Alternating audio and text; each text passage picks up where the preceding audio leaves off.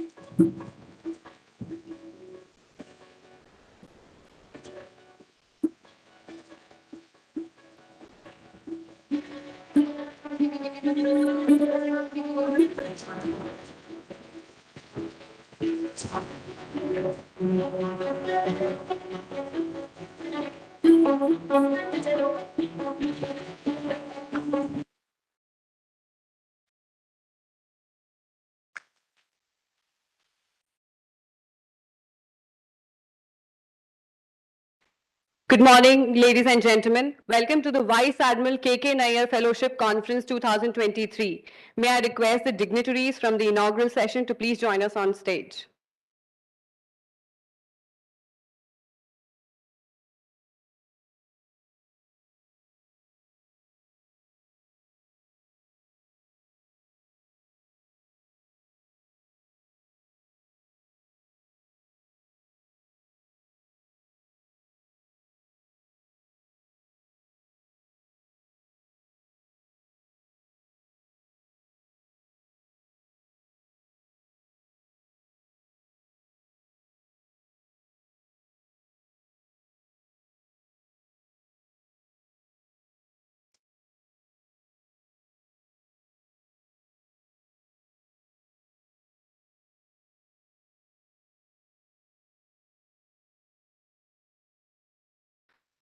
Good morning, ladies and gentlemen. Namaste, Suprabhat. My name is Divya Rai, and I will be your host for this conference. And I'm delighted to be the first one to formally welcome you.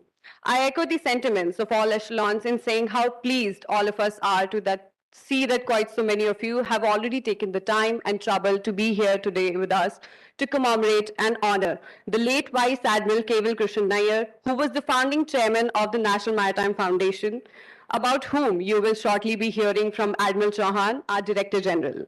In recognition of late Admiral multitudinous accomplishment, his family instituted the Vice Admiral K.K. Nayyar Fellowship at the NMF to encourage and support academic and policy-relevant research on the subject of maritime consequences to India. This conference is the culminating event of the inaugural project of the fellowship undertaken at the NMF. It addresses the issues of climate resilience of India's coastal urban agglomeration in the face of adverse maritime impacts of the climate change. The overarching theme of the conference is India's coastal resilience vis-a-vis urban agglomeration. Ladies and gentlemen, I'm delighted to now turn to Vice Admiral Pradeep Chauhan, Director General of the National Maritime Foundation, and request him to take the floor and provide us the conceptual overarch. Over to you, sir.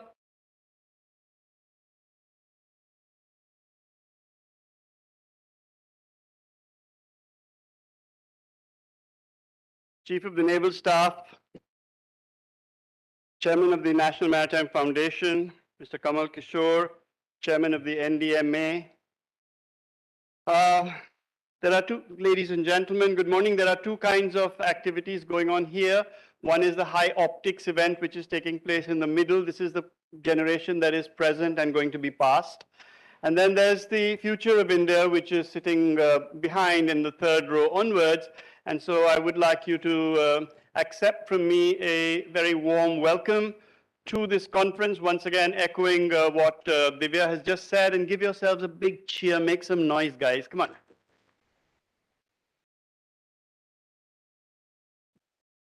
All right, so on the 18th of September in 2018, the founding chairman of the National Maritime Foundation, Admiral Keval Krishan Nayyar, PVSM, AVSM, moved from our terrestrial world to the celestial one.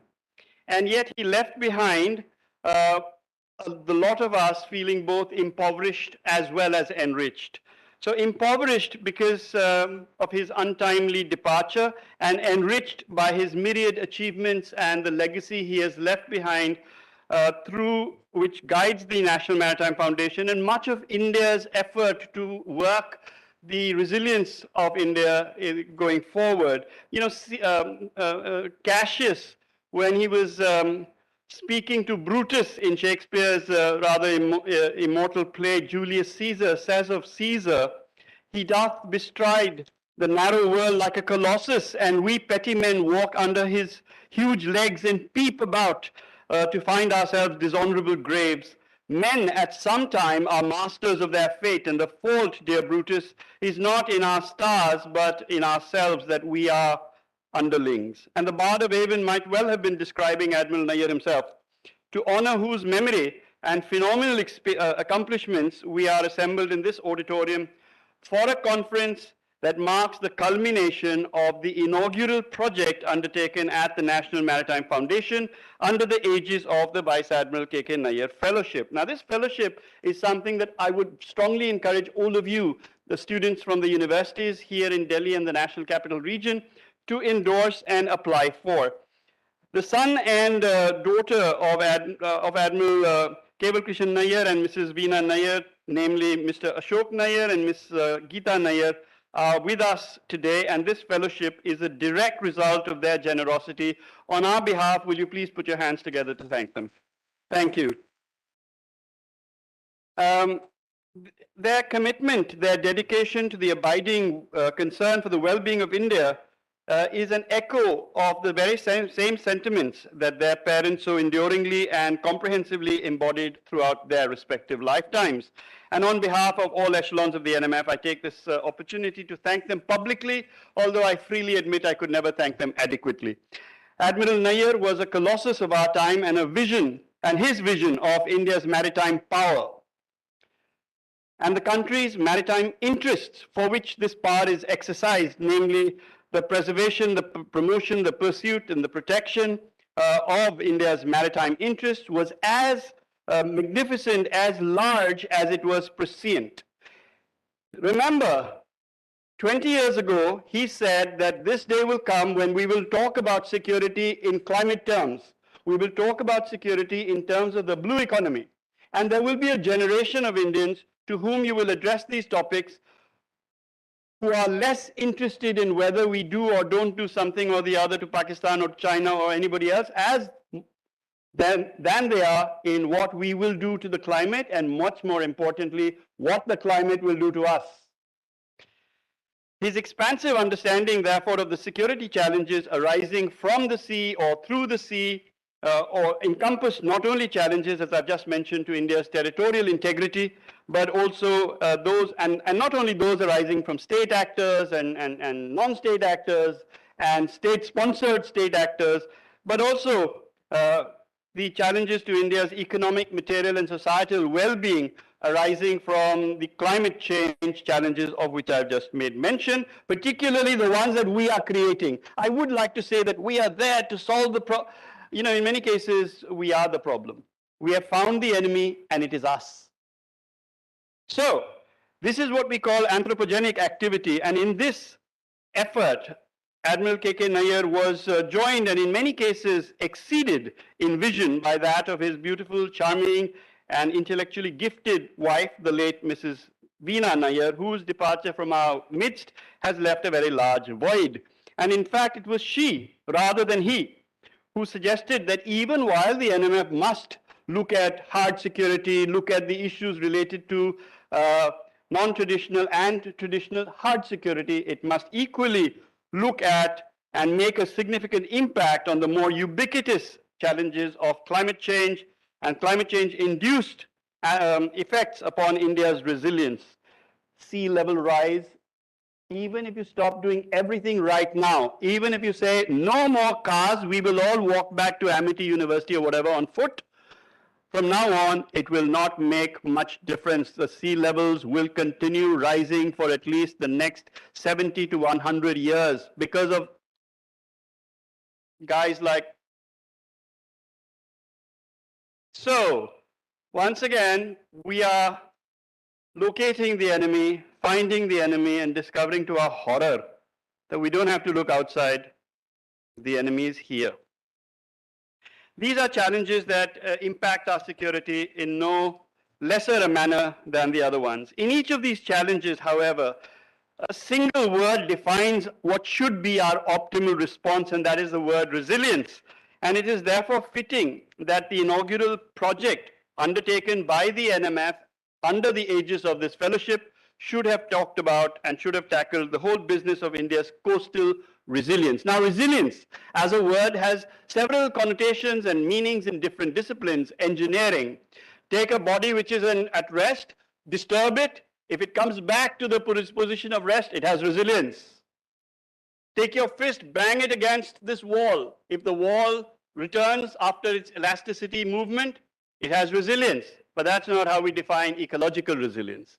In ecology, resilience means that the disturbance that is incurred is absorbed and adapted to, and the system thereafter still persists.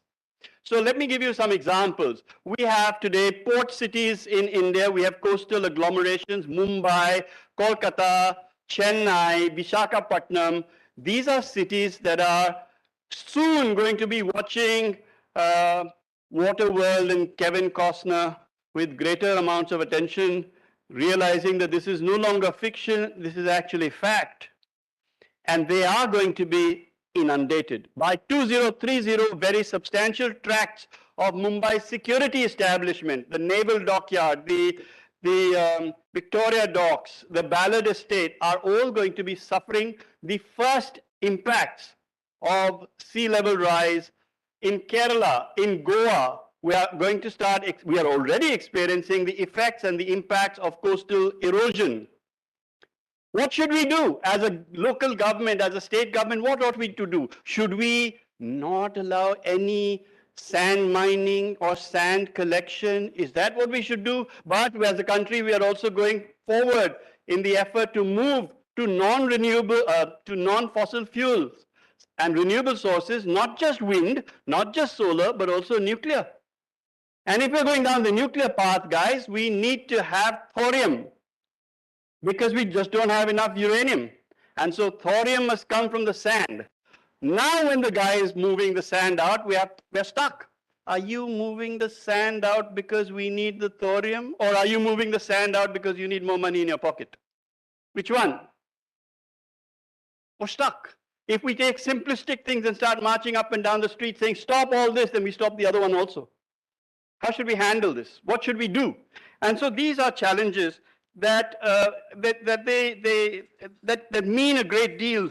And so adapting to this whole business, mitigating is lots of money is being poured into mitigation by the UN, by the World Bank, by mitigation means stopping the causes of climate change. We are beyond that. We are now at a stage of having to adapt. What should we do? Should we accommodate? Should we build upwards? That means should our ports, should our jetties, should our buildings rise upwards? Do you know what the cost of that is? To make 1 kilometer of seawall, which caters for 0.7 meters, just 70 centimeters of sea level rise, costs approximately 4.2 billion US dollars per running kilometer. Now we want to be a leader. We want to go to Maldives. We say, hi, we are in India. We can help. And we say, we've got a plan and you're going to have to spend 4.2 billion US dollars per kilometer of seawall. And that's our plan. In the Maldives, they're going to tell us what to do with our plan. And they're going to say, if that's your plan, thank you. We will look elsewhere. So that can't be our plan. Then what should be our plan? Who will do the research for it? Should it be that we retreat? Should we plant casuarina trees? Is that what the answer is? But casuarina is an invasive species in many parts of the world. Is it an invasive species here? What about vetiver grass? Should we use vetiver grass? Oh, in Boston, in the United States of America, they're using what is called emerald tutu. Do you know what a tutu is? A tutu is the stuff, those lovely little skirts that the ballerinas wear when they go tip-top and, you know, all the stuff that you wish, if only my body allowed that, and my mother. The truth is, ladies, the truth is, gentlemen, that emerald tutus are an answer being found in which the city's landscape is being enhanced aesthetically by these emerald green discs, right? Imagine a disc, many discs, all of them are emerald green. Below the emerald green disc, which is the emerald is part of plastic, below that is natural fiber being grown, which will reduce the energy of waves as they approach the shore, dissipating that energy, reducing the erosion. Should we do that? Can you think of what we can do in India, in Indian conditions? Can we not replace the plastic emerald tutus with, I don't know, coconut tutus? How about coconut tutu? It even sounds better. Would that work for us? Should we simply ape what is happening in Boston and bring it here, or should we adapt? Should we change those ideas? Should we examine from first principles? Should we research? Should we affect policy? In what way should policy be affected? That is addressed to the first 3 or 4 rows of this auditorium. But who will do that? How will those politicians, those bureaucrats, where will they come from? Are we importing our bureaucrats from Venezuela?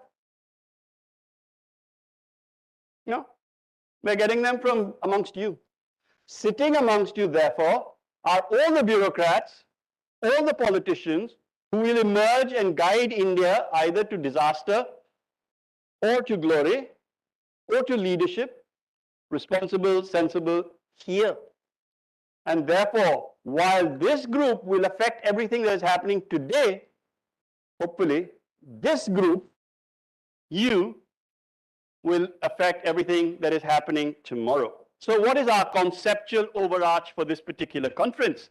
The conceptual overarch is we need to address this problem both in terms of space as well as in terms of time. So we've got many stalwarts who are doing wonderful work in the coastal areas. It's not that we're sitting and they're sitting and playing Sudoku. They're doing good stuff. But we don't have the researchers who are actually doing the field calculations, the field measurements. How are these measurements to be done? Anybody's got an idea? What ought we to be doing for to operate this particular conference?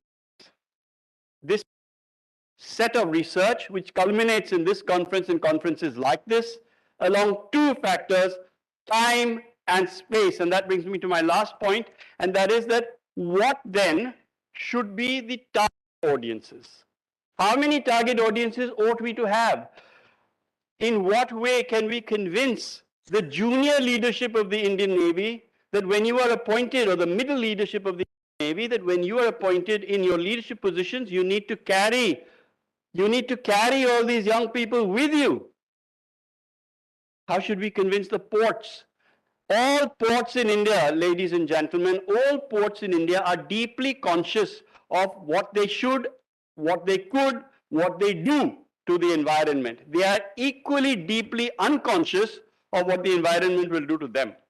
So we had a wonderful study under the aegis of the CDRI, for which we are eternally grateful to Mr. Kamal Kishore, amongst others, in which the National Maritime Foundation put forward a set of solutions. Can we create a port efficiency matrix in which a bureaucrat can look at and say, this port needs this much money, that port can wait for this time, this port shouldn't be here at all? How is that to happen? If you do not know what a port is, how it functions, what the Indian ports are, then we can't take these examples from Rotterdam or from from Tuas in Singapore and apply them here. We have to find local solutions, Indian solutions, which will then be capable of being proliferated across the Indian regional scape. That means the Indian Ocean, the broader Indo-Pacific, in which countries simply don't have the kind of money that will be involved if we were to simply ape other people's projects. This conference, therefore, conceptually seeks to address both these groups: the front group, without whom the start can't be made, and the rear group, without whom the start can't be consolidated. That is the conceptual overarch that I wished to point out to all of you. Thank you very much. Thank you so much, sir. Ladies and gentlemen, to pay tribute to the late Admiral's ever-enduring legacy, on behalf of all echelons of the National Maritime Foundation, I now invite Ms. Geeta Nayyar, daughter of Admiral Nayyar, to share a few words. Ma'am.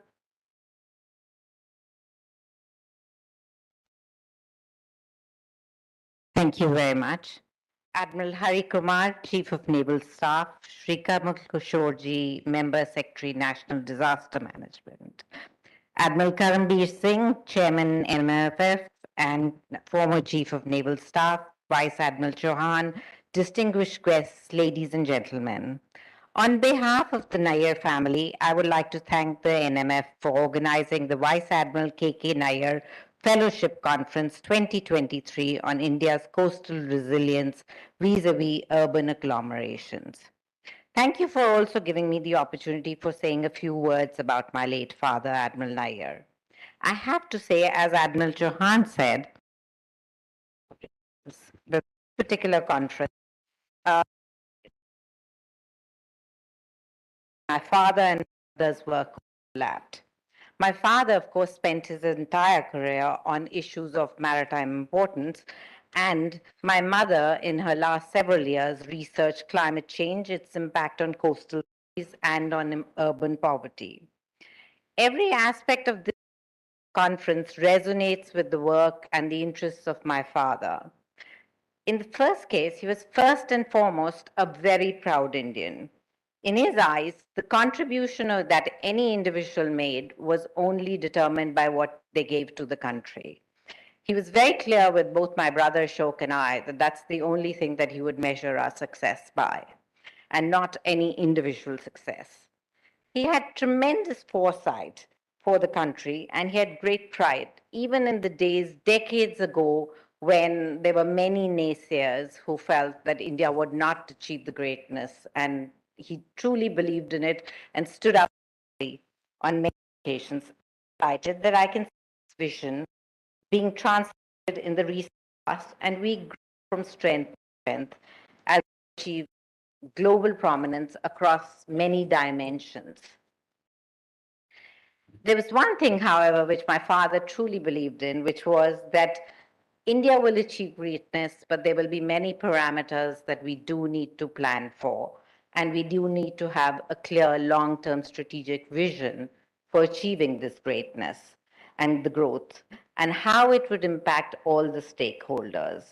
He believed India and Indian institutions could do a lot more in terms of the planning and the long-term vision that was required, which would go parallelly with the economic growth and the impact it would have on various aspects, on things like climate change, poverty, various other things, which would be in terms of how we were impacting nature, how are we impacting everything on a holistic basis. And that long-term planning was indeed very required. And therefore, he was instrumental in creating and had a true belief in organizations like the NMF, which were having a lot of forward thinking instead of just focusing on the shorter term. This topic, which is the impact of climate change on India and urban agglomerations, actually ties in entirely with what would have been his area of interest of looking forward to the future. My father's second passion was the Navy. He had a particular affiliation with everything linked to the maritime life. In my own 35 years corporate career, I haven't seen anybody who truly enjoyed their work as much as he did. And to all the young minds who are sitting here, I would say, I think it's really, what I learned from him was that you choose the career that really suits you. Don't go for what looks good, sounds good, pays better, whatever. If you're actually working in something that you truly enjoy, it makes a huge difference. I don't think he ever felt for a day that he was actually working. He was going out there and exploring things and ideas that he truly enjoyed. He believed, as has been said, that for a nation to be great, it had to have maritime domination and strength and to have a strong presence. He saw many things, maybe not everything, but he saw many things of a maritime eye. So I remember one when he told Gita, oh, of Troy launched 1,000 ships. And I said, Daddy, of course everybody knows she's that powerful that she launched 1,000 ships.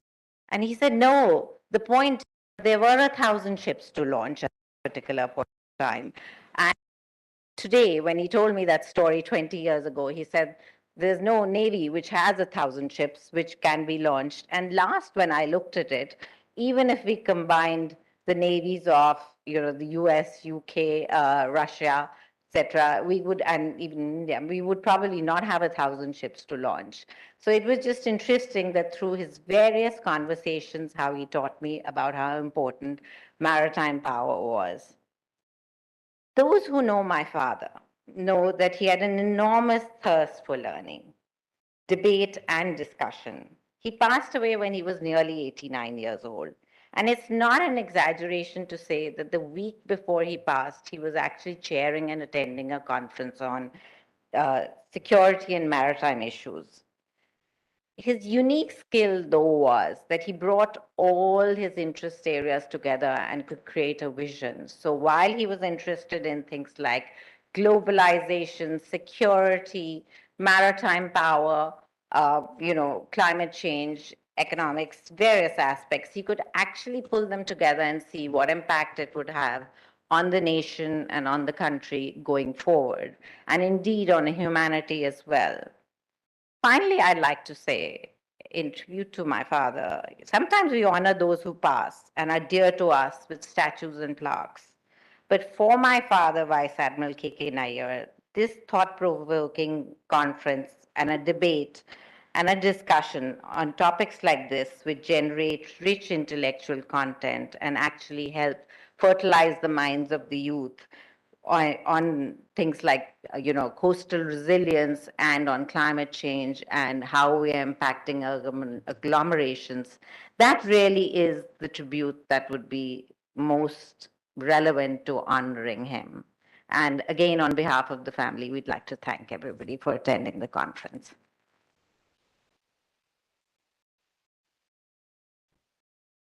Thank you very much, ma'am.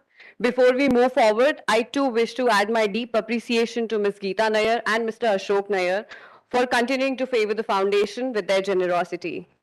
Ladies and gentlemen, it is now my singular honor to invite Chairman of the National Maritime Foundation and former Chief of the Naval Staff of the Republic of India, Admiral Karambir Singh, to deliver the inaugural address.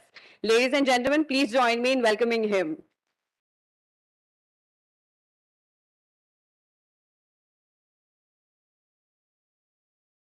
Admiral Hari Kumar, Chief of the Naval Staff, dignitaries on and off the dais, ladies and gentlemen, good morning. It's a matter of immense pride for the National Maritime Foundation to host this Vice Admiral K.K. Nayyar Fellowship Conference. My heartfelt gratitude to Ms. Geeta Nayyar for her eloquence in paying rich tribute to the late Admiral, who in my view stands tall, not only among the visionary leaders of the Navy, but also among the intellectual advocates of contemporary maritime thought in India. Today we remember him and his lasting legacies, the National Maritime Foundation being one such. We also remember the gracious Ms. Veena Nayyar, the wife of the late Admiral, who continued and complemented his work with her own, with equal passion and commitment. I'm confident that both these great souls are with us in spirit today, and we seek their blessings and guidance as the NMF continues along the path well lit by Admiral Nayyar. I'm also thankful to Vice Admiral Chauhan for providing the conceptual overarch for this conference. And I'm certain that our discerning audience, young people here, will find the ensuing deliberations both interesting and relevant. You know, my own expertise in this subject is rather limited. So I therefore intended to share some thoughts on the theme largely from a generalist perspective. The first thing I want to tell you all is that we must all understand that climate change is a grey rhino event. I don't know how many of you know what a grey rhino event is. And I'll just amplify. You know, unlike elephant in the room, which is said mostly about China when we discuss stuff, or the black swan events like COVID, the grey rhino event is a highly probable, high impact event, which is all too often neglected because it's slowly emerging. Grey rhinos are not random surprises, but occur after a series of warnings and visible evidence. And climate change has, I mean, there's no dearth of depressing statistics that would serve, that should serve as a warning as far as climate change goes. And I will, at the risk of sounding a bit of a doomsday advocate, I'll give you some statistics. First, statistically, at least 5 to 6 cyclones will develop in the Arabian Sea and the Bay of Bengal this year, of which 2 to 3 will be severe cyclonic storms. Taute on the west coast into the 2021 and Umpun on the east coast in 2020 were particularly vicious, having left a trail of death and destruction in their wake. And there are others like Hudhud, Oki, etc., which will be remembered because of devastation they wreaked on coastal areas. Similarly, the NDMA, it predicts that this year floods will affect over 75 lakh hectares, causing loss of life and damage to property to the tune of 1,800 crores. According to the UN Office of Disaster Risk Reduction, the number of floods in India has increased from 67 in the 10 years or the decade 1996 to 2005 to 90, from 67 to 90 in the period 2006 to 2015. When you talk of damage to life and property caused by floods, damage in urban areas is even greater because urban agglomerations witness increase in flood peaks by up to 8 times and flood volumes up to 6 times. And coastal cities are more prone to flooding because of high rainfall they receive. If you compare Goa and Mumbai, receive over 2,000 and 2,000 millimeters. To compare this to annual rainfall of Delhi, which is in the order of 790 millimeters, or London, which receives 600 millimeters rainfall annually, then you realize why urban coastal areas are more prone. And when we talk of this predictability, which I have been talking about, that is also changing rapidly. Delhi last year witnessed highest annual rainfall in the last 120 years in 2021. And in a given pattern, this in a year, the pattern of monthly rainfall is also changing. So is the case with temperature, which is demonstrating wide and unprecedented seasonal variations globally, which in itself is erratic. Goa has had the warmest summer, I mean, February in the last this year. When we come to the maritime domain, that there the knowledge or the understanding is even less on on which the what is happening, what the climate change, whether climate change is occurring, nor have we fully hoisted the ways in which it's going to impact us all. Again, I'll offer some statistics. The amount of carbon dioxide in the atmosphere has risen by 25% in the last 50 years. Global temperature has risen by 1 degree. Now, you would say, what is 1 degree? But in 1980s, I used to dive in the Andamans, and it was like a garden of beautiful corals there. Today, when you dive there, it's just corals which are bleached. There is no life left, just because of 1 degree rise in sea temperature. The rate of sea level rise the last 20 years has nearly doubled. In the last 40 years or so, the extent of Arctic summer ice has shrunk by 40%. An average thickness of 30 most studied glaciers in the world has reduced by more than 60 feet. And just another alarming thing which I want to share with you, the acidity of the world's oceans have increased by 30% since the Industrial Revolution. And the repercussions of these changes are also being felt. And the acidification, for example, is severely impacting shell-forming organisms such as pteropods, which are the base of ocean food chain system. It is estimated that if we continue the current rate of carbon dioxide emissions, the surface waters of the ocean could have a pH of around 7.8 by the end of the century. And the last time the ocean was this acidic was 14 million years ago, at which point a major extinction event was occurring. So these changes are far too significant to be ignored. They have serious and perhaps irreversible effects on local ecosystems and upon the earth as a whole. And in a nutshell, we are not only visited by fierce natural disasters from time to time, there's also an ongoing process of what I call a self-inflicted mega disaster in the making. And both these kinds of disasters are interrelated. Of course, in India, like I mentioned, we are vulnerable to extreme natural events, and coastal areas are particularly prone to cyclonic storms and floods. And why I'm bringing this out about coastal areas is because even though we have 170 million people living on the coastline in 70 districts, the population is basically concentrated in a few coastal cities because of obvious reasons, industrial, commercial, and financial importance. And it's therefore hardly surprising that the most mega population centers are along the coast. Consequently, it is important that we make our coastal agglomerations more resilient to natural disasters and the effect of climate change. And this is exactly what this study is trying to bring out. The definition of resilience has been very well explained by Admiral Chauhan. So how can we build resilience into our coastal urban centers? I think one of the means by which nature itself endows more fortunate regions is by having barrier islands, beaches, coastal dunes, tidal wetlands, mangrove forests, and coral reefs. They provide resilience against disturbances such as storms. However, now with the passage of time, these natural defenses are no longer sufficient. The world's biomes, which is traditionally defined as natural ecological systems with human systems embedded in them, have changed so fundamentally with human domination of the world's ecosystem that they are now anthromes or human systems with ecological systems embedded in them. So it's the other way around. And this means that coastal ecosystems are no longer only about nature.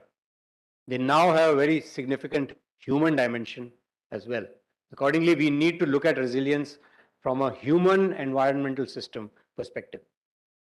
And so therefore, this first study under the aegis of Vice Admiral K.K. Nayyar Fellowship, which was commissioned with the aim of examining India's coastal metropolises through the lens of resilience among climate change, especially rising sea levels.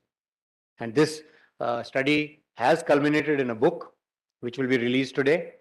And in future, we are hopeful of initiating a series of such policy relevant studies through this fellowship program. I'm happy to note that the authors of this book have examined this problem holistically, and also, although the study has been carried out with specific reference to Mumbai, they have examined other coastal regions of India as well. The book has examined a number of protective measures. I think all those issues will be brought out on how, instead of only focusing on breakwaters and sea walls, etc., which are very expensive for a developing country, recovery measures such as coral reef regeneration and mineral accretion technologies, mangrove afforestation can deliver promising results. Of course, this has to be matched with adequate urban planning. Here, I'd just like to take a little bit of your time on an issue called, or a minute or two, on marine spatial planning, or MSP. This is extremely important. The marine spatial planning of coastal areas and EEZ, exclusive economic zone. These are very, very important. They are mandated by the UN Sustainability Development Goals, and India has to put much more focus on this issue. Smaller countries have done this, and I think it's high time that we put focus. We need a plan, because there are going to be so many activities offshore for resources, for wind energy, for oil, for leisure sport, for diving, whatever. We need to have decongestion, we need to deconflict, and we need to synergize and provide this data for people who wish to use this. And therefore, I understand India has made a beginning with a joint MSP initiative with Norway that began in 2019, but I think it's a little slow to my mind. And as far as when I was in the Navy, we had offered to set up something called the Maritime Spatial Data Infrastructure. That means collect all data, put it together, which will act as the foundation for MSP, and through the National Hydrographic Office. As far as maritime forces like navies go, I think the French model, which is a pretty old model of state action at sea, is illustrative on how the navies can mitigate threats emerging from biodiversity degradation. And the French Navy, when I spoke to them last, they have started something called the biodiversity preservation missions, also in the Indian Ocean region, using their ships and aircraft. They also need to cooperate with Australia, who on how to exchange best practices in preservation of especially corals, because you might say corals are just good looking, they've got so many other advantages. We know that although coral reefs comprise a mere 0.2% of the globe's seafloor, they support more than 25% of all known marine species. And disaster response is, as far as disaster response is concerned, the Navy and the Coast Guard are doing a lot of work. It's critical, response is critical to recovery and resilience. And because of the fact that we have an organizational strength and presence all along the coast, we are able to act fast and be the first responders, not only in India, but in the Indian Ocean region. So I'll conclude by saying that whilst we upscale and upgrade our disaster response capabilities, we must also work towards building resilience. And this is one such initiative that the NMF has taken. In the first instance, resilient cities, coastal infrastructure. This will reduce damage and consequently the cost of recovery and rehabilitation. As the G20 president, I think India has an opportunity to lead collective action towards not only disaster risk reduction, but also towards devising strategies for greater resilience. Further, as the lead country in the disaster risk and reduction management spoke of the Indo-Pacific Oceans Initiative, I think India must initiate dialogue on resilience. So I'm confident that this conference will provide effervescent conversation and exchange of ideas among the academia, practitioners, policymakers, and the public on real issues addressing and absorbing the effects of climate change and natural disasters. We at National Maritime Foundation will take these conversations to their logical conclusion through the advocacy and also by providing relevant inputs for policy formulation.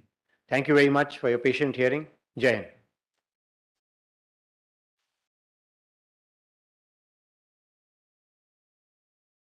Thank you, sir, for your warm words of wisdom and encouragement. Ladies and gentlemen, we are fortunate to have today with us the Chief of Naval Staff of the Republic of India, Admiral R. Hari Kumar. The Admiral has very graciously agreed to enrich all of us with his invaluable guidance and full-fledged support of the Indian Navy that he so completely commands. Ladies and gentlemen, please join me in welcoming the Chief of Naval Staff to the podium.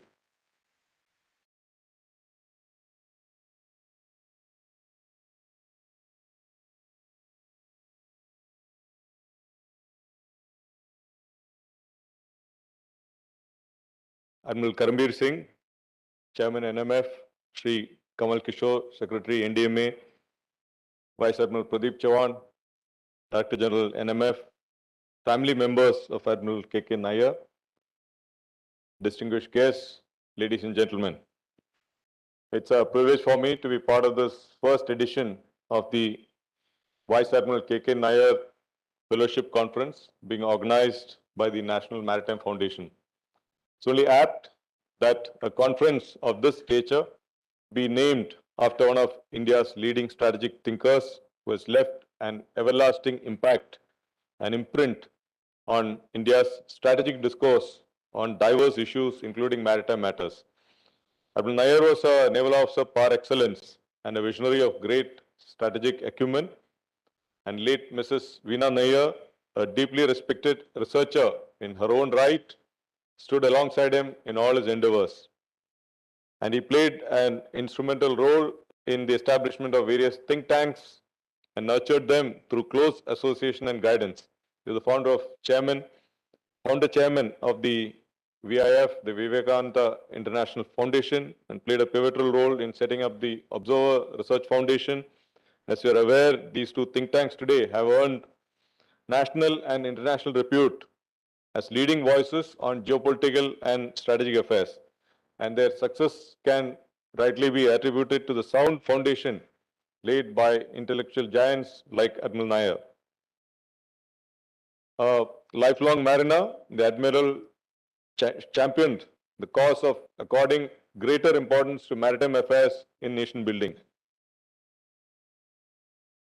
In India, we are credited with sea blindness for a long period of time, and its efforts by people like him and the NMF that is working to bring in maritime consciousness and awaken the maritime Indian in each one of us.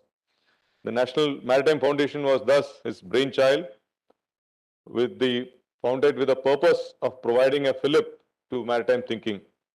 And as its first chairman, he helmed this nascent organization in its formative years and established it as a premier think tank in India addressing maritime affairs. And over the years, NMF has evolved into a vital bridge between the academic work and policy strategy formulation in maritime matters.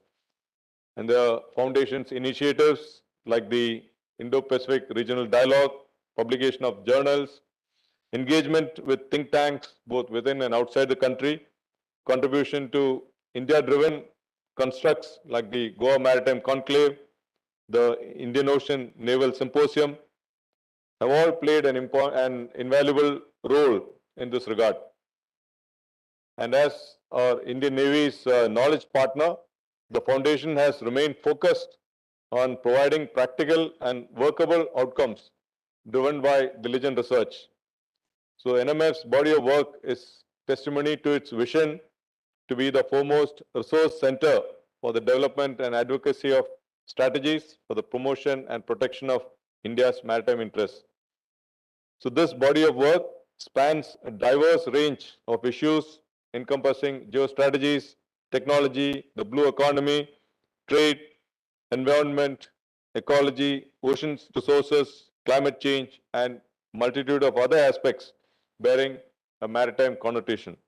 So among these myriad issues, climate change bears the potential for profound effects across geographies, including the vast open spaces and littorals, and as Admiral Karambir Singh mentioned, the grey rhino, which is an impending threat warranting immediate attention. So rising sea levels, loss of habitable land, coastal erosion, increasing frequency of cyclones and storm surges. There are just a few manifestations of climate change in the maritime domain, which affects all of us, and the Navy is equally concerned because every time there's a cyclone, there's a need to respond, and the frequency has been going up regularly.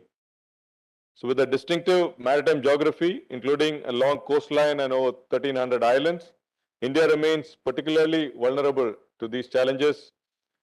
About 20% of our population, as brought out by Admiral Chauhan, lives along the coast, and three of the country's four major metros, which are also economic hubs, are also located on the coast.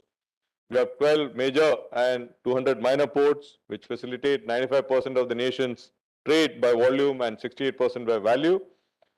A host of other critical infrastructure, including our nuclear power plants, industry, energy hubs, internet cable landing stations, they're all situated along the coast. Therefore, evidently, climate change and its accompanying effects will have a direct and significant impact on India's growth and prosperity, and on the security front too. Aspects such as climate refugees, vulnerability of critical bases, operational load due to humanitarian assistance requirements, disaster relief for cyclones, as I mentioned. All this in conjunction with the steady expansion of our urban agglomerations present a large number of challenges. So to my mind, as we transit towards becoming a developed nation by 2047, as proclaimed by our Honorable Prime Minister, building coastal resilience is vital and requires focused effort by all stakeholders. The word resilience was well explained by Admiral Chauhan, but I feel you could read the book Anti-Fragile by Nicholas Nassim Taleb, where he talks and explains the requirement to be anti-fragile, and he differentiates between robustness and anti-fragility. In tackling climate change, India has been proactive on the policy front as well as in executing action plans. So on the global stage, India has advocated a holistic approach to climate change, termed life or lifestyle for environment. It calls for adopting a sustainable lifestyle that is mindful and deliberate in utilization of natural resources. Life, along with green development and climate finance, are also among India's key G20 priority areas. So in congruence with this broader approach, India has promulgated definitive goals in the form of nationally determined contributions, the Panchamrit pledges, and the long-term low-carbon development strategy. So in translating these commitments into action, measures such as the National Action Plan on Climate Change have been initiated. And as a subset of these measures, a multitude of actions are underway towards building coastal resilience. A few of these measures include what are called hard coastal solutions, like the construction of seawalls, port walls, high breakwaters, and other physical structures. These are complemented by soft coastal solutions such as ecosystem conservation and restoration, the regeneration of mangroves, and so on. So speaking of these soft coastal solutions, I must mention the sustained efforts which are put in by the Southern Naval Command at Kochi to restore the ecological balance in the Wellington Island in Cochin.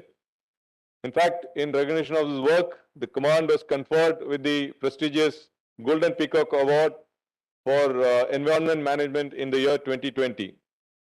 I've also come across a number of other institutions. Just to name one, the Gujarat Ecology Society at Baroda, who have been doing pioneering work along in studying the coastal areas of Gujarat, and they have come up with a number of studies and policy recommendations on how to protect them. Similarly, in my interaction with some of our Indian Ocean countries like Maldives, Seychelles, Mauritius, Comoros, they've all in Sri Lanka, they've all indicated the need for greater cooperation and coordination in this area of climate change, and particularly with regard to how we can uh, bring in resilience in the coastal infrastructure. So this is an area where much cooperation is possible and and needs to be taken forward. One of the uh, other effects of sea level rise could as well, in a sense, be that we may land up with deeper ports, and deeper ports could lead to uh, greater maritime capability in case we are able to develop it.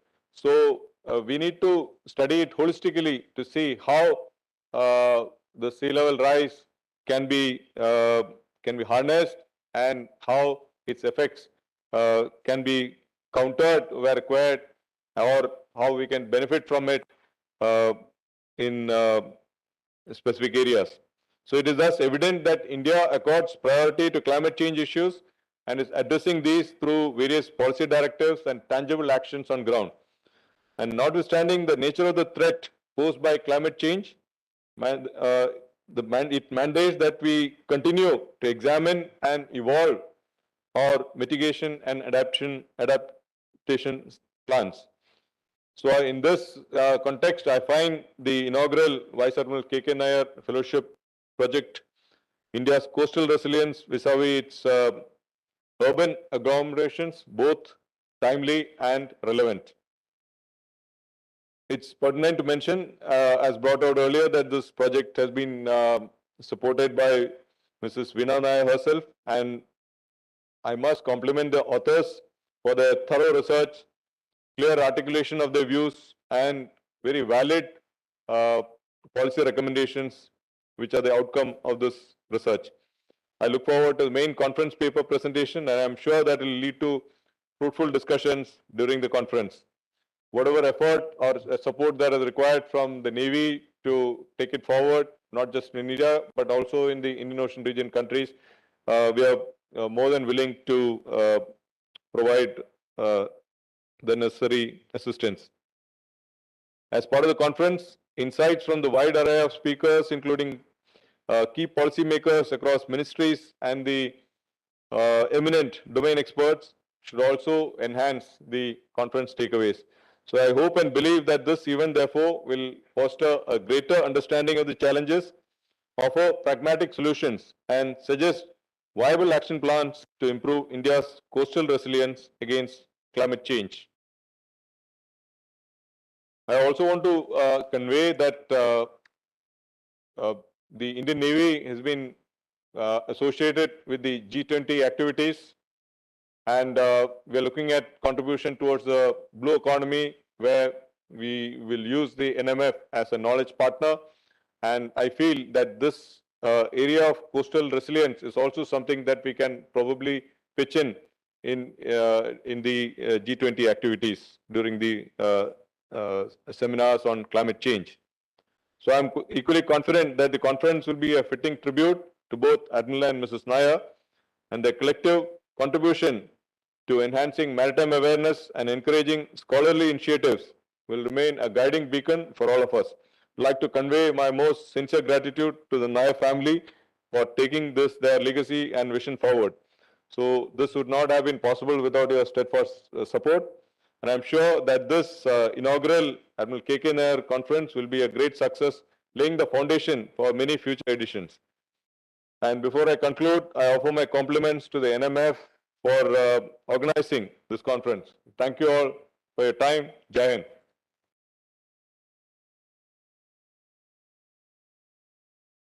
Thank you, sir, for that inspiring address. It does indeed offer both guidance and hope. Ladies and gentlemen, the inaugural research project of the fellowship has addressed the issues of India's coastal resilience vis-a-vis urban agglomeration. Dr. Chimi Udon, Associate Fellow of the National Maritime Foundation, and Dr. Saurabh Thakur, former Associate of the NMF and present consultant at the UNODC, were the first fellow of this fellowship. and they have undertaken a major research project of contemporary and future relevance. So without any further ado, I now invite them to present the salient features of their monograph.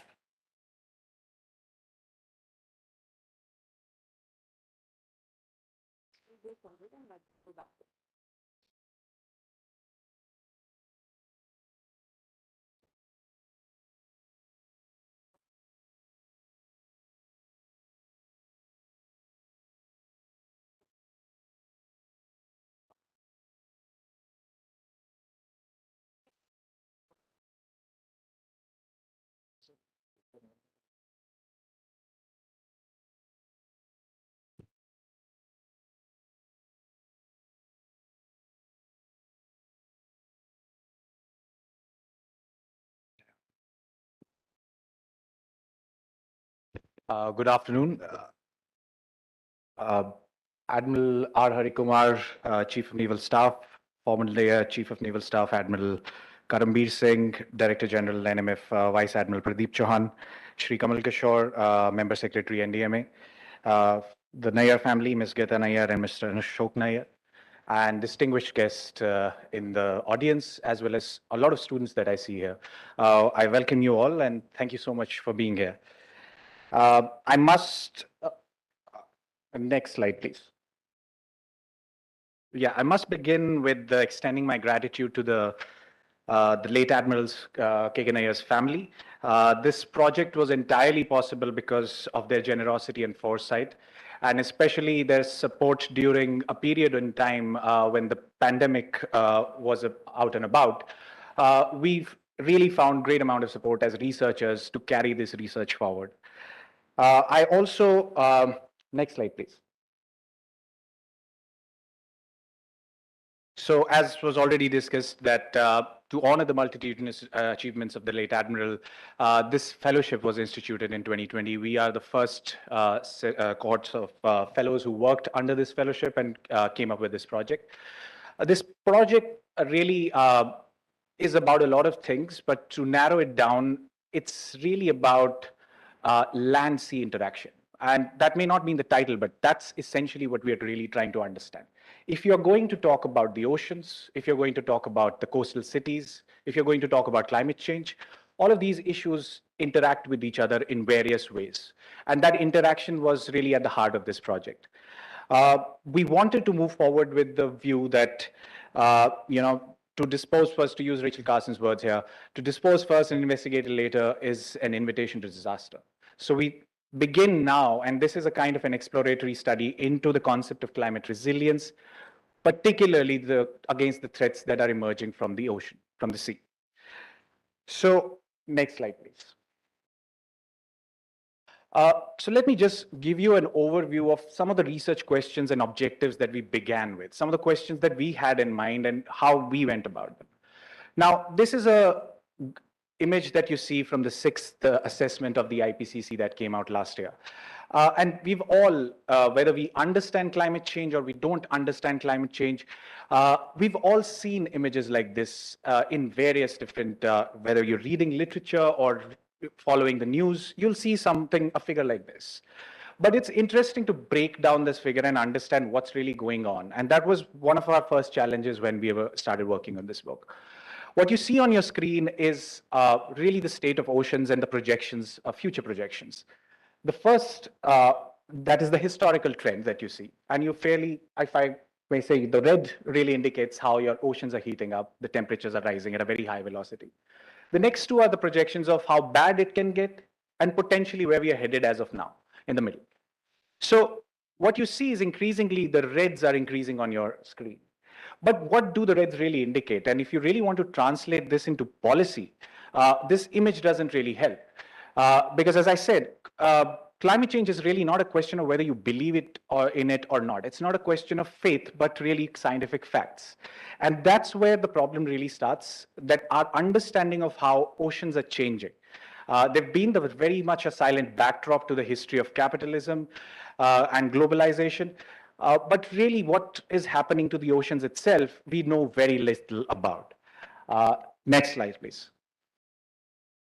Now, this is another indicative graph that you see on your screen. And these small graphs that you see are showing you a trend. And almost every graph, as you can see, the line is going upwards.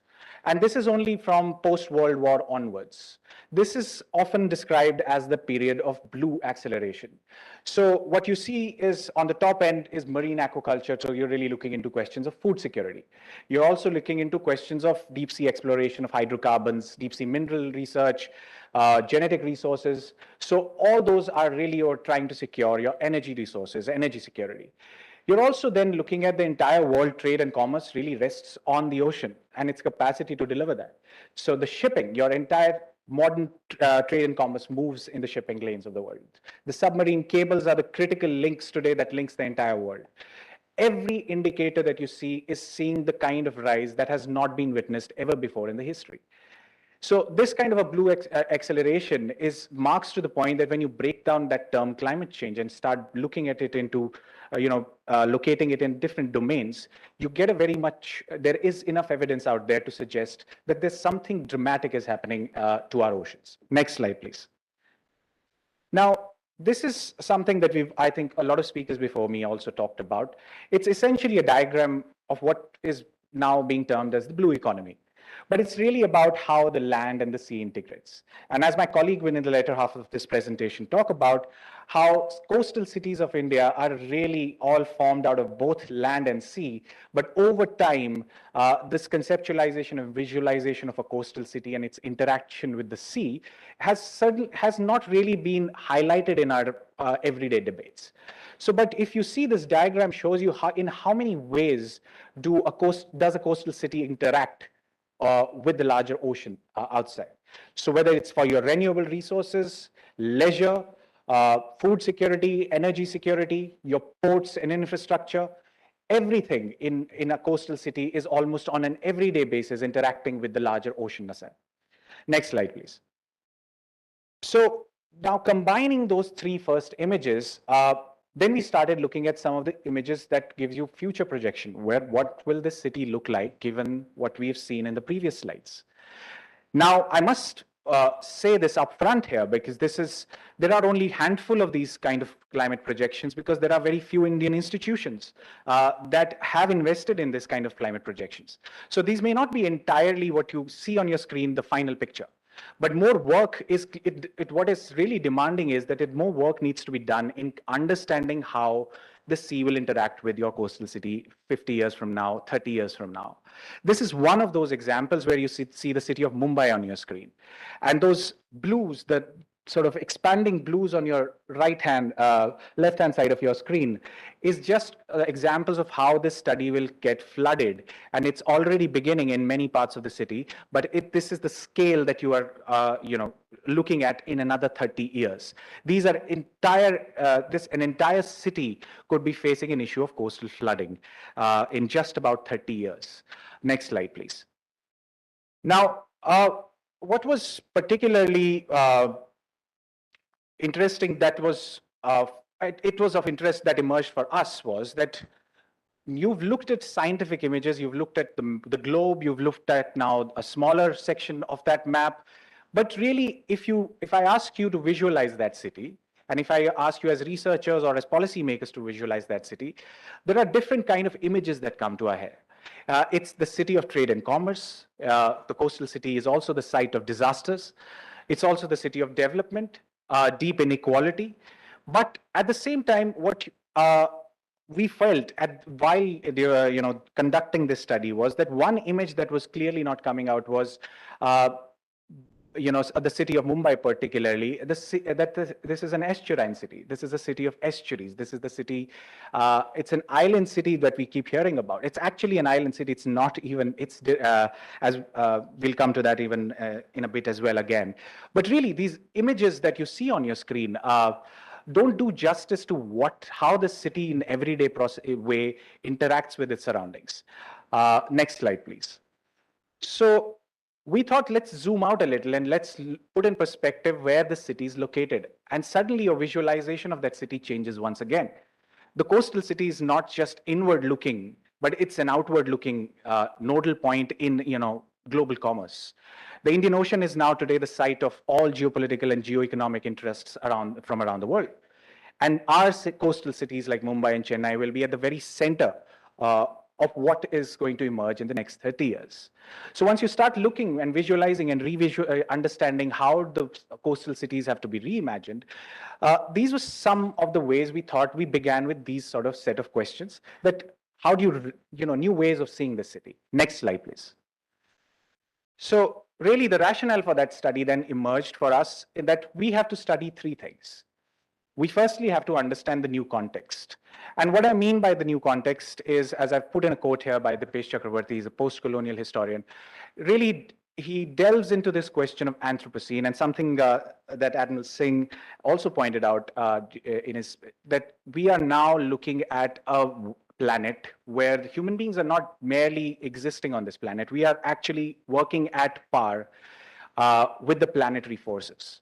And that is essentially what the term Anthropocene, it's a geological term that denotes that we are now today acting at par with planetary forces like winds and oceans. We have that power to shape the future of this planet. So once you have that, there is also the ugly side to it, that the way we are seeing the trajectory of the climate change, those two interactions, do we have the collective will to act together? And to then, look at the micro, sort of at the scale of the city, we wanted to take this question forward and understand how are our policy makers, what are the taking up this new, understanding this new context, where resilience will be a key part. And what exactly are these set of threats and risks that are going to emerge in the Anthropocene, and how well prepared or ill prepared are we to deal with them? The second thing that we wanted to address, because we felt that it cannot merely be a study where we just tell you that these are the set of risks that are emerging. We also wanted to see how does a policymaker look at a set of risks. So we tend to sort of look at things in in binaries. One of the strongest and the most long,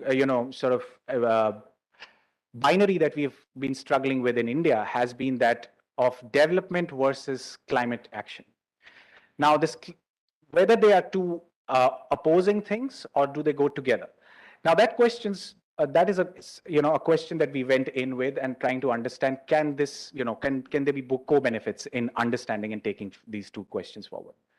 The second binary that we wanted to sort of, in fact, we don't really agree with it, and which I talked about, was the land-sea dichotomy or the binary that you see.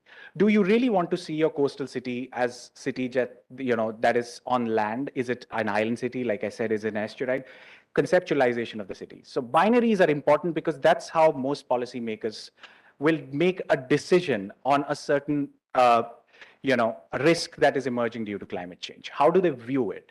So we've also wanted to address that question.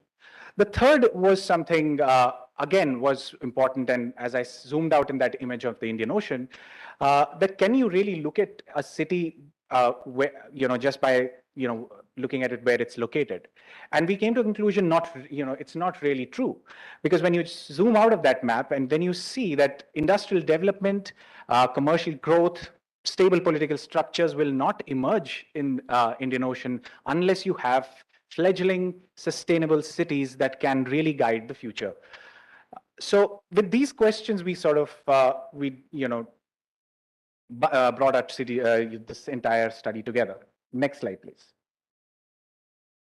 So to briefly take you through, and I think this has been discussed widely on the stage as well, what is resilience?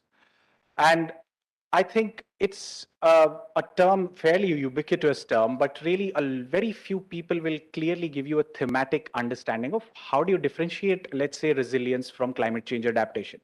How do you differentiate resilience from DRR, disaster risk and reduction? How do you differentiate it from mitigation?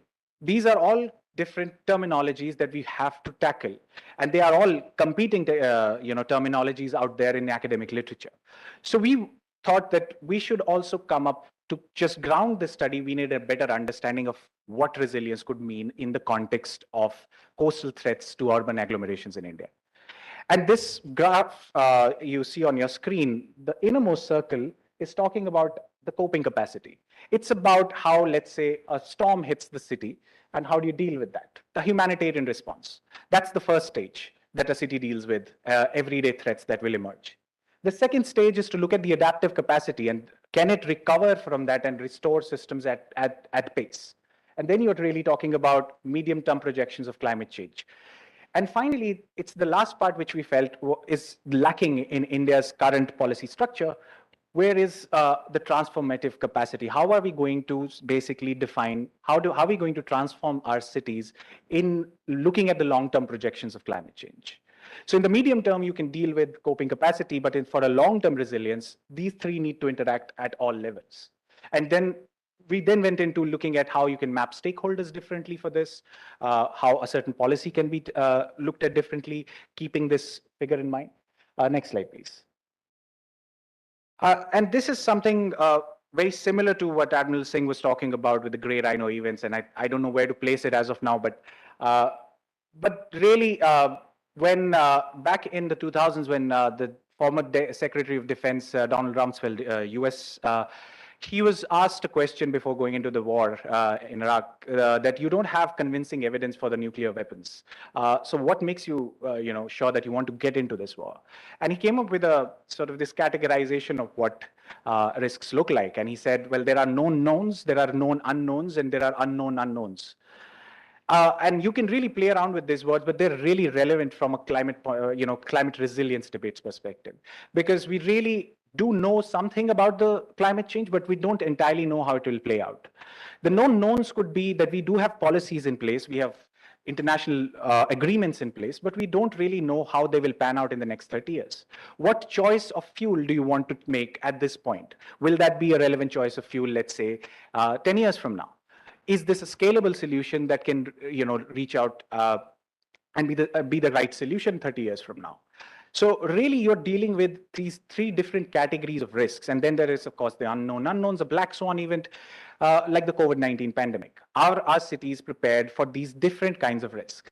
So in the book, we have tried to sort of give an alternative approach where we want to say that we have to move away from a risk-based approach to a resilience-based approach, which will incorporate all these different elements of resilience and what goes into making of a resilient city. In the second half of this presentation, my colleague Chime will take you through the case study and how that plays around with these conceptual background. Thank you.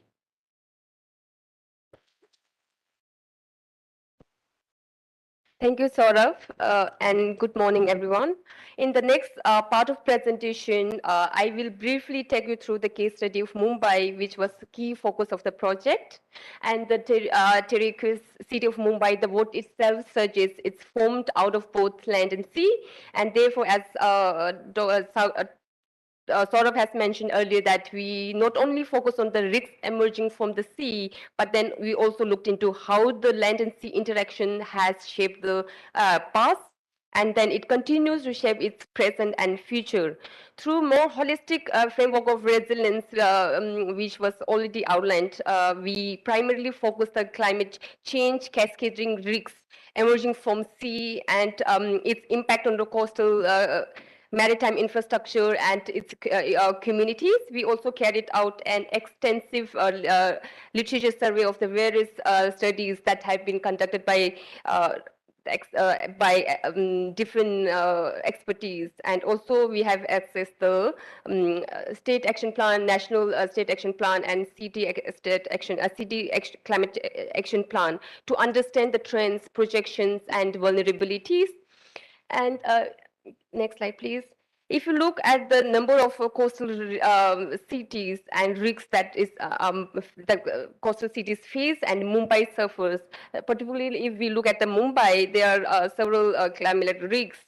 For example, urban flooding has become more frequent phenomena, and its impacts are accelerating every passing year. In case of the storm surges, Arabian Sea, which has been regarded as a calmer sea, but then decadal increase in cyclonic storm has increased by 6 times. And 2019 alone, the Arabian Sea has experienced 3 very severe cyclonic storms, making a dangerous rise in intensity and frequency of the cyclone. And Mumbai in particular has been identified among top 7 cities in the world which are exposed close to present-day extreme sea level rise, and city is already experiencing the intensified flooding and increased coastal erosion and greater intrusion of salt water, and also it is facing degradation of coastal ecosystem due to ocean acidification. And yeah, in fact, it has other implications as well. Next slide, please. What is particularly alarming is the coastal flooding that projection of Mumbai city by 2050. Unlike the city of the pre-colonial period, the coastal cities were part of the deterministic vision of environmental transformation, which served the extractive geo-economic interests of the British Empire in India. The city of Mumbai, which has shown on the slide, is an excellent example of merged construction due to its history of land reclamation, which has merged the seven island to build the present-day city through advanced geo-engineering process to build the infrastructure on entirely new land reclaimed from the Arabian Sea. Mumbai has evolved what is today, but then city has lost its characteristic. And what city planners and stakeholders at that time didn't anticipate is the future risks that could bring by the land reclamation and urbanization without assessing the risk factor in their planning. And presently, the city of Mumbai is facing with a complex set of environmental and climate-induced challenges. And if we do not meet the Paris Agreement objectives, which was set to reduce to 1.5 degrees Celsius, the projected rate of coastal flooding and sea level rise will increase dramatically. Next slide, please. So this slide, when we were in Mumbai for our field trip for CDRI fellowship project, what we noticed was that Mumbai port, there were a number of significant waterfront developmental projects, including a township, marina, water transport terminals, and promenades and cruise terminal. On the other side of the port, there is a vulnerable community inhabited. At the same time, Mumbai city itself is going under the city regeneration and urban regeneration, and to our surprise, we learned that both the port and city authorities are working independently from each other and in a siloized manner. Since the port and city are interconnected geographically and historically and culturally, we feel that Mumbai port and Mumbai city, since its climate action plan is already underway, should look into a more integrated manner. And if not, then it could produce unfavorable trajectories which fails to take the local context into account. It will end up trapping the city into another circle of infrastructure development, which will increasingly vulnerable to the threats posed by climate change. And in order to avoid ineffective measures and long-term waste of financial resources, and Mumbai port and city should reassess and consider new approach. Next slide, please. And here we want to flag some of the key findings. And even though there are numerous studies that have conducted a vulnerable assessment of the city to climate change impact, the main focus of these studies has been majorly limited to a single risk factor assessment pertaining to sea level rise, rainfall, or flooding. And also the common socioeconomic, physical, and geological variables were adopted to assess the risks and resilience of the city. However, institutional and governance variables which were important were not considered. And if operations and management of the are not fully factored, then they could be lack of important stakeholders will fail to intervene appropriately. So lack of data availability, single focus study, and then imprecise future climate risks projections could compromise the study, its applicability, acceptability, and effectiveness. Next slide. And these are some of the thrust area of coastal states of India. We have done a deep down study, and then some of the states' implementation of state action plan are in different phases of the implementation. And then we also found in most of the state action plan on climate change have functioned as a standalone document with limited recognition of its activities of other line of departments. And the scope of our state action plan on climate change is largely restricted to state jurisdiction without clear vision of future decentralized governance system. And also the districts and cities are still largely neglected in terms of SAPCs. And pilots and demonstration projects in general have emerged as a useful tool, but then suffer from a lack of inbuilt design of upscaling. And on the basis of these findings, we felt that, next slide please, we felt that it's important for coastal agglomerations of India, such as Mumbai, will benefit from more contextual understanding of resilience, and that incorporates the best practices around the world without compromising the interests of the country and the best needs of its citizens. So, so far, technological solutions have remained the centerpiece of adaptation policies around the globe. In the specific context of coastal cities, technological solutions for the rising sea levels and storm surges and coastal erosion, other climate change-induced problems are often categorized into these protect, retreat, and attack and accommodate. As it's has been discussed, in case of the hard infrastructure has been discussed by distinguished speakers before me, where the measures such as seawall and breakwater dikes act as a primary and most instinctive solution for challenges emerging from the sea, but then they were ill-fitted or not suitable for Indian coastal cities or Mumbai because of its exorbitant costs involved, and also it affects hydrodynamics of course.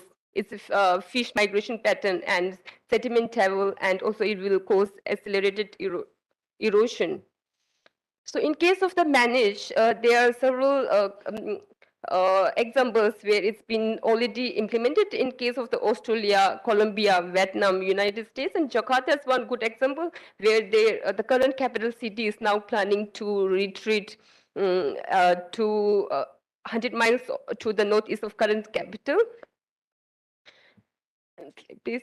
So here we have try to look into the investing into ecosystem-based approaches, which was understudied and also which is important because it solves multiple problems in case of the providing coastal protection and social and recreational spaces and ecological resilience. And in case of the economic case, and it has potentially cheaper to build and maintain, and also can have a better cost benefit returns.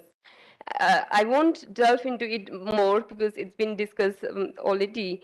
But then in case of the ecosystem-based approaches, we need to scale it up and also focus more on the budgeting because we have to increase the budget in such areas.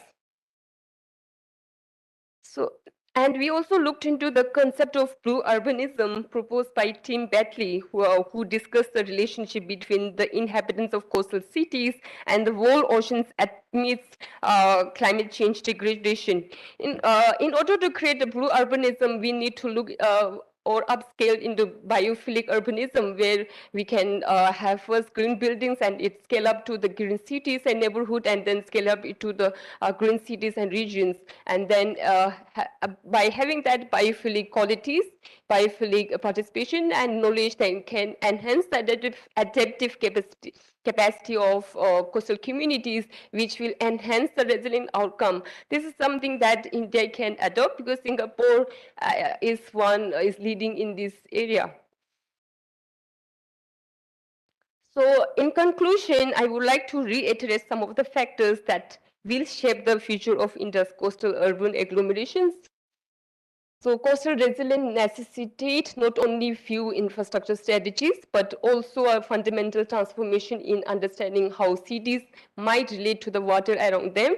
And sea level rise and storm surges may be viewed as a matter of infrastructure resilience, and others may view them through frame of justice, particularly the threat to marginalized coastal communities.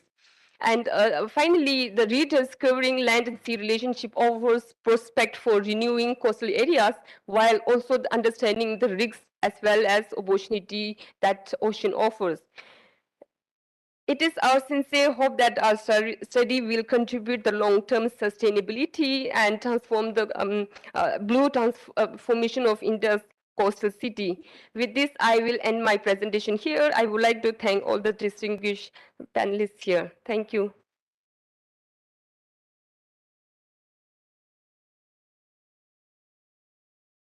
Thank you, Jimmy and Saurabh. Dignitaries, I seek to share with you my overwhelming feeling of pride as the time has come for the release of the monograph, which records full details of the research project of which Dr. Udon and Dr. Thakur have just given us a glimpse.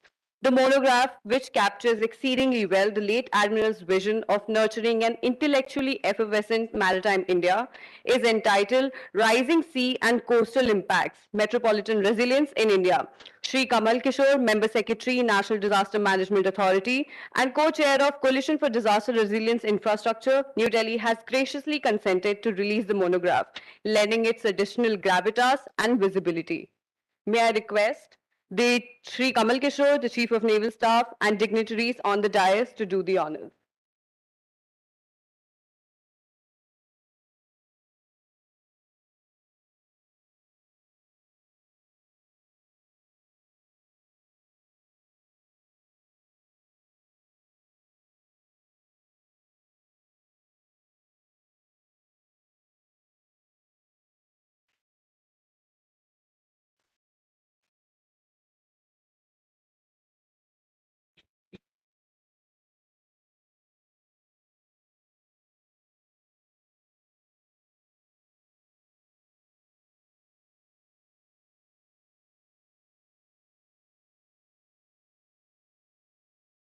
Thank you very much, sir.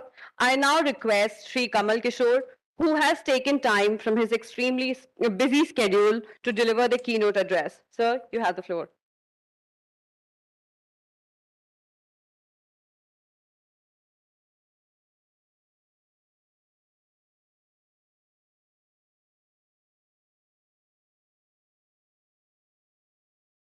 Thank you very much, Divya, and the organizers of this conference for giving me this opportunity.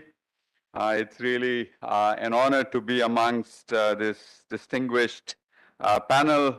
My respect to Chief of Naval Staff, Admiral R. Harikumar, Chairman of the National Maritime Foundation, for Admiral Karambir Singh, the DG of National Maritime Foundation, Vice Admiral Pradeep Chauhan, the Nayyar family. Thank you for making this happen. And of course, the two researchers who just presented their study. This is the first time I am speaking to people who are focusing on maritime issues, on maritime hazards, although one has been focusing on issues of coastal resilience for a while. I will, it was said that I will lend gravitas to this. I don't think that I'm aiming, I have any such lofty aim. I just want to structure my remarks or keynote in three parts, and then if time permits, I'll tell you a short story. The three parts, the first part I want to talk about some of the risks that we face in our coasts and how the texture and tone of those risks are changing. The second, I will talk about some strategies that we might like to pursue. And third, some very practical opportunities we have. So risks, strategies, and specific opportunities. So talking about risk, we all know that our coasts are exposed to cyclones, our coasts are exposed to tsunamis, our coasts are exposed to rising sea level, and all of this is also affecting the nature of coastal flooding, the nature of heat waves that are occurring in coastal states. But this hazard exposure What is different is that we can no longer use the past as a good guide for the future. That is what is changing. There is a lot of uncertainty at the local level. This is happening in a context where natural variability in our climate system is already high. You know, Admiral Karambi talked about rainfall in different parts of the country. I'll just compare Bombay and Singapore to talk about the challenges we have. Bombay and Singapore have almost identical annual rainfall. It's in excess of 2,000 millimeters, I think 2,200 millimeters. But when you see the monthly distribution, you know, Bombay gets something like 600 or 800 millimeter in July and nothing in January, almost nothing in January. You look at Singapore, it's very neat, 200 millimeters across, you know. So when you plan your systems, you plan for extremes that are really extreme in India. And what is changing now is that even on top of that natural variability, there is going to be even more freak events. And we do not know where they will occur. You know, I mean, the projections are there, they are highly aggregated, they are global, they are, even when they are downscaled to the region, they leave behind a lot of uncertainty at the local level. We know that the country is heating up. We know that precipitation might increase, but where exactly will it increase? We do not know. You know, when we are talking about projections, a lot, of course, the science is becoming, improving every single day, and we can say things with specificity, at least about some dimensions of climate. But still, mostly we know about averages that are going up or extreme average maximums that are going up. And it poses a huge problem, you know, because, you know, if my head was in the oven and feet were in the refrigerator, my average temperature is normal, but I'm dead. That is what is the challenge. You know, how do you actually look at uncertainty which is there, which is going to be there in our climate system now? You know, we know how to manage risk. You know, even if you're not a scientist, if you are a farmer, you know how to deal with the kind of variability in rainfall you have seen, your father has seen, your grandfather has seen. How do you prepare for something that you've not seen? I think so. That's one thing. And now combine that hazard to the kind of exposure. So we have industries, you know, all of Gujarat coast is like populated with a lot of industry. I wonder what percentage of GDP is produced, or at least industrial output is produced in our coastal areas. We have, I don't know about India, but in many parts of the world, the population growth in coastal areas is twice as fast as inland. So we are putting more people in the way of the hazard.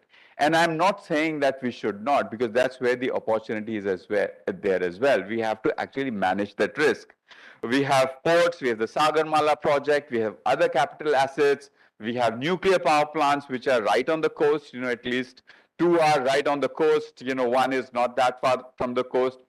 So we have this uncertain hazard scenario. And within that uncertain hazard scenario, we have increasing exposure. And all of that exposure is extremely vulnerable. That is a bigger problem. If you look at Cyclone Hudhud that affected the Visakhapatnam, Vizag, the airport panes were blown away. And it did not even exceed the design wind speed. So it should have been, so we are not talking about any climate change here. So the wind speed that you have to design for, that you expect in Vizag, the actual wind did not exceed. And yet they were not able to withstand. And this is true of many other establishments as well. And now we have to build it stronger.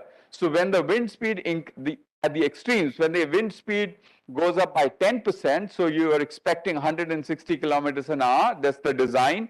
And in future, as a result of climate, if it goes to 176, the cost doesn't go by 10%. The cost goes up exponentially. How are we going to deal with that? So we have this cocktail of uncertain hazard exposure, a hazard, increasing exposure very rapidly in coasts, and vulnerability, underlying vulnerability, which we need to address. So how do we go beyond managing risk to managing uncertainty?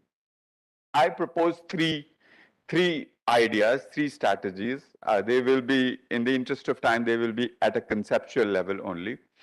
The first thing that we need to do is that we have to pursue reduction of vulnerabilities which are absolutely no regret vulnerabilities. You're not committing to a certain development pathway over the long term. If you're living in a coastal area and you're approaching rainy season, what does it take to clear your drains, desilt your drains, for example? It's a no regret vulnerability reduction. If you say that, I can't raise my sea walls for coastal protection because there is uncertainty about sea level rise, whether it will rise 30 centimeters or 50 centimeters, and the capital cost of 30 centimeter protection versus 50 is high. So that is a difficult decision to make because it's, there is huge capital involved, but there are so many no regrets things that can be done. The second thing that we should do is really see how we can diversify our risks. I'm sorry to give you a stock market analogy. The only way you can deal with the markets is to have a diversified portfolio. We need to have a diversified portfolio of risks. So our fishermen, people whose livelihoods are dependent on coastal, the blue economy, should be as diverse as possible so that, you are not, metaphorically putting all the eggs in one basket. And the third is, which is where more research, more thinking is required, is optionality. How do we sort of keep our options open? How do we make sure that the infrastructure systems that we design can be retrofitted as we know more about how the climate is unfolding in that location? On that, woefully little work is being done at home as well as internationally. So these are my three strategies. Pursue no regrets vulnerability reduction. It does not take any rocket science to do that. These are well-known things. These are simple things of local governance which must be pursued with dedication, with much greater vigor. The second is really we have to diversify our risks, and third is maintain our options. There are many opportunities that are opening up. The government is quite aware of these risks, these challenges, and there are so many things that are happening at the national scale that we must make use of. Less than 3 weeks ago, the Honorable Finance Minister allocated huge amounts of resources for the mangroves mission.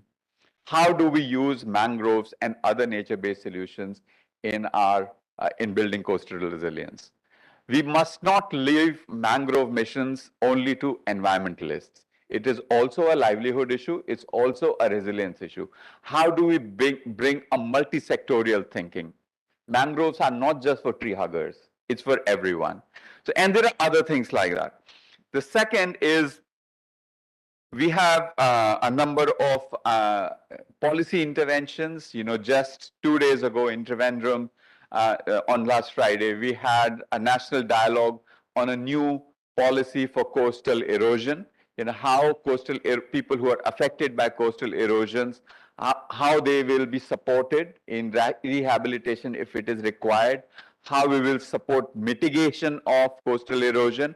It also applies to river erosion. So there is a huge opportunity. The 15th Finance Commission has actually put money on the table for doing this. It is modest sum given the large country, but at least there is a beginning.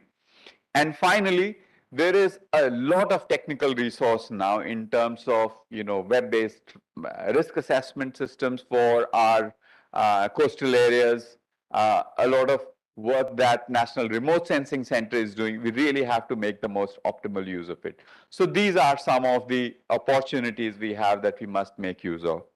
And now I have to tell you a story, as promised. So in the completely lawless part of a country X, let's not name a country. There was a man who, it was payday. On the payday, he went to the ATM and withdrew all his salary. And on the way back home, he was cornered by, some, you know, um, robbers, and they had a knife. They wanted him to give him the money. He protested. They stabbed him 7 times. The man died. But the police was very efficient. They nabbed the guy, and the autopsy happened and everything. And when the autopsy happened, there was a hearing in the court, and the judge called the doctor after having read the autopsy report. The autopsy report was saying that the man had died a natural death.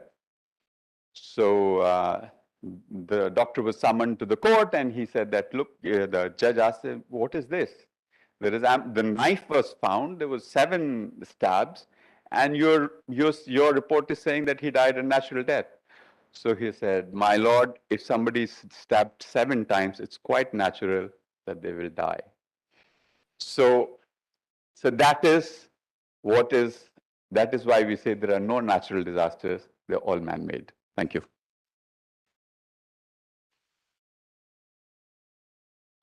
Thank you very much, sir, for enriching us with your words that adequately reflects your vast experience and your dedication and commitment to a more resilient, safer, and a more secure India. And thank you for that fascinating story.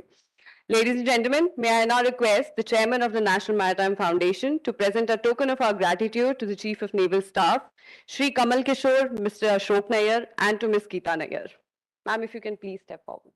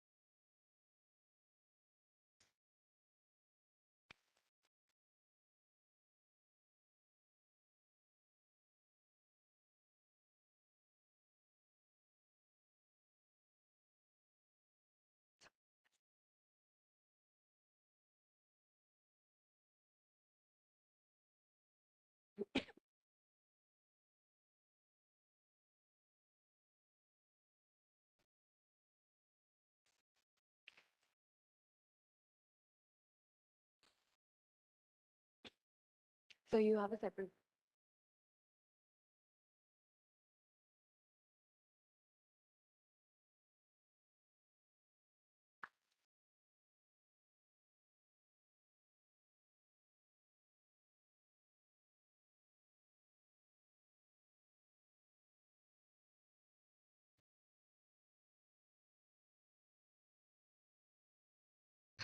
Thank you so much, sir. And I would now like to place on record our sincere gratitude to all our honored guests, both on stage and in the auditorium. We can now take a break for the lunch for over 60 minutes. We'll reassemble at 13:50. My apologies. We'll reassemble at 13:15. Yeah, correct. Sorry.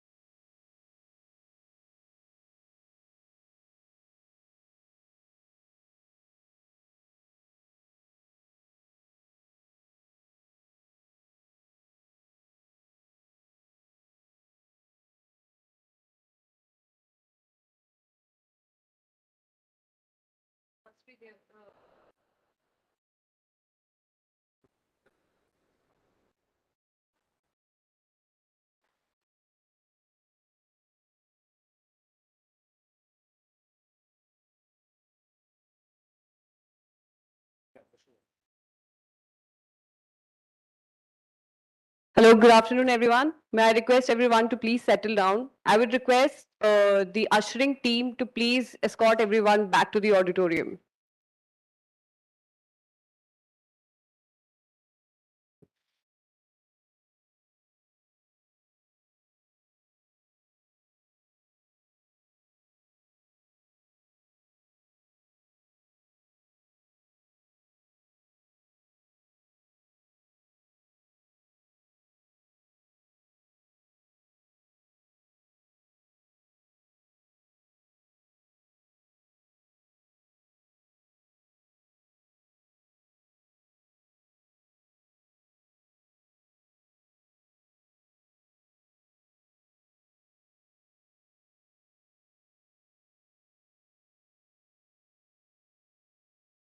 Start.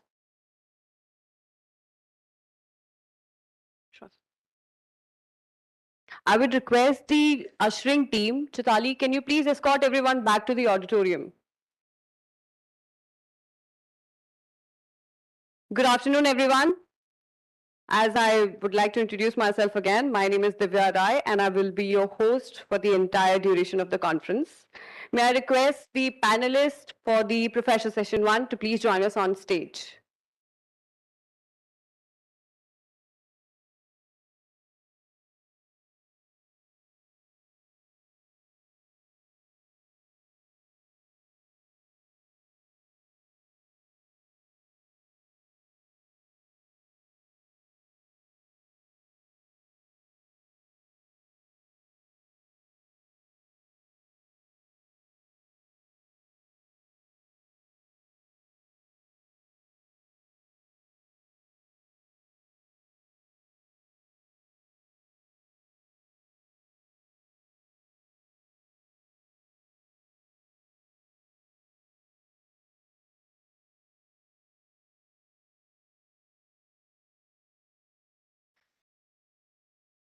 Excellencies, ladies and gentlemen, we will begin our first professional session of this conference. The theme of the session is India's Coastal Resilience Challenges. And we have a very impressive expert addressee lined up for this session, namely Mr. Arunab Mitra, Chief Continuity Officer, HCL Technology Limited, Ms. Mona Chabra Anand, Director Research and Knowledge Management, Coalition for Disaster Resilience Infrastructure, Ms. Rachna Arora, Team Leader, Marine Litter and EUREI GIZ, Professor Sanjay Chaturvedi, Dean of the Faculty of Social Sciences, Department of International Relations, South Asian University, Commodore Debesh Lahiri, Executive Director of the National Maritime Foundation. We are honored to have Vice Admiral Pradeep Chauhan, Director General of the National Maritime Foundation, as the discussant for this session. But before we proceed in the session, I would like to remind each expert to please limit himself or herself to the maximum of 20 minutes. The expert address will be followed by what I'm sure will be an interactive, vibrant interaction. For the member of our audience, if you have any question during the Q&A session, kindly raise your hand. Our volunteers will provide you with a handheld mic. Please keep your questions related to the session and please keep them short and well focused. And now, without any further ado, let me hand over the proceeding to Admiral Chauhan. Over to you, sir. Thank you very much, Divya. I hope I can be heard at the back. You can hear me, right? And you can understand what I'm saying? Intelligible? Accent वगैरह ठीक है? Please say yes. We work very hard at this.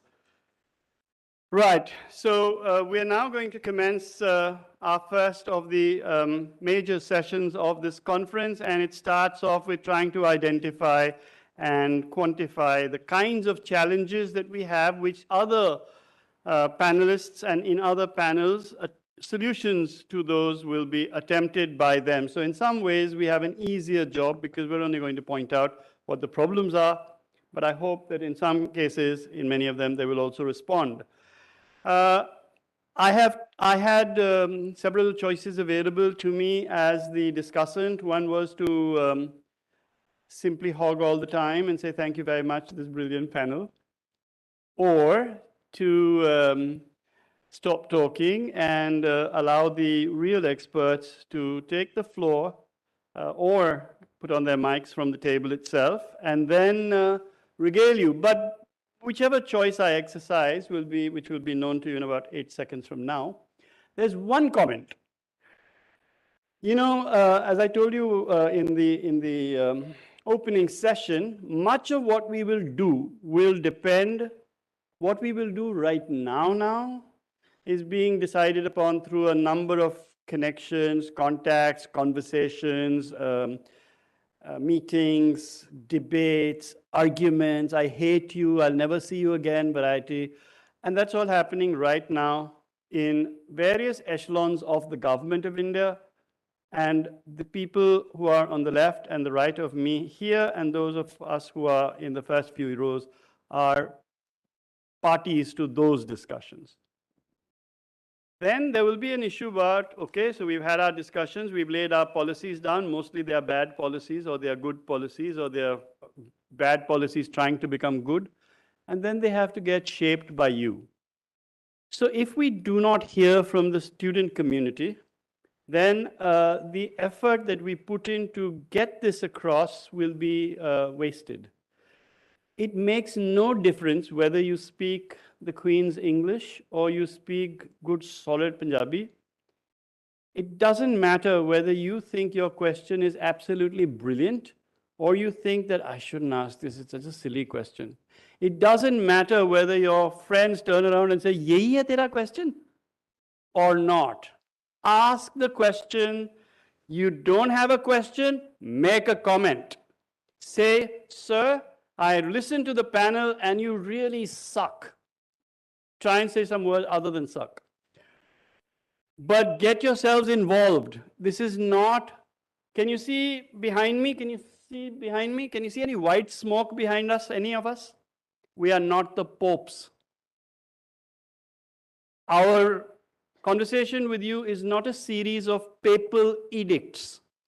We do not want you to nod your head vigorously and say, Il Papa, Il Papa. We want you to say whatever it is that you wish to say, that you think we should hear, and that you will remember as you grow through your academic career and either enter government or enter activities of India outside of government. But irrespective of that, climate change, coastal resilience is upon us. We cannot move from a $3 trillion economy to a $5 trillion economy or a $15 trillion economy without at least doubling our ports. And that won't happen simply because we had Sagarmala, or we put Sagarmala and we put it in, had it pulling one direction, then we issued another policy called Sagar, which is pulling in some other direction. We need policy coherence, and we need you to point all these things out. What do you think? Do you think you can do that? Yes? No? What? Okay, so this is not a recruitment drive, otherwise we'd have won. After the panelists have finished speaking, I do hope that you will ask robust questions. Don't worry whether they're silly ones or not. And with that, I think I'd better follow my own advice and now allow the panel to commence. We're going to talk, as I said, about India's coastal resilience and the challenges there too. And we will start with a very distinguished gentleman, Mr. Arunab Mitra, who is the Chief Continuity Officer at HCL Technologies Limited. You may choose to make your presentation. Where are you? From here or from the podium? Yes, okay. So you have the floor, sir. You have 20 minutes. After 20 minutes, we will have a small button which will eject you forcibly from the stage. I will sort of sound this. Arnab, if I do that, you will understand that this is not me asking for water, but it means 2 minutes. Okay, thank you.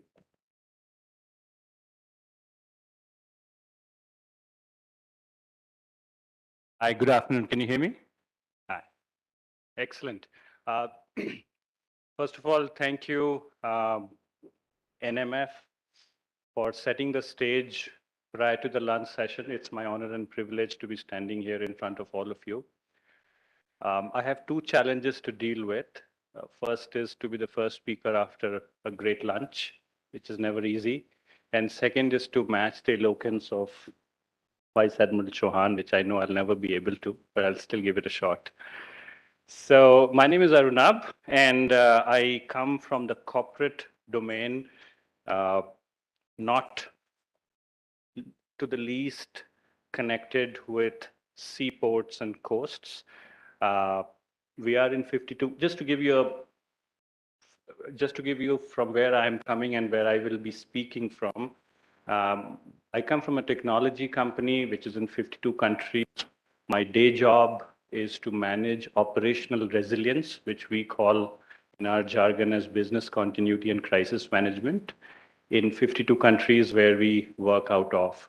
So talk of cyber, talk of pandemic, talk of energy crisis. How do we make sure that our company, our firm, continues to be resilient in its operations is something which is my responsibility. When I was given this opportunity to talk to all of you today, I had the challenge of trying to frame it in a manner which is meaningful and had the option to make it intellectual and probably appeal to the academics in the first or experts sitting in the first couple of rows, or to be able to speak to the student community here, and I chose to do the latter because I believe the real segment which we should address is the next generation. So my presentation is at a conceptual level. It is high level, and my hope is that you'll be able to take away a schema through which you can think through this challenge and probably a few more challenges and not restrict yourself to coastal resilience alone. So that's where I'm coming from.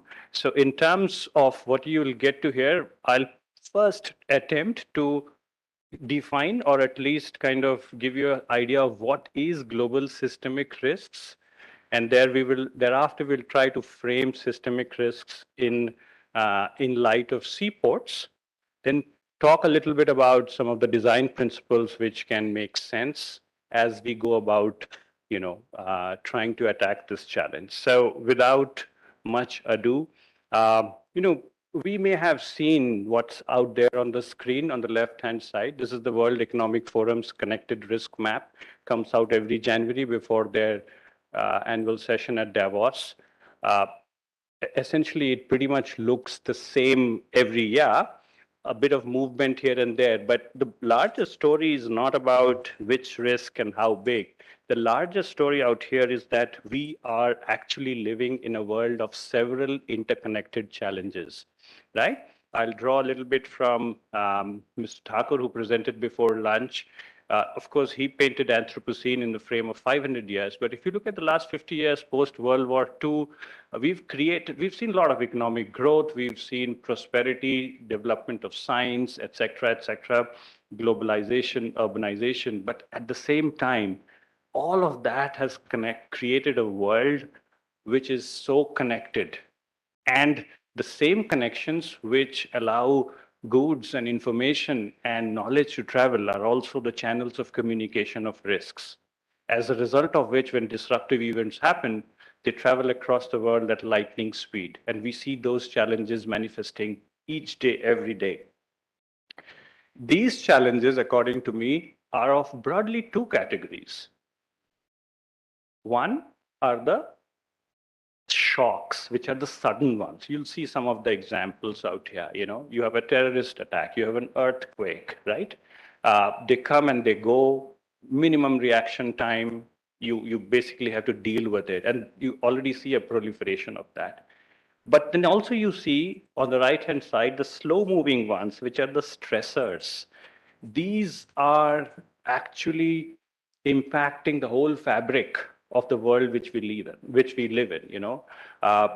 For example, water security, food security. You talk about inequity. You talk about homelessness. And when you kind of put both these together, you see that these both shocks and stressors are actually testing are actually, they're connected. They are not always, uh, you know, independent, and there is something happening. One is impacting the other. They're probably manifesting as two different things, and that's what we call is like a system of systems world in which we are living in today. So the moment we try to see this world or begin to see this world as a system, which is slightly challenging, but at least from that lens, we will start to connect the dots and think about this more holistically. Whether it's a man-made system or it is a natural system, a systems view would help us to connect the dots better. Uh,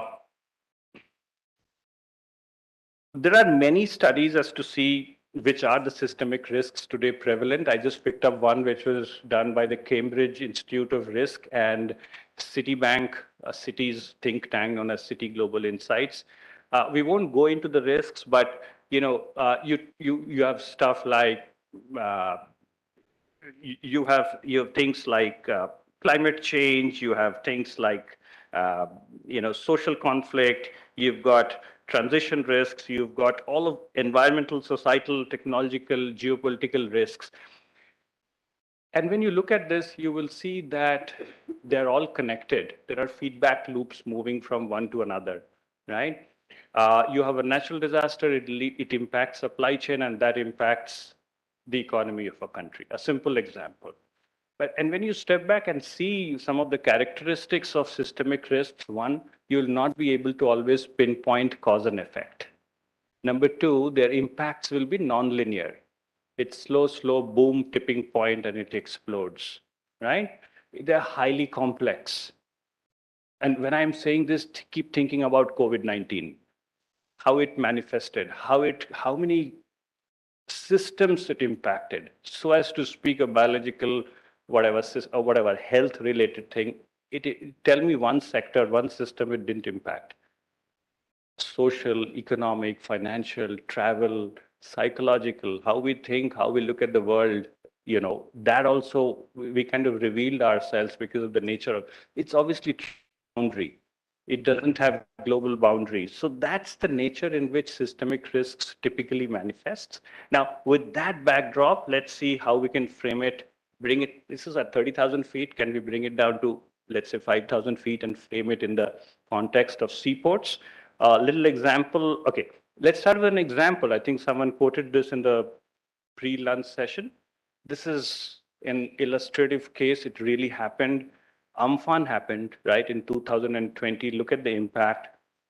I mean, I won't go into each and every detail, but $13 billion of cost of damages, about 5 million people displaced, 100 plus deaths.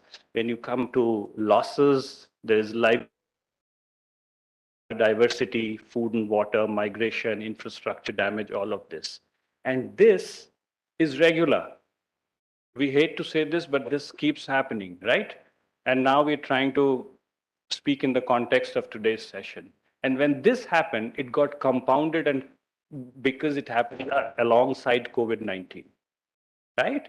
And that's the nature of risks which you're talking about. So you take a super cyclone and you overlay it on top of COVID, you have multiple cascading and compounding threats materializing, and then you look at the kind of systems which it can impact, which is the right-hand side of your screen. Why am I bringing this example? Because, this happened on a coastline, and this is where our ports are situated. Something like this can happen to a port as well, in the sense they can get exposed to something like this, which seems to be a common feature, right? So with that backdrop, how do we frame the challenge? I think enough and more has been talked about it in the pre-lunch session. We've seen temperatures going up in the last 100 to 120 years. Specific to India, there is evidence that in the last 70 years, our sea surface temperature has gone up by about a degree. There is no argument about the fact that the integrity of our coastal resilience has to be strengthened.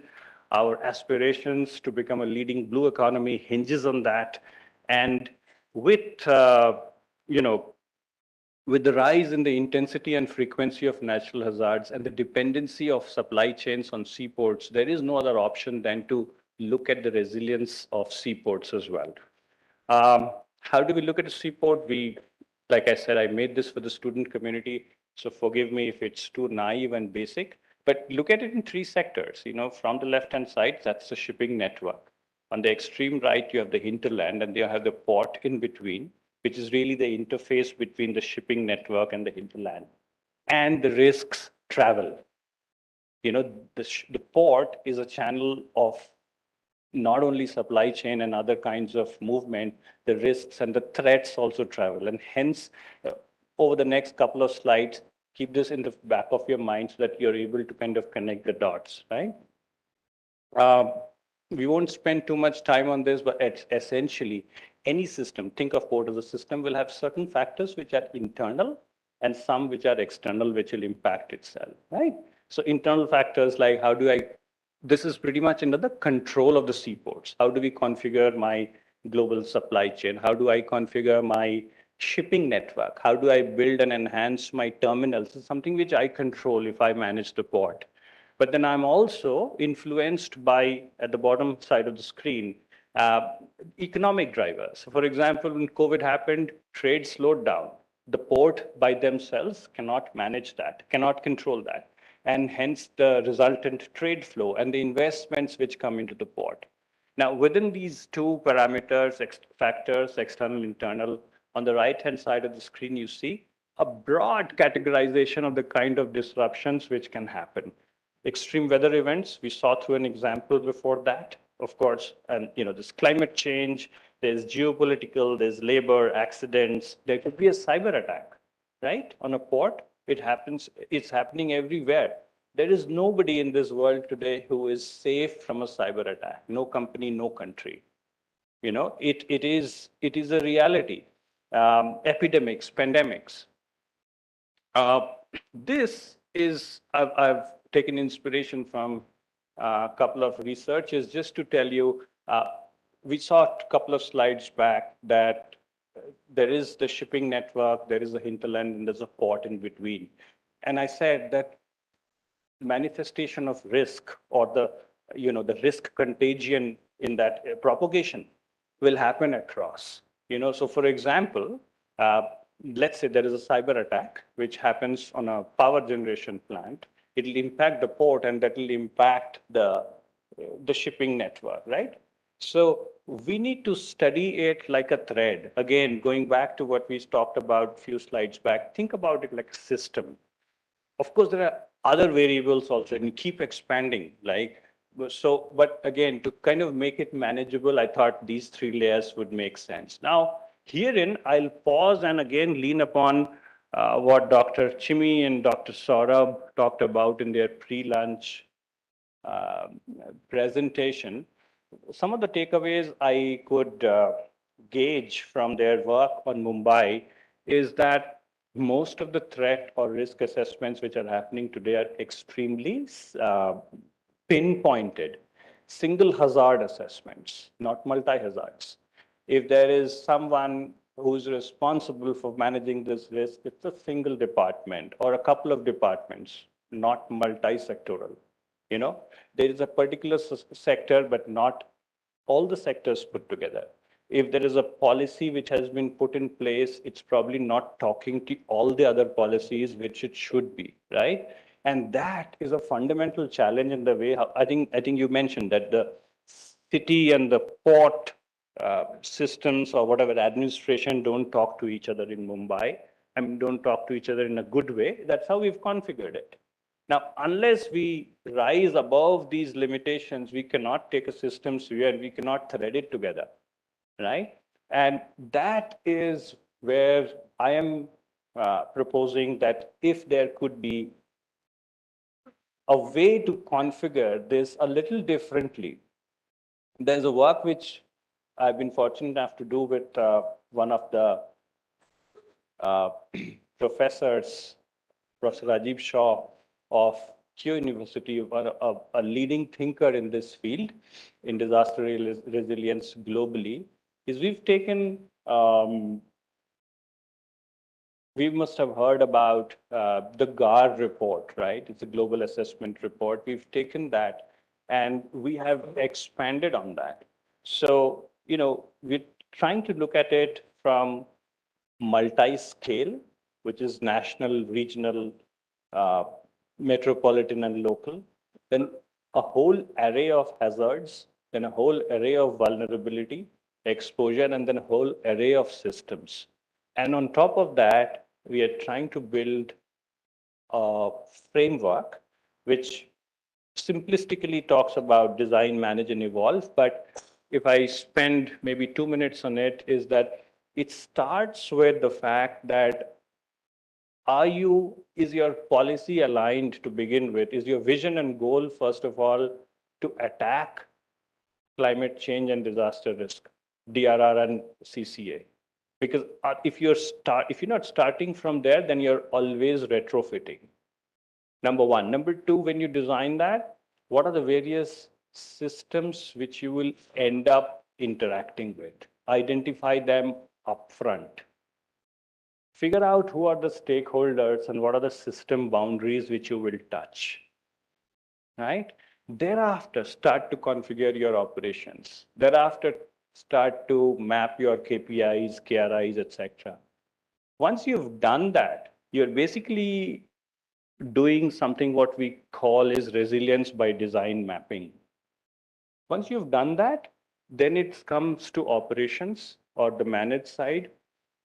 We are recommending that instead of doing siloed single hazard risk assessment, do a multi-hazard risk assessment. Do scenario planning and testing, stress testing of scenarios which are going to be of high impact in nature, and figure out multiple options to respond to it. And so on and so forth. Governance is a key issue based on our understanding of this problem. Governance is limited, it's siloed, it's not adaptive, it's not transboundary. Sometimes it's limited only to the government. We don't involve members of the community or the industry, etc. So that needs to be strengthened. And of course, there's continuous learning, feedback loop, etc. So broadly, that's how we are recommending we look at it. Now, I know this slide was slightly heavy, conceptual, and probably theoretical. For you, as in when I say you, the student community, to take something away visual, which you can remember, this is an easy to understand slide. You see two graphs out here, the blue line and the green line. This is a classic incident life cycle map. You will get it on Google. You'll get it in any book of incident management. Yeah. And so there is peacetime, then there is an incident, then your graph drops because that's the impact, and then you recover, and then you adapt, and then you're BAU or back to normal. That's how the life cycle of anything will happen, be it an earthquake, cyclone, cyber attack, pandemic, call it whatever. We are saying that the green line will always behave better than the blue line because you've made proactive investments in resilience, which is number one on the gap. And you see, when you do that proactively, there are three gaps which come into play. Your impact is lesser, your recovery is faster, and the outcome is better. And to be able to do that in the pre and during and the post parts of a particular incident, we were saying we need to do a few things proactively. On the pre-event stage, do proactive horizon scanning. What are the things which can go wrong? Do a proactive impact analysis. Business impact analysis on the stage is a corporate jargon, but let's say impact analysis. If this happens, what will be my impact? So in the context of a port, what will be the commercial impact? What will be the regulatory impact? What will be the operational impact, right? There are 4 or 5 different impacts which one can typically calculate to understand if this goes wrong or if my worst case scenario manifests, then what is the loss or damage or impact that I'm looking at, so that you can then proactively build recovery strategies around it. And then, of course, scenario planning. And then during and after the event, obviously do real-time incident management. But across the life cycle, it's important to have a governance enabling framework. We need to look at it end to end in terms of risk management. We need to have the right risk register in place. Third parties play a big role, right? We outsource work to so many providers. We sometimes overlook the risks which they bring into our system and what is their resilience, right? Uh, so that's an important one which we cannot look after. And of course, insurance risks is another cover. The insurance is definitely one of the ways in which we try to safeguard ourselves. So that's broadly what I had for all of you. We've talked about this in the pre-lunch session. There's tremendous opportunity. We cannot ignore, you know, the need to have resilience around seaports and our coastal areas. It's key to our sustainable economic development. It's key to us chasing our aspiration of blue economy. And like Admiral Karambir said in his opening remark, we had the IPRD, the Indo-Pacific Regional Dialogue, I think in November last year, wherein there were 7 focus areas. Disaster risk management reduction was one of them. India happens to be the lead in that vertical. And I personally see that's India's opportunity to create pioneering work in that space and, you know, be able to share it with our fellow countries on this planet. So thank you so much for the opportunity and thank you for your mind share.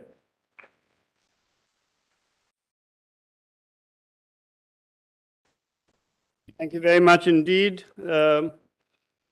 Mitra. That was quite magisterial as an overview.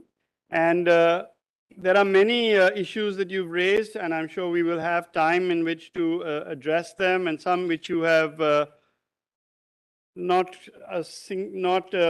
specifically articulated, but which override some of them. But for the time being, let us look from a different perspective, and that hopefully will be a perspective, if not the official perspective, but at least the perspective of one of the leading exponents from the Coalition for Disaster Resilient Infrastructure, Dr. Mona Chabra Anand. Ma'am, you have the floor. 20 minutes is good? Good. Okay.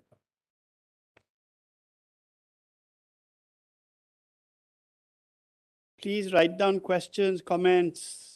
This is your moment. Don't blow it. Hi, good afternoon, everyone. I came all dressed up for this talk with a coat and everything, and I had to take it off. It's hot, right? So things are changing. I mean, February, I remember Holi. Everyone familiar, okay with Hindi? Yeah? जब होली होती थी हम लोग sweater पहन के जाते थे और गीले होकर आते थे तो उसके बाद स्वेटर्स पैक होते थे, right? I don't know how many people would recall that. Things are changing. So why don't we begin with the name game? Yeah. So how many of us know Richard Branson? Show of hands. Richard Branson? Hath upar. Okay. Shah Rukh Khan. Still, I don't see all hands up. That's very surprising. Mary Com? Better. Let's change tracks now. Amphan? आपकी lecture में कुछ लोग सो रहे थे. Foni, spelled as F-A-N-I. High up, yeah. Okay, Zoe. Anyone? Sorry. Zoe is the first heat wave that was named last year. 510 people died in Spain because of this heat wave. And we're going to witness more and more such episodes. So the global community has decided to start naming heat waves because these are now visible events that have very, very clear and lasting impacts on human life. So with that background, I want to walk you through some pictures. I don't have the clicker. May I, please? Thank you. Hurricane Sandy. So, by the way, just on a lighter vein, I did want to highlight that the biggest enemy of coastal resilience is the first woman that I've just named, the heat wave Zoe. And there will be more that follow. So let's come back to Hurricane Sandy 2012. We are familiar with this. Just some numbers I want to throw at you. 5 million people without power for several weeks. Gas and power repairs estimated to cost $1 billion. Wastewater sewer lines, $3 billion. Roads, bridges, networks that collapsed, repairs, $3 billion. Telecom, $1 billion worth of repairs. Yeah. 40% of the wetland area was severely degraded for a very, very long time. Haiti, 2010 earthquake. We're familiar that very often, as an aftermath of earthquakes, we do experience liquefaction. Loosely packed materials start absorbing water and then start expanding. So liquefaction, this is the impact. You can see those pictures before and after the earthquake and the liquefaction there. Lot of damage, and the Port-au-Prince, the capital city of Haiti, was out of function, completely dysfunctional because it's a port city for several months. Yeah, with the seaports damaged, the transport of aid supplies and personnel for relief and recovery operations was completely hampered, right? And nowadays we have this little video doing the rounds after India's assistance to Turkey. You can see what is the impact timely aid can make on recovery efforts, or at least early recovery efforts of the communities. So in such a case, when you cannot get people into the area to help, we don't want to imagine what happened there. Puerto Rico, 2017, 3.5 million people without power and in several parts for up to 1 year. Can you imagine a life without power for 12 months? We can't. Right? And these are all coastal areas that I'm picking for our conversation. Emergency response, recovery, coordination efforts hampered because of breakdown of telecommunication system this time. And I've myself been on NDRF boats during the Patna floods in 2019. And one of the most pressing need of people was to get onto the boat, go to a place that was not inundated to just charge their mobile phones. Just charging the mobile phones. Thankfully, the towers were working. But in this case, in Puerto Rico, the towers were damaged. So 3,000 lives lost because of the storm here. Closer to home, Cyclone Neelam impacted Maldives, Sri Lanka, and India. 24 islands of Maldives totally dysfunctional for a long time. 16 out of 25 districts in Sri Lanka affected. And in India, Tamil Nadu, Andhra Pradesh, and Karnataka were severely impacted.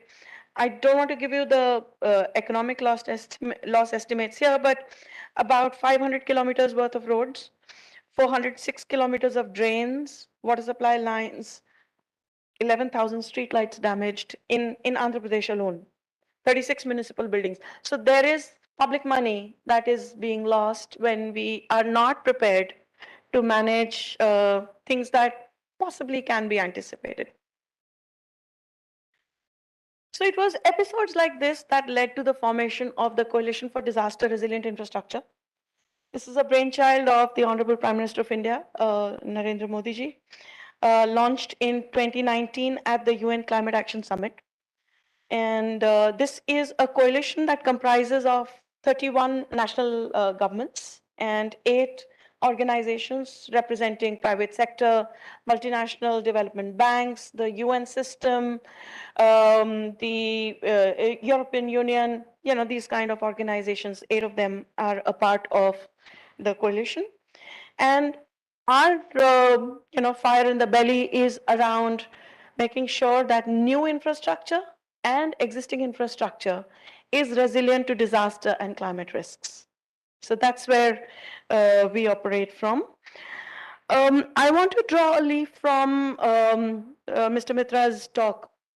World Economic Forum, the 2022 report, highlighted that environmental risks are one of the biggest threats to the world today.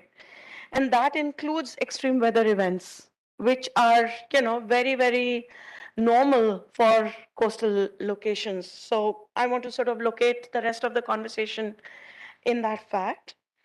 Also, the IPCC AR6 talks about the impact of extreme weather events on urban areas, especially heat island effect, flooding, including sea level rise, and this is relevant to our coastal areas. And on the other hand, issues of water security.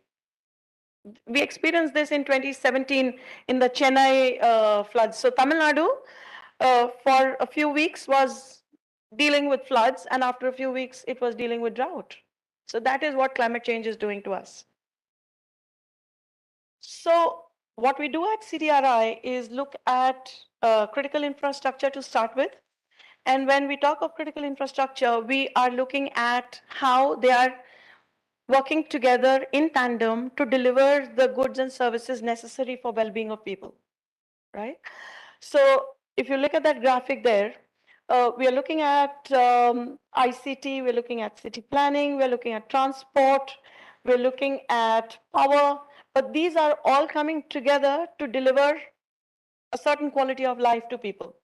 And if you look at this, zoom into the urban context from this standpoint, then the effort of all of these, the intention of all of these efforts is to protect people, make sure they remain safe, to provide goods and services such as healthcare, education, etc., power supply, water supply, sanitation, and then make sure they're connected. That's how the economies work. Some more statistics there, basically highlighting that the impact of hydrological events and meteorological events is highest across sectors. This is again from the UNDRR 2020 report. I'm just still sort of trying to set the stage for sharing with you what we do at CDRI. If we look at coastal cities and their challenges, we are adding up numbers like nobody's business. I mean, I actually had another graphic also which shows in India how many countries we are adding, I don't know, 10 Brazils every year to our country. That is the orders of magnitude of the way populations are growing. And about 50% of this population, 60% actually, is going to be in cities by 2050. There is another report that says that by 2050, we will need, I don't know how many, 10 new Bombays to accommodate all the people that are moving into urban areas. So urban areas are under a lot of stress. Coastal urban areas are very, very vulnerable and fragile, and we need to do something about it. Now, what is that something? We will come to in a minute. I want to draw your attention to that graphic at the bottom right from your view. Every $1 invested in resilience building, every $1 invested in resilience building saves $4. This is scientifically proven statistic that we are working with. I'm moving on to what we are doing at CDRI currently. So in the context of coastal areas, we've started looking at power infrastructure very closely. And one of the first studies that we undertook was after Cyclone Foni in Orissa to look at what happened to power infrastructure. 60% of all of their losses was power. So that's how we zeroed in on power. And we figured out that while we knew how the cyclone was going to pan out, in terms of the time of landfall, the track, etc., etc., the way we design and install our infrastructure systems are dated. We have been experiencing wind speeds of 250 kilometers per hour. That was the super cyclone of 1999 also. We are still at 250, but the way our towers are designed today are for what speeds? 150. It is little wonder that we suffer so much loss. So our standards, our design specifications, our operation and maintenance protocols have not kept pace with the changing context, and which is why I was emphasizing on this fact when I started talking. Things are changing. So I'm digressing a little bit here. Um, Seniors who are on the dais here and other people, other seniors in the audience there, you would recall we used to talk about disaster response in the 90s. Then we moved to disaster risk management. We moved to disaster risk reduction. It's time we start talking about resilience. COVID has taught us we cannot manage risk. We cannot reduce risk. We can only work on our own resilience to face risk and rebound better. Again, borrowing from Professor Mitra's, Dr. Mitra's slide there, bouncing back better. So that is where I'm coming from, and therefore the need for our standards, our maintenance operation protocols, capacity building efforts, the training we give, the design specifications, all of those need to keep pace with the changing context. Again, some more bit about the power study there. I want to draw your attention to the box on the far right of the slide there. So it is important for us to understand, you were talking of proactive risk assessments. I want to take that to another step forward. Where is my network at greatest risk, right? Where is the criticality?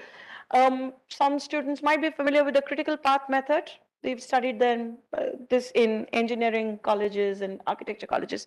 So where is the critical path that I must secure so that my entire system does not collapse, because there are interdependencies between power, telecom, health, education, and others, of course.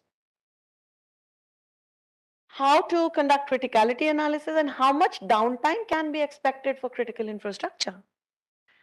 As users of infrastructure, we should be able to take a balanced view. It is impossible to have a 100% safe system that will not fall at all. How much downtime can we accommodate, and how do we plan to accommodate that? That is all a part of resilience thinking. Transport, very similar perspectives are emerging through our current work at CDRI. We are working with 112 airports across 11 countries.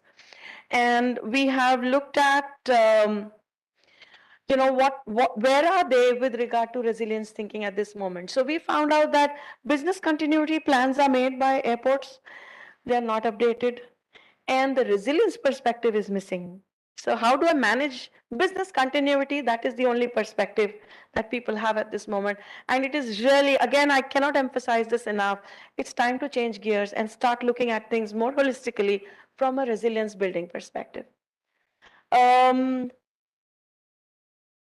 more information there. So very interesting fact that majority of the world's largest cities are port cities because of the economic benefits these areas offer.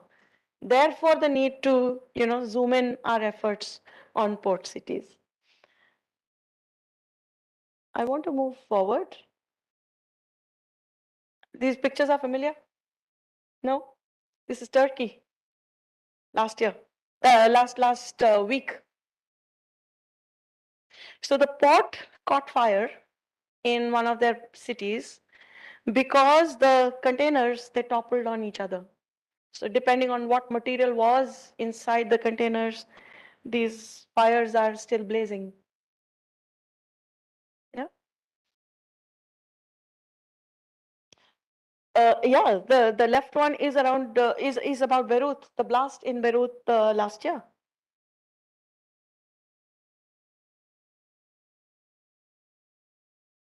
I'll move forward. So what do we do? This is again, a lot of policy gyan, I must say, but perhaps for the student community, this may not be the most relevant thing. Adaptation strategies are important. Financing is important. We are still looking at investments for port infrastructure, but not really for resilience building. That has to be embedded in our thinking, and collaborations are important. But I want to move forward to, okay, there is some jump there.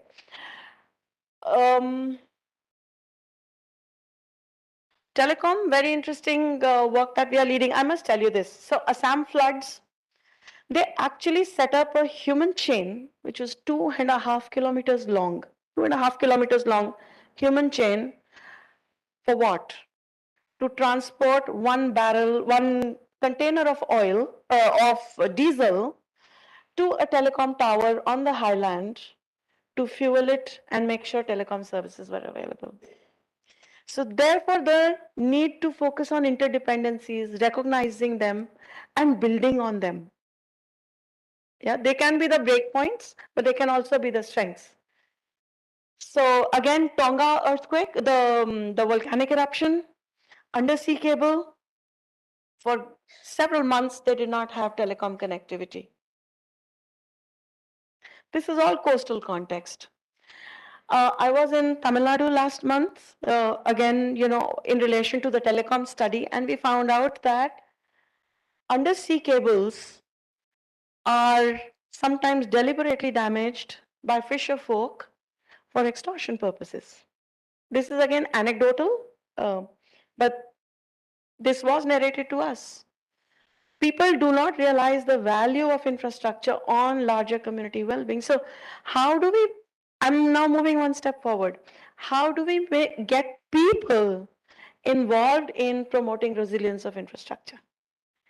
That's the next thing. And that is where I think I will stop my narration to you. Basically, if you look at the two words in the first bullet there, the city port connections. The port is important, it's a piece of infrastructure, but it is running in the context of real life of people. So when a coastal area or a port gets impacted by a hazard event or a disaster event, I can say that here, it is people who get impacted. So when a power infrastructure gets impacted, it's people who lose power supply, telecom, healthcare, education, food supplies. Access to the port itself can get impacted because roads have got damaged or the accessways have gotten blocked. So it's very important to locate resilience of infrastructure in the context of real life of people, because people run infrastructure and people are the consumers of infrastructure, and they have the agency that we must recognize and build upon.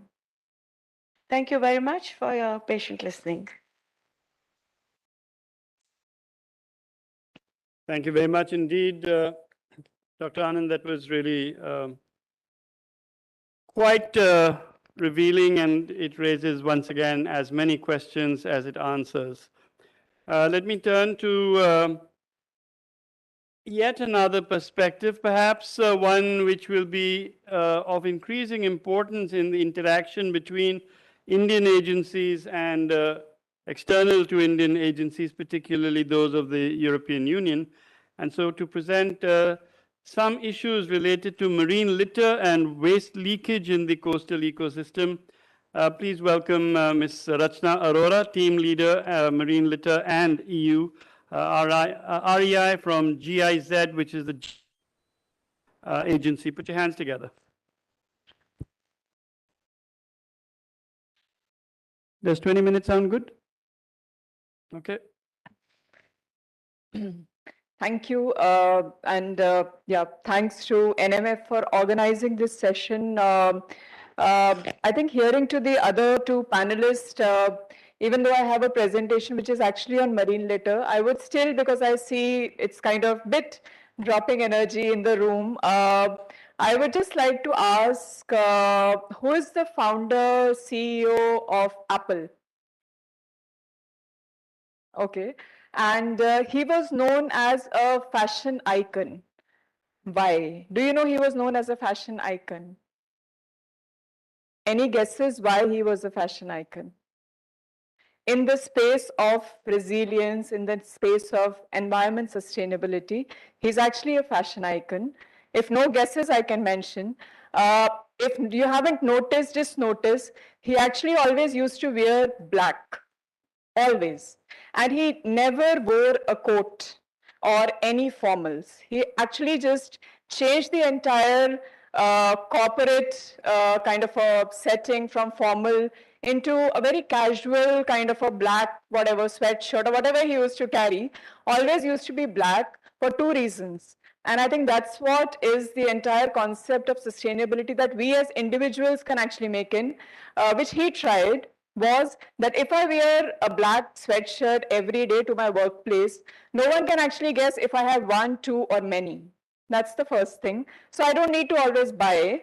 And the other is that, of course, I'm changing a pattern. I'm moving away from that regular lifestyle where we require to buy more and more. And that actually puts a lot of pressure on our ecosystem, whether it is our consumption pattern, whether it is anything that we talk about. And these kind of stories or narratives of people whom we know quite a lot in our regular dialogues or spaces, we actually never notice, because this form of sustainability actually never comes out. So of course we have India as one of the most, I would say, one of the most sustainable kind of a economy which is there, and that's how our Prime Minister now, when we are actually having a G20 presidency, actually has put forward the entire emphasis on lifestyles for environment.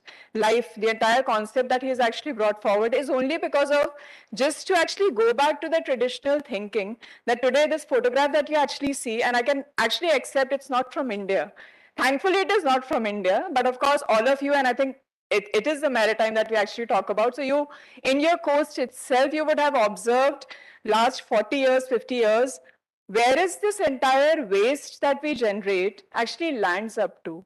And what is landing up today into our ecosystem, especially in the marine ecosystem, is actually not because it is getting generated into the marine environment. It is actually being coming from the cities, from the towns, from the coastal, from the rivers, and it's actually getting dumped into that ecosystem. So that's the entire narrative. And I think Mona, you actually very clearly put forward the, and also the previous speaker actually talked about system thinking, that many times we think it is the role for our government, our municipality, XYZ will do something, but it's not. The change has to begin from us. And we are the ones. And I, today when I actually entered, and I was just telling them that I actually don't want a bag. I don't want a printed brochure. I don't want it. Because I think all of us actually have to make that first step of change, which is very usual into our practice. And it just helps us to maybe reduce certain things, which maybe if I take back home, tomorrow I actually might discard it, if not tomorrow, after 6 months. So it's actually, the more we discard, the more we consume, we're actually kind of also disturbing that ecosystem, which is just so very fragile, especially the coastal ecosystem. And I should admit, I've actually worked in the coast for different kind of topics. I worked on coastal adaptation with the coastal communities, which are fishing communities. And over the last 3 years, I'm actually working on the topic of marine litter. And actually, it is very, very disturbing when you see that what is getting landed up there, what is the fishing community doing when it comes to fishing nets, which is their livelihood. But of course, after 6 months, 1 year, 2 years down the line, it is a discarded net, and they need something to get to kind of channelize. They need to discard these discarded fishing nets into something. And we've also seen companies like Puma, Adidas, and you name many of them, who actually say they used ocean discarded plastics. They're using ocean discarded rejects to make t-shirts, to make shoes, to make a lot of stuff. But if you do a systemic analysis of that, it's actually very difficult to go back, dig deeper, figure out where are these coastal kind of, I would say, islands of litter which is lying around, and what are the patterns of how you can actually reduce it. I'll try and touch some of these areas because we've seen that kind of a transition, and I think all of us as consumers, when we are going into touristic places in India, across the globe, this is a big area of concern. And in the G20 presidency, which India is also hosting right now, marine litter, plastics, packaging is one of a very, very key issue that the G20 countries are actually deliberating. Whether it's businesses, the B20, Y20, all those presidencies, all those kind of groups as well are actually deliberating that how do you actually reduce, or what is it that we can do to actually change that entire perspective on managing the marine litter which is there. So I'm not going to go into the definition of what marine litter is all about, but of course just bring out some of those statistics that, one, it is actually a global concern. So it's no longer India. We have heard, you can actually figure out what is the the garbage patch and all of that, and find out. Now, those narratives are actually very, very disturbing when you see that 80 to 90% of the litter which is there in the oceans, as I mentioned, is actually from our landfills that actually goes into the marine and riverine ecosystems. River Ganga is one of the most kind of a polluting river body that actually across the globe, not just in India I'm talking about, which actually carries the entire plastic down into the ocean. So that's one of the very hardcore facts which I think the Indian government has accepted it also very clearly now. We are one of the largest generator of plastic waste across in the globe. In terms of numbers, these statistics are there, and I think these numbers can always be increased or kind of deliberated or discussed. But the point is that the infrastructure, the insufficient infrastructure that we actually talk about in the cities, we have a huge funding that is going in terms of cities, Swachh Bharat, and all that missions that are going on. But still, when we talk about minimal basic that a citizen can do is about source segregation. Even that as a practice in India has taken us so long to get accepted. You have areas near the coast, you have many of the southern towns who actually practice source segregation forever. If I sit in the city of Noida or in the city of Delhi, you can actually figure out many households still don't source segregate because a very common logic that no, my waste picker that will come is actually going to mix everything together, so why should I actually segregate? And the narrative, if you don't segregate, you have a high value waste which is your dry recyclable. The blue bin is supposed to carry your dry waste, and most of the students here, I think environmental sciences for you is a very multidisciplinary subject. You study it from your class, third till whatever BTech and whatever courses you do. Environmental sciences there as the first thing you actually are supposed to know is source segregation. Something like this, we have not been able to practice it, and that's why we see our landfills, 80% of that is organic waste, and 20%, 30% of that is a dry waste, which also includes textiles, and that's why I went to that example of Steve Jobs, that how much textiles that we are generating also ends up into our landfills and finally into the oceans, plus also other kinds of waste, which is largely the plastic litter, chips packet, multi-layer plastic as we call, milk pouches, all of this, which is a clear discard, and every household generates it. So that actually lands up. And of course, the one point is the generation of waste. The other is the emission that gets generated, the GHG, the global house emission, or the targets that we actually talk about in terms of plastic as a product that we generate. So I think that's where there is a huge narrative of how do you actually decarbonize this sector, which in itself is a carbon originate. So it is a hydrocarbon that we talk about, and how do you actually decarbonize this entire sector is a big issue. So, of course, marine litter is one of the biggest risks. And to me, this workshop actually, and this is really interesting. If we can actually sensitize you guys who are just on the coast, what are the actions that you can take into your kind of a process when you are any stage of planning, decision making, or wherever. No? So I think these bits are quite essential of how is it that the plastics entering into the river creates both a safety as well as an operational risk. And I'm sure you have kind of dealt with this. The other is the concept of supplier risk. So if I take an example, for instance, mobile phone that you have currently is of course comprising of electronics. It's a full gadget which has critical resources. I think we heard from our previous speaker about the requirement for infrastructure, but on the other hand, we also have critical resources that go into these products that you own, whether it's a building material, whether it is a building where cement is used, where sand is used. These are all critical resources. A lot of state governments have banned sand mining. If you don't have sand, if you don't have limestone, how are you actually having cement to make your buildings? And the forecast that we have by 2050, we will require these many urban spaces to have this kind of an housing. So those are the key questions which I think comes up when you actually talk about reducing or looking at materials as resources, and especially secondary resources like mobile phones. I took an example, textiles, which has a second life. And in India, we have been practicing a second life. It's not that we usually have a habit of discarding. So I think that's there.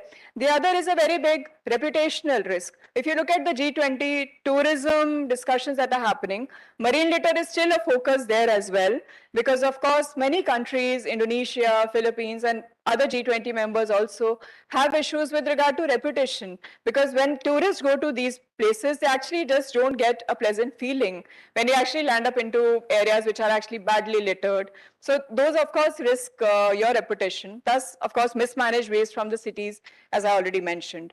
So what we do as such, so we are a German-owned federal company, and we run this project which is called Circular Economy Solutions, Preventing Marine Litter.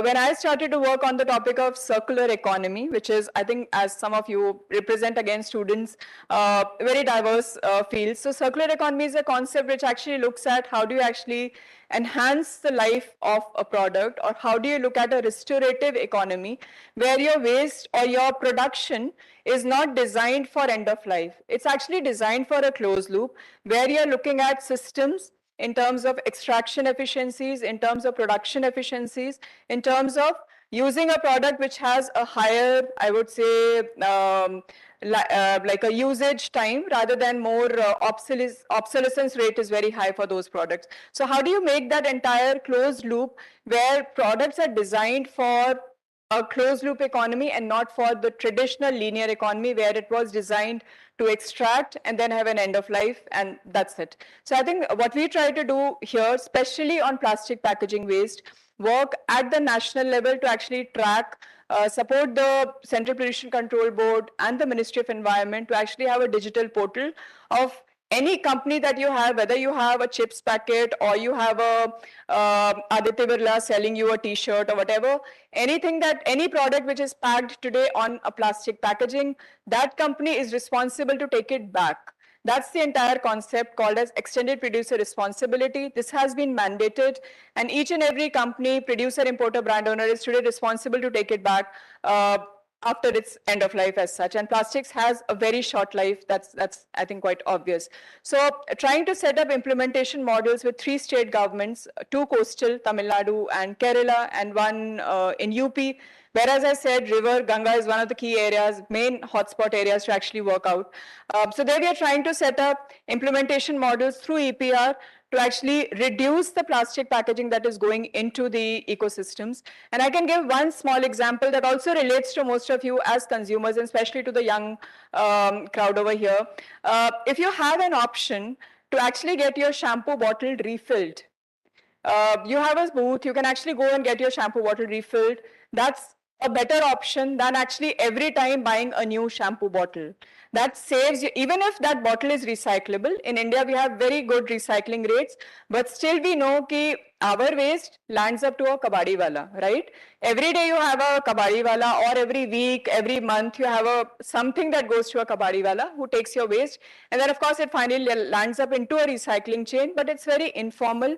It provides the job, but it also kind of, one, environmentally poses risk, but other is also the social aspects of how these people handle waste, and of course the risk that they have to their own life and livelihood. So that's how we're trying to actually enable different ecosystem together, public, private sector, and the informal sector, to actually set up implementation models around EPR and link the solutions, demonstrate technological measures, and as I was saying, set up models which don't even just talk about the 3R principle of reduce, reuse, but also talk about principles of eco-design, where your plastic packaging is designed in a way which is easy to recycle. I can again give one example. The chips packet that you actually use is a multi-layered packaging.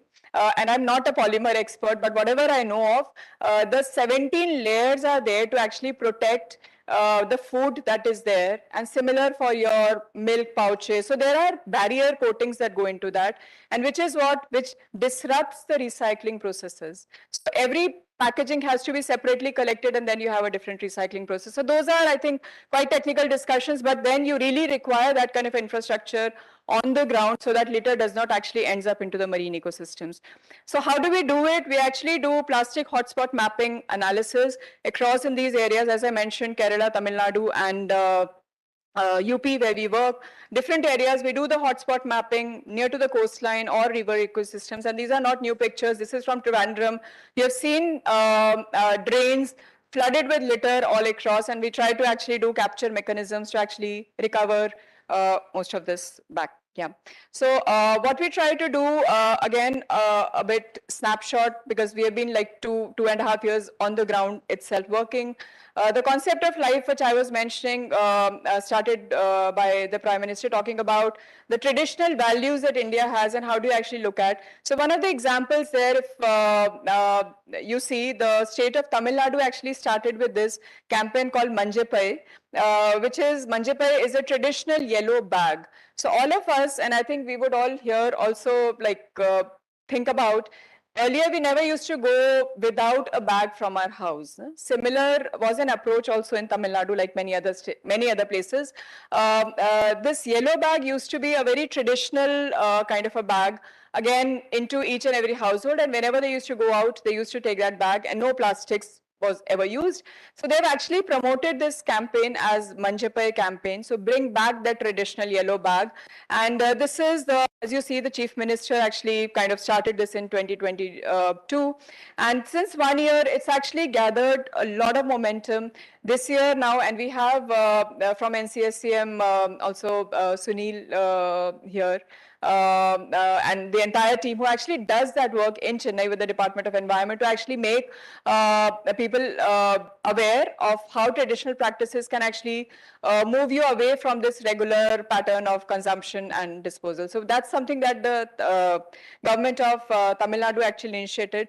The other concept, again, as the 3Rs we all know, reduce, reuse and recycle, we're also working with a very human-centric approach. In Kerala, there are models where they actually work with women workers, and this model is, of course, Kudumshri. So we are trying to promote, work with them, with the Harat Karni Sena workers, to actually talk to them about that. Now, on the other hand, you have a digital economy. All the ways that is there is to be digitally tracked by the state government and each and every municipality in Kerala, or all the states or all the cities. So how do you actually enable them to be part of a formal system? What are the change processes that they require? And of course, when you talk about a kabadiwala moving to a formal space, it is a big change. Everything is now under GST. They are not traditionally used to filling in any returns, no formal processes. So all of that we are trying to kind of support and of course encourage this entire move to a formal economy with these people as well. Plus also, yeah, I think a lot of work, as I said, around refillable kind of areas where you can actually reduce the plastic at source itself. This is something we have also started to do, and I think I'm sure for the foundation, this might be really interesting examples. There is a company called Plastic Fisher, and there are many more like that across the globe, who actually have these kind of capturing mechanisms that the litter which is generated is actually captured. This waste is largely plastic packaging, but also a lot of organic waste, sludge and all of that. So you see people who actually take that out, and then this goes to a material recycling facility, it gets processed, and then it further goes into the plastic processing state. So yeah, I think that's Plastic Fisher. The other we are trying to do is with Clear Boat. Again, this is a Singapore-based company, but they are working closely with us in Kerala, where we are trying to try out this approach of tracking and capturing litter which is there in the ecosystem. Yeah, that's my last slide. And yeah, I think in the coastal ecosystems, as I mentioned, the ecosystem is pretty diverse.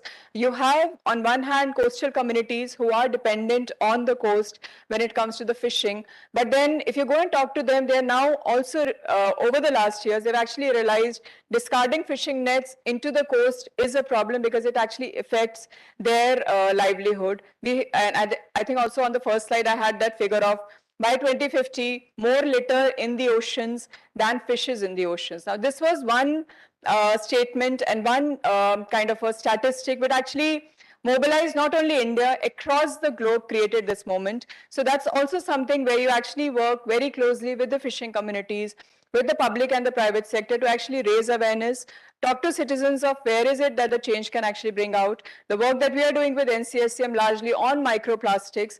As I took this example, every cloth that you wear more or less is actually 50 to or maybe 20 to 50% polyester. every time when you wash a polyester t-shirt, you actually have microplastic that gets generated, and that's actually going into your river or even your drinking water has huge concentrations of microplastic. So that's where I think now moving away from this notion that someone will take care of, it actually doesn't work out. You actually have to find out areas where you can as well think of reducing packaging, reducing consumption of resources. This is one example of plastic packaging. I work with automobile companies. I work all across on circular economy, on electronics, looking at areas where you can actually enable a circular economy and not a linear, so that you actually talk about not just the policies there, but also implement it on the ground as such. Yeah, so that's it. And thank you so much for your attention. So thank you very much for that perspective. Once again, for the third time in a row, we have many questions that arise from your presentation. But first, let us look at mapping of coastal resilience, particularly in the period that we're now in, the Anthropocene, and what is the science, the stakes, the policy. And for that, we have Professor Sanjay Chaturvedi, who will deliver his presentation, I hope, within 20 minutes. I just want to mention one quick fact that, when we talk about science and scientists, we almost inevitably in India make the foundational mistake of thinking that we're talking about science, technology, engineering, mathematics. As a consequence, we are seldom informed by the social sciences. The social scientists themselves are embarrassed by themselves, and we are even less frequently informed by the humanities. As a consequence, India's approach to everything, including resilience, is lopsided. It favors technology. It doesn't cater to the fact that, as Dr. Anand said, infrastructure is used by people, and you need to understand people. And so anthropology, sociology, all these disciplines do not inform the government in many sectors. I can guarantee that this is going to be an inadequate approach to all subjects, including resilience. I'm so sorry to have blocked you there for a few minutes, Professor Chaturvedi. The floor is yours.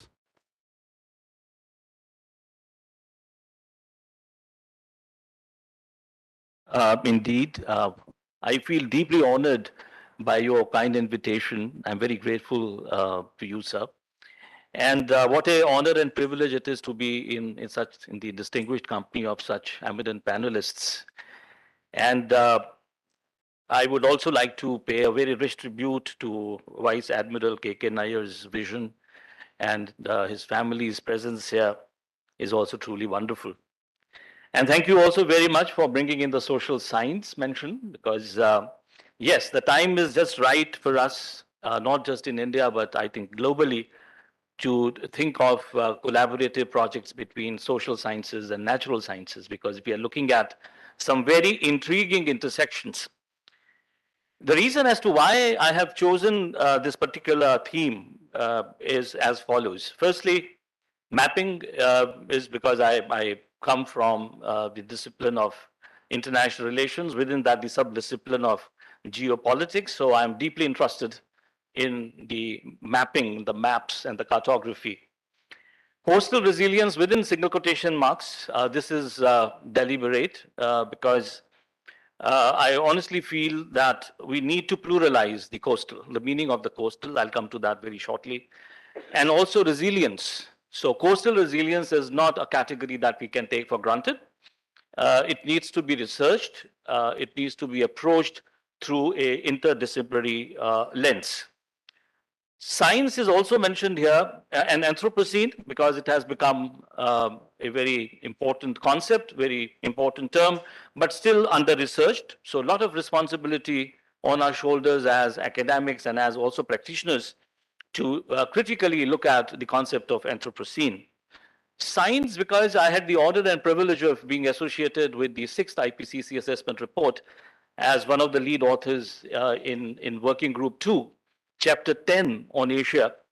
And these 4 or 5 years of very deep engagement and intense engagement with IPCC has left me at least one lesson, and that is that among several other lessons, that we need to look beyond the graphics and the numbers. I will be certainly making visible a few of them in front of you this afternoon, but we have to look at the IPCC narratives in plural and really appreciate what is going on. So I'll try to sort of map out the complexity of some of these IPCC findings. Stakes and policy, and the reason for that becomes very, very obvious as we move on to our next slides. If you take a look at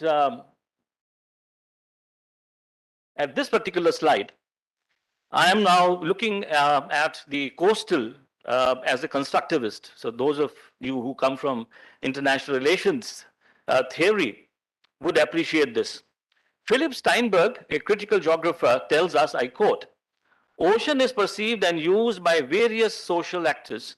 Each actor might favor certain ocean policies, which in turn would imply further perceptions and constructions of the ocean so as to strengthen their specific, say, for example, security interests.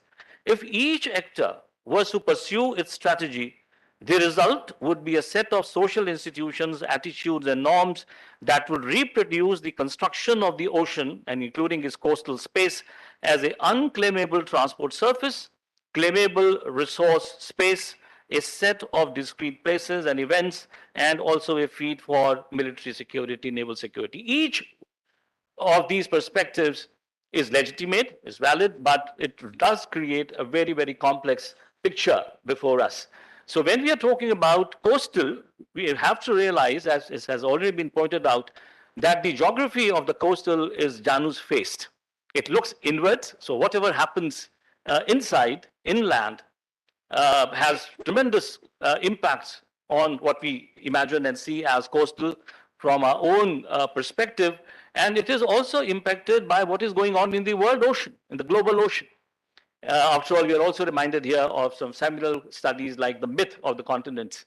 Right from the Arctic to Antarctica, as we look at the ocean space, it is important to realize that what happens adjacent to the Indian coastline is impacted by what is going on in the Arctic, in the Antarctic, and elsewhere in the world ocean. So taking a big picture, that is my humble submission, is extremely important.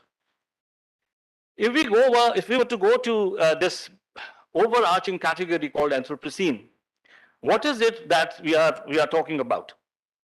First of all, Matthew Spark, a critical geographer from the United States, reminds us that Earth and life on it has always been globalized.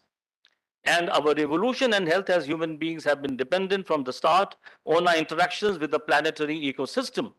Nevertheless, the anthropocentric forms of globalization have fundamentally changed these ecological interdependencies, making us the dominant global species and creating today what scientists refer to as a new ecological turned geological era, unquote, the Anthropocene. Now, I think it is also very important to appreciate that as India is acting as being the presidency of G20, our overarching signature theme is Vasudhaiva Kutumbakam. So I think that also very nicely captures the ecological spirit of the Anthropocene. And we are very rightly reminded by Elizabeth Colbert, and this is again to locate the ocean space in the larger ecological global context. I quote, "We have dammed or diverted most of the world's major rivers. Our fertilizer plants and legume crops fix more nitrogen than all terrestrial ecosystems combined, and our planes, cars, and power stations emit about 100 times more carbon dioxide than volcanoes do. We routinely cause earthquakes," unquote. I think the challenge today is that as we talk about sustainable climate futures, we are faced with huge ecological irrationality and the challenge of unsustainability. So how do we move? How do we transform ourselves, not just the individual behavior, but also collective behavior? How do we ensure that we move towards that transformation and transition towards sustainability when we are faced with these huge ecological challenges? No surprise that many scholars would call Anthropocene as capitalocene, reminding us that both the causes and consequences of Anthropocene are uneven. Not everybody is equally responsible. Hence the value, critical value of the principle that we have been holding on to in climate change negotiations, and that is the common but differentiated responsibility. The combination, I quote, of unequal wealth and power with the extreme weather and climate change is already having disastrous impacts on the majority of world's people. The line is not only between rich and poor or comfort and poverty, it is between survival and death, unquote. I think when we talk about the coastal resilience, and references have already been made to people in the coastal communities, it is important to realize that locations matter. As a matter of fact, if we look closely and critically at the entire length of the Indian coastline, it runs through very complex spaces and places. It runs through diverse political systems. We are talking about a very important factor of scale here. You're not just talking about the urban spaces, you're also talking about rural spaces all along, hugging the coastline, and you are talking about very high degree of vulnerability. Just to give you one example, taking you to the Bay of Bengal, large marine Bengal ecosystem, there are 10 million small scale fishermen just in the Bay of Bengal, the large marine ecosystem area. So that is the reason that we need to pluralize Anthropocene, and this is within the Anthropocene that we have to look at these intriguing intersections between ecological irrationality, climate change, and disasters. I'll come to that a little later. Geopolitical language is also very important. I'll come to this towards the end of my presentation when I will talk about geopolitical resilience. It is that, yeah, sorry. So this is a slide that geopolitical language, this is from Simon Dolby's seminal study on Anthropocene geopolitics. Geopolitical language, as in the use of the term Anthropocene, may be used helpful here, not least because conventional forms of environmental governance have fallen so short in tackling global change, unquote. I was very fascinated by this brilliantly conceptualized concept note for today's, for the workshop, where there is a very explicit reference to geopolitical and geostrategic transformations and the ways in which they impact the coasts. Another important quote which I want to place with you, if I may, I was a part of this major project at CIPRI, and this is what we have said in the final concluding part of our report. To understand the novel landscape of Anthropocene insecurity, security scholars and analysts need to reach beyond the established frameworks and ground their knowledge in the complex environmental realities of our times. So what are these complex realities? Climate is changing. That is true. But climate is not the only thing that is changing. What about things that are not changing enough or fast enough? For example, just to give you a quick reference, Sustainable Development Goals, SDG 14. To give you another example of the map of hunger, a map of hunger and the number of hungry is not changing fast enough. So there are a number of things which are not changing where we would like to see the change.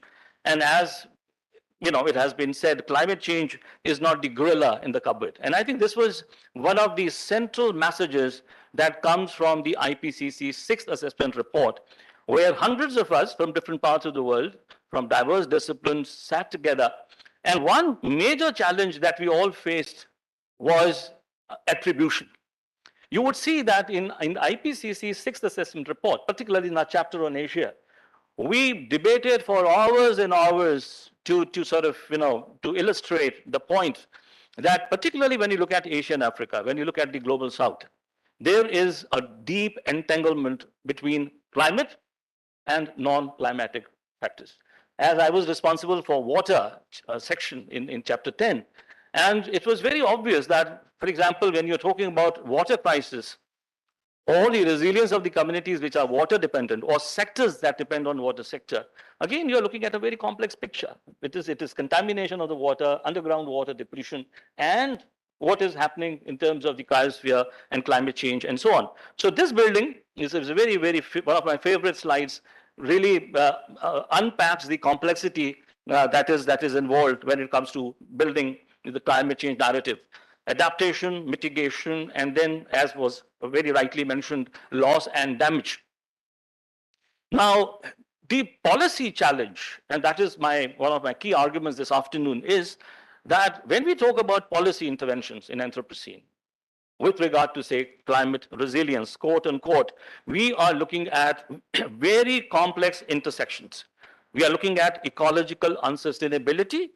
As I said, we are looking at natural disasters, and we are looking at climate change. Ample scientific evidence. There is absolutely no dearth of it. Many slides you have already seen. This is the map of potential tipping elements. This is also superimposed on another map of demographics, and you will see that Indian Ocean and the Bay of Bengal are obviously in the front line, so to speak. Now, if you look at the bulletin, bulletin of the atomic scientists, it's worth taking a look at it. There is a doomsday clock, and the statement says for 2021, and this is the policy front, where sectoral approaches continue to dominate.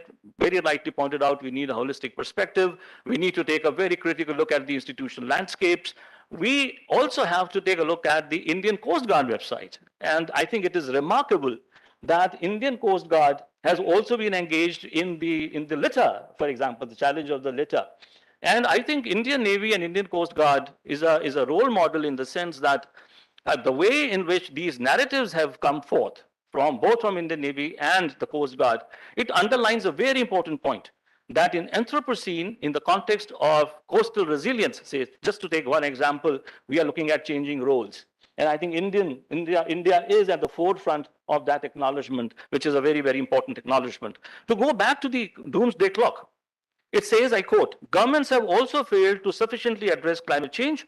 A pandemic-related economic slowdown temporarily reduced the carbon dioxide emissions that cause global warming, but over the coming decade, fossil fuel use needs to decline precipitously. If the worst effect of climate change are to be avoided, instead, fossil fuel development and production are projected to increase. Atmospheric greenhouse gas concentrations hit a record high in 2020, one of the two warmest years on record. The massive wilderness and catastrophic cyclones of 2020 are illustrations of the major devastation that will only increase if governments do not significantly and quickly amplify their efforts to bring greenhouse gas emissions essentially to zero, unquote. This, of course, is a tall order. India has made significant progress. We still have a long way to go, long way to march. But one thing is very clear, that the question of knowledge and power will remain very important, and the question of decentralization of authority. That even at the local scale, we would need a lot of proactive anticipatory effort when it comes to disaster risk management. Now, scientists are reminding us tirelessly. I don't want to sort of, use these slides to whip up the politics of fear or geopolitics of fear, although one of my recent works with Professor Timothy Doyle, published by Macmillan Palgrave, is called Climate Terror, a critical geopolitics of climate change. But the fact of the matter is that if you take a look at all these great scientists and their statements, they have been looking at climate change as a weapon of mass destruction. We should have a war on global warming rather than the war on terror, Stephen Hawking. And Sir David King says that it is more serious even than the threat of terrorism.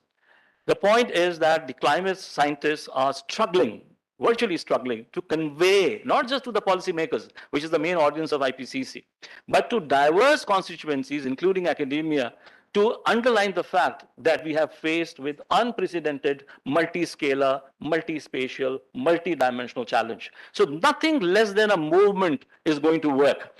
Now, this slide, again, is in support of what I said earlier. We are really talking about a tall order, huge challenge. How do we move from the present unsustainable to what we badly need, a sustainable future?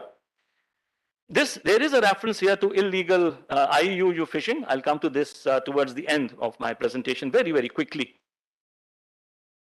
Now, more slides. I don't want to spend more time on this, but this is the group of the IPCC scientists from different disciplines, from different parts of the world.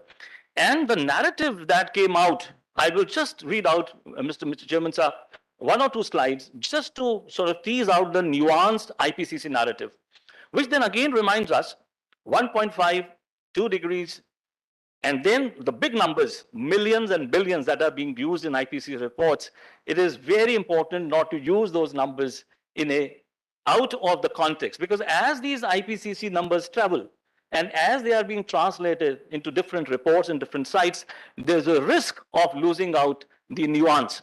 For example, and I think this has been captured in the earlier discussions, that resilience, according to IPCC, is also the capacity for transformation. And I'm reminded of a German philosopher, Nico Stier's seminal work on knowledge, where he defines knowledge as the capacity to act. And that is one of the reasons that I have always been saying that Indian Navy is not just the greatest security provider, it is also the knowledge provider if knowledge is taken as the capacity to act. And this is where small island states and their capacity deficiency also comes into play. Now, if we take a look at the next slide, please, these are the graphics that we have all gone through. We are very familiar, but I will focus on this. Quote, coasts are where ocean and land processes interact and includes not just coastal cities, deltas, estuaries, and other coastal ecosystems such as mangrove forests. Low elevation coastal zones, less than 10 meters above sea level, are densely populated and particularly exposed to hazards from the ocean. SLR and responses may affect communities and society in ways that are not evenly distributed, which can compound vulnerabilities and inequity and undermine societal aspirations such as achieving sustainable development goals. So these graphics speak for themselves, but this slide is important. There is high evidence, medium agreement, that increased climate variability and extreme events are already driving migration, and medium evidence, medium agreement projecting long-term climate change will increase climate migration flows across Asia. Despite methodological disagreement on detection and attribution of migration due to climate change, there is medium confidence that higher warming and associated changes in frequency and intensity of slow onset events such as drought and sea level rise and rapid onset events such as cyclones and floodings will increase, please note, involuntary displacement in the future, especially under SPP3 and SSP4 pathways. In 2019, Bangladesh, China, India, and the Philippines each recorded more than 4 million disaster-induced developments. In Southeast and East Asia, cyclones, floods, and typhoons triggered internal displacement of 9.6 million people in 2019, almost 30% of total global displacements. Not everybody who is displaced will migrate, but displacement is going to be a major, major challenge. All these graphics speak for themselves. A very recent report published in Nature talks about the projections of global scale extreme sea levels, worth taking a look at. And you would see that whether they talk about the past or the present or the future, Indian Ocean is where the focus has to be. As far as we are concerned, I think we are, thanks to MNF, we are really talking about a very, very important issue area, basket of issues right now. Let us not forget that Antarctica, where we have a very important presence, and India is also trying to be ecological ambassador, or is hoping to be ecological ambassador in diverse discussions which are going on in Antarctic Treaty Consultative meetings. I have the honor of being present in the Indian delegation for quite some time now. Future fate of Antarctica's ice sheet is one of the largest uncertainties in climate science. About 20 meters of global sea level rise is locked up in the highly vulnerable parts of the Antarctic ice sheet and is already beginning to melt. This is the coastal flooding scenario, 2001-00. We are looking at Chittagong, Bangladesh, which has been framed as climate change black hole. I do have some problem with that language, but there is this article written in a very published in Nature, which talks about the possibility of major earthquake sometime in future. We don't know about that. Let's hope it doesn't happen.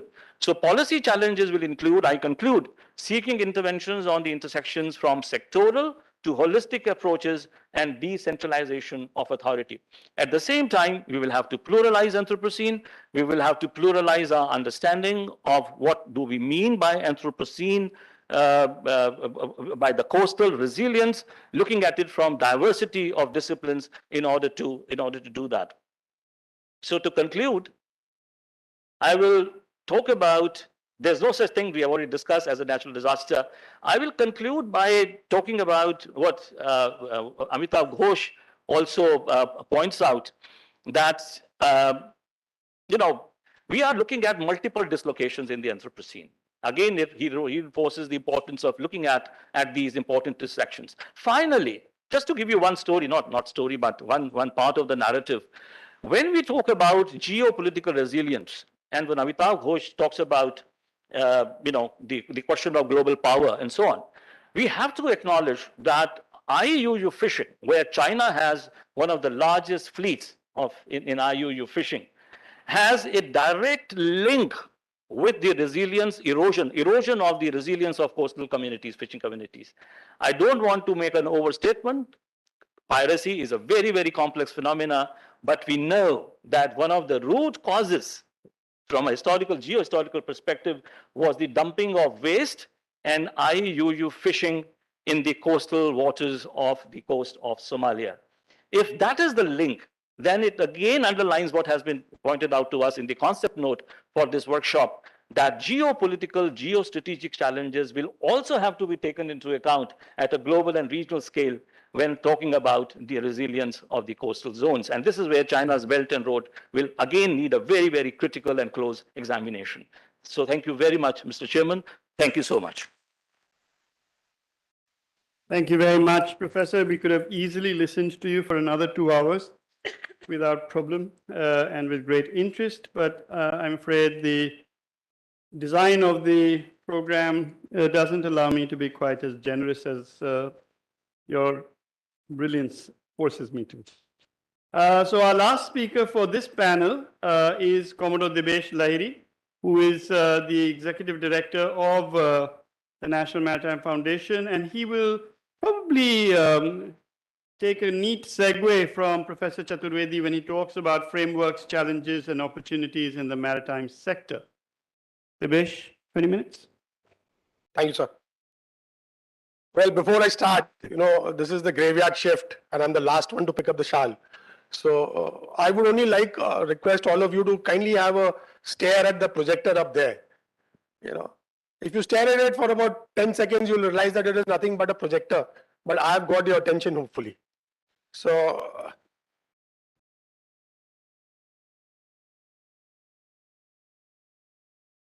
show this.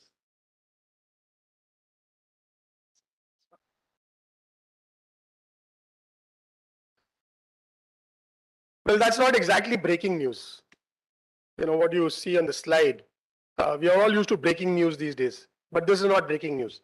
This is what the chairman referred to in his inaugural address as a grey rhino event. He also said of depressing statistics.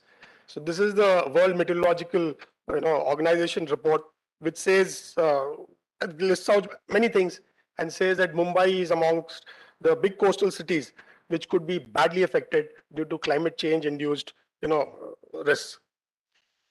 It also says that even if the global warming, which everybody's talked of in terms of 1 degree, less than 1 degree, slightly more than 1 degree, even it was to be miraculously limited, they use the word miraculously limited to say 1.5 degrees, there would be still a sizable rise in the sea level, which is 1.5 is what the Paris Climate Accord has agreed internationally.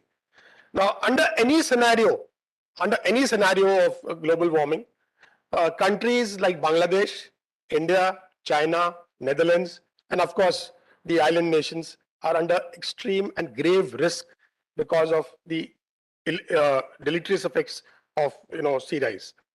It is also going to impose upon risks to economies, livelihoods, and water security in the areas which are already vulnerable to storm surges and tidal variations.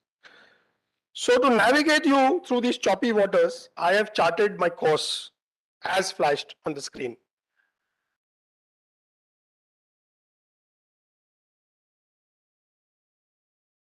So the concept, I think enough has been spoken, but to just put you in one slide, has taken root in the discourse of environmental management, especially regarding building with nature. Everybody's talked of nature-based systems, ecosystem-based systems, strategies for embedding natural, physical, and ecological dynamics into engineered interventions. in developed coastal zones. Resilience is therefore seen as a desirable quality, and coastal management policy and practice are increasingly aimed at maximizing it. So what is the essence? I think. So the definition of resilience. Very many definitions have been given, but I'll just harp on to the 5th IPCC report, which defines resilience as the capacity of the social, economic, and environmental systems to cope with a hazardous event or trend or disturbance, responding or reorganizing in ways that maintain their essential function. That is the most important part, that maintain their essential function, identity, and structure, while also maintaining the capacity for adaptation, learning, and transformation. So in essence, what is resilience? The true test of resilience is how well, people have talked of bouncing back better, build back better, a whole lot of things. But the true test of resilience, if you have to capture its essence, is how well we can bounce back. So therefore, resilience is both societal, economic, and ecological. And understanding risk and preparing today can help protect the things we care about from tomorrow. Some coastal statistics, some of it has been told, some of it will be new for you.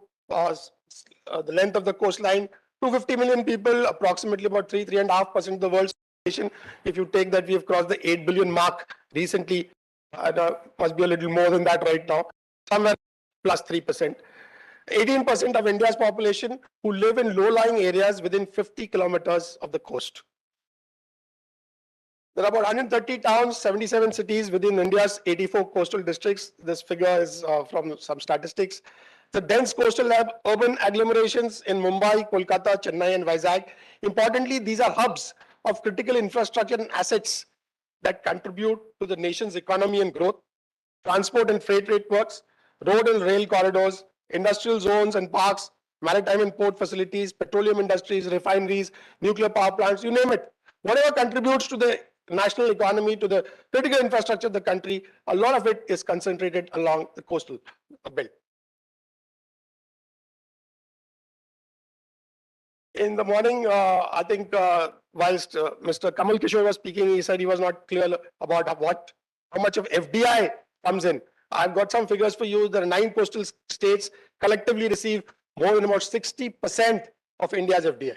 That is foreign direct investments inflow. There are about 12 major ports and about close to 200 these days. They're called not minor ports, they're other ports. The coast also harbors rich ecosystems with extensive mangroves, seaweed beds, salt marshes, and coral reefs that provide ecosystem services and contribute significantly to poverty reduction. Now, I will just tell you something about the Sendai framework. The Sendai framework was adopted at the 3rd UN World Conference in Sendai, Japan in March 2015. And what I've brought before you is the chronology of events which led to the formulation and promulgation of the Sendai framework. As you see, it started from 1989. It went on to 1994 with the Yokohama strategy for a safe world. There was an international strategy for disaster reduction in 1999. And then there was the Hyogo framework for action, which was building the resilience of nations and communities to disasters. This was framed for a time period 2005 to 2015.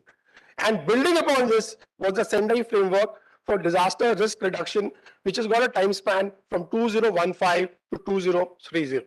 So we are in this time frame right now. Now there are 4 priority areas which this framework has identified.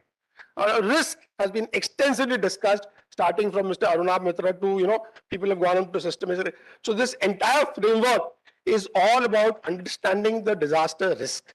It is also strengthening the disaster risk governance to manage the disaster risk itself, investing in disaster risk reduction for resilience, and enhancing the disaster preparedness for effective response and to build back better in recovery, rehabilitation, and reconstruction. Now, the Sendai framework has an approach to the disaster risk reduction. It is basically involving the states, the regional organizations, the international organizations, and the other relevant stakeholders. They should not only consider the key activities It is a request, it is an approach which says, recommends to these stakeholders that they should not only consider the key activities listed under each of the 4 priority areas that I had shown in the previous slide, but also implement them as appropriate based on respective capacities and capabilities in accordance with the national laws and regulations. Now, increasing global interdependence and the international cooperation that is available and enabling international environment and means of stimulation and implementation are needed to stimulate and contribute and developing a knowledge, capacities and motivation for the disaster risk reduction at all levels, in particular for developing countries. Now, what are the roles and responsibilities of the stakeholders? The overall responsibility for reducing disaster risk remains with the states. The shared responsibility is between the governments and the relevant stakeholders. Non-state stakeholders play an important role as enablers in providing support to states in accordance with national policies, laws, and regulations. This is very important. We spoke of the social angle. The Director General, the chair for the session, also spoke about how we should not limit our discussions only to STEM, which is science, technology, engineering, and medicine, but also move on to the social sector. We've had a brilliant exposition by Dr. Sanjay Chaturvedi on the same, on getting some social impacts study. So what it lists down, the Sendai framework, is these are very critical. Women and their participation are critical in all kinds of disaster risk reduction. Children and youth are agents of change. Persons with disabilities and their organizations are critical because they are the ones from where the universal design principles are adopted and which will factor their requirements as well. Older people, persons have years of knowledge, skill and wisdom, which are invaluable assets to reduce disaster risk, and they should be included in the design of policies, plans, and mechanisms, including for early warning.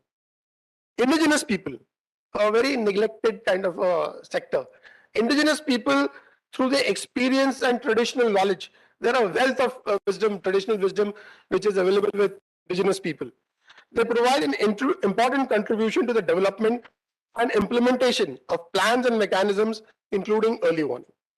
Migrants, generally looked down upon, always considered as a root cause of many problems, but migrants contribute to the resilience of communities and societies, and the knowledge, skills, and capacities can be useful in the design and implementation of disaster risk reduction.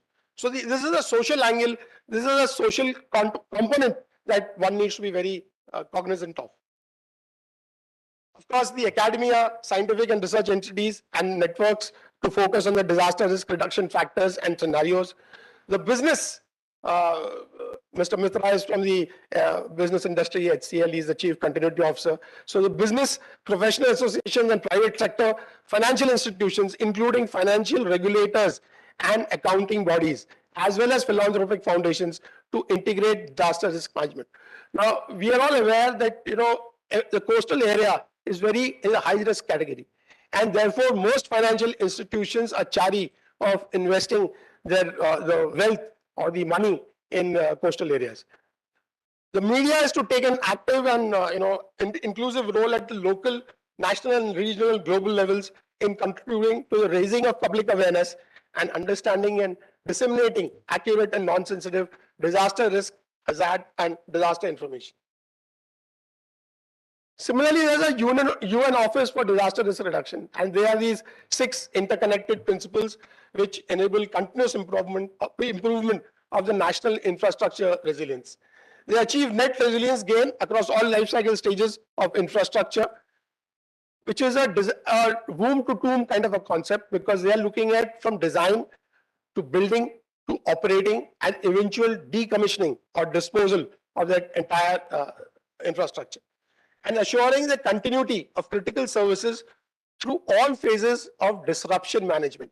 You heard of change management, now the word that is gaining currency is disruption management, because it is the preparation, absorption, recovery, and adaptation of a change or the disruptive change that takes place. and extreme weather events are disruptive in nature. So disruption management is very critical and needs to be catered for. These are 6 principles that I spoke to you about: interconnected, continuous learning, proactive protection, environmental integration, social engagement, shared responsibility, adaptive transformation. Now, in the Indian context, I'll just highlight some of the challenges: coastal zone regulations, and then you are predicting and modeling futures of climate. Now, what do you mean by coastal liberalization of the coastal zone regulations? The Union Cabinet has approved the Coastal Regulation Zone Notification 2018, which, according to the official statements, will lead to enhanced activities in the coastal regions, thereby promoting economic growth whilst also respecting conservation principles of coastal regions. This is essentially a development versus environment conundrum. And the environmentalists are up in arms on most cases. Typical case right now, if you recall, the Great Nicobar Island, where the International Container Transshipment Terminal has been planned. It's a huge investment by the government in excess of almost about 40,000 crores, and it is going to come up. For those who have, I've served in that area, I'm familiar with that area, and so there are pluses and there are minuses to both sides of the story. And finally, if development has to happen, it has to happen in a sustainable, environmentally sustainable manner, and that is what the government is trying to achieve by promulgation of these policies, so that the environmental impact assessment studies that are done in these ecologically and environmentally sensitive areas, they factor in all aspects, including the social aspects, before we come out with a final impact assessment.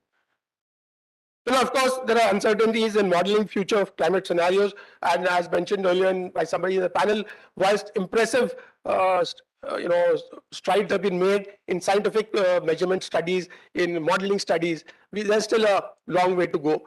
The sheer unpredictability of these extreme weather events, as somebody mentioned, the precipitation is known, but where it will occur is very difficult to point out.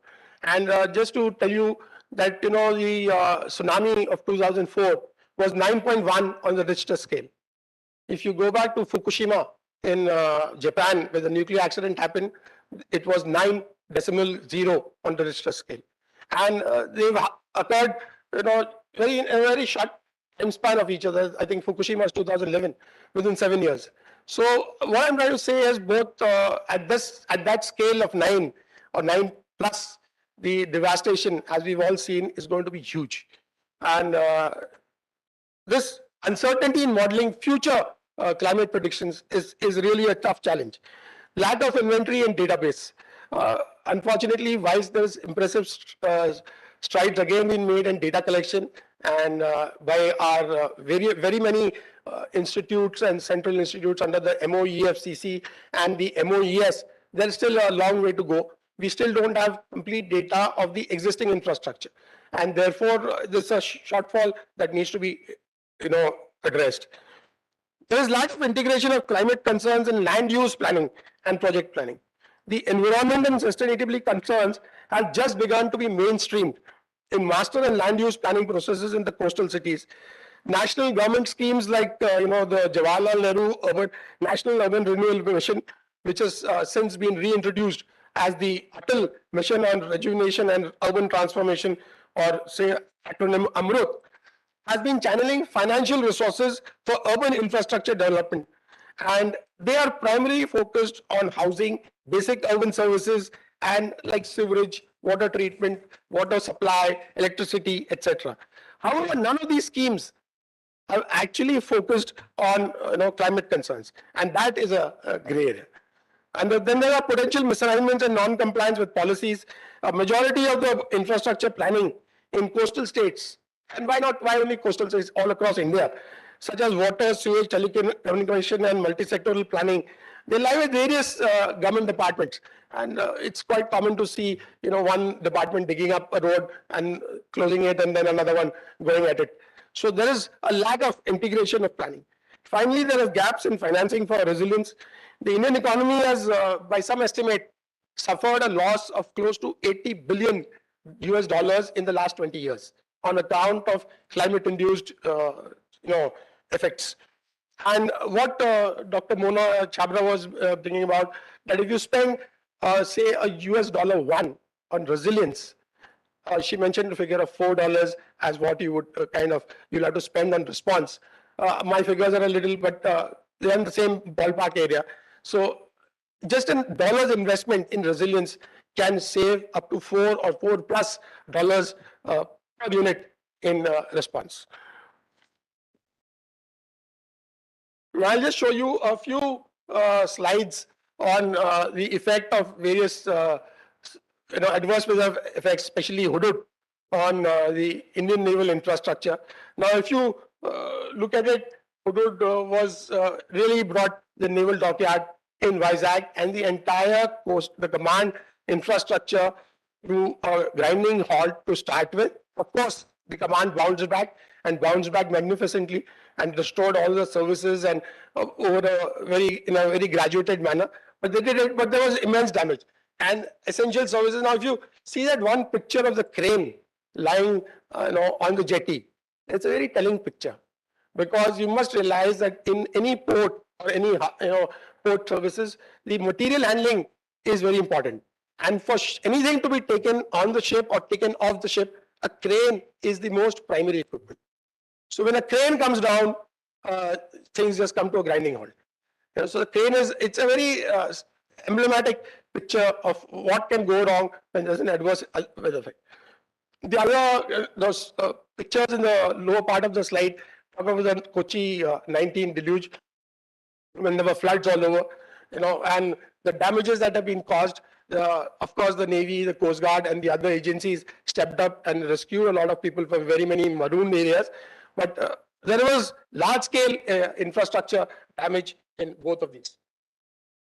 Talked, of course, Gujarat and Maharashtra, both the brunt, the millions of dollars were lost. Damage to infrastructure was to the tune of almost 15,000 crores in Tokte. A lot of people lost their lives.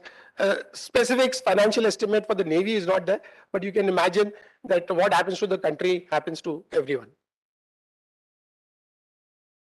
I'll just show you two pics from tsunami 2004. What you see on the left is there's that famous picture of the OIC of Car Nicobar Air Force Station. The entire station was wiped out. We lost a lot of lives, gallant lives in Car Nicobar Air Force personnel. And what you see on the right is the Jangli Ghat jetty in Port Blair. For all those who've been to Port Blair, Jangli Ghat jetty is one very important jetty. And that jetty, if you look, it is almost, except for the roof, it is otherwise submerged. So what are the opportunities and recommendations? So, to start with, I would say strict adherence to the National Building Code. Now, what is the National Building Code?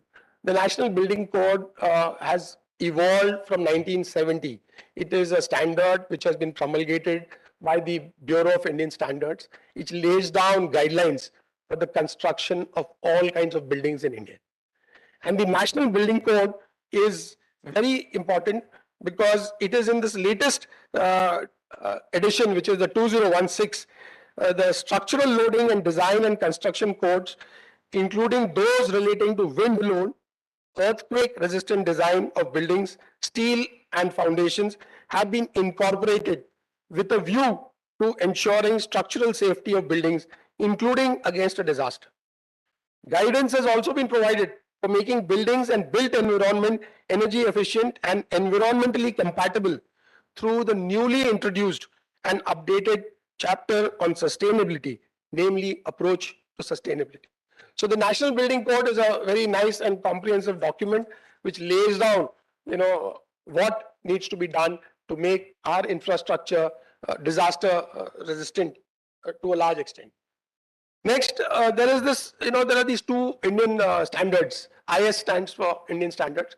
4651 is a code of practice for planning and design of ports and harbors. And IS 9527 is a code of practice for design and construction of port and harbor structures. These, and of course, then there is the Environmental and Social Management Framework 2019, which has been promulgated by the Ministry of Environment, Forest and Climate Change. So these three codes essentially give you the IS codes essentially give you what kind of wind loads, what kind of hydrostatic and hydrodynamic loads you need to consider whilst making a marine structure.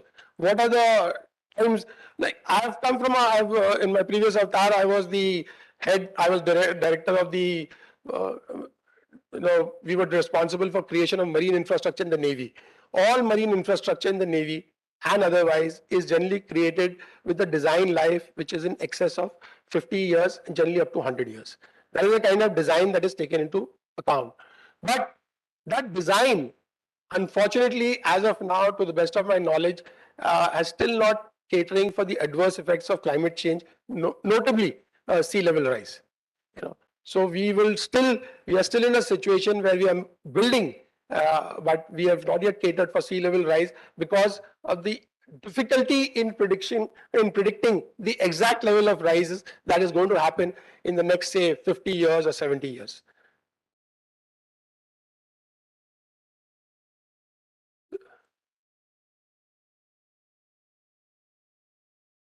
So naval assets and mercantile marine port for berthing, trade, and the Navy and the mercantile marine need ports for berthing, trade, and maintenance. Hence, the entire port ecosystem needs to be resilient. Somebody had talked of barrier islands. I was in Port Blair, and during the tsunami, if you talk to the local people of Port Blair, they say that Port Blair was spared the brunt because of Ross Island. Ross Island is now called Netaji Subhash Chandra Bose Dweep, but Ross Island bore the brunt, and Port Blair was spared to a very large extent. And so therefore, naval infrastructural assets in coastal and island regions are under direct and imminent threat from the impacts of climate change. And finally, ecosystem nature-based solutions, mangrove plantations, sand dunes, in addition to hard infrastructure measures, that is building seawalls, which has been discussed, storm surge barriers, increasing the elevation. IPOI was mentioned. India has taken the lead in the disaster risk reduction and management pillar of the spoke, because in the NMF, we have analyzed it to be 7 interconnected spokes, the IPOI, and India has taken the lead. Infrastructure of resilient island states. This is an initiative which Dr. Mona didn't mention, but it's a very important initiative of the CD Aadhaar. And they're looking at the Indian initiative for developing the infrastructure of small island nations which are vulnerable to climate change. I'm sure in the Q&A session, she'll be able to throw some more light on what this IRIS is all about. So finally, I will leave you with one thought, that we've all discussed NDRF. We have all realized the importance and the yeoman service that the NDRF has done. But if you look at NDRF, the full form is National Disaster Response Team. So we are still thinking response. We need to think resilience.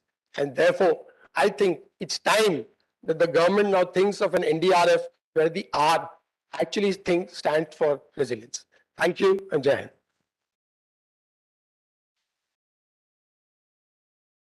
Thank you very much, Commodore Lahiri. Once again, a presentation that brings up many questions. So now I have 2 requests. One is for all the students who are not going away yet. If you will, would you be able to just get up for a second and then sit down again? What do you think?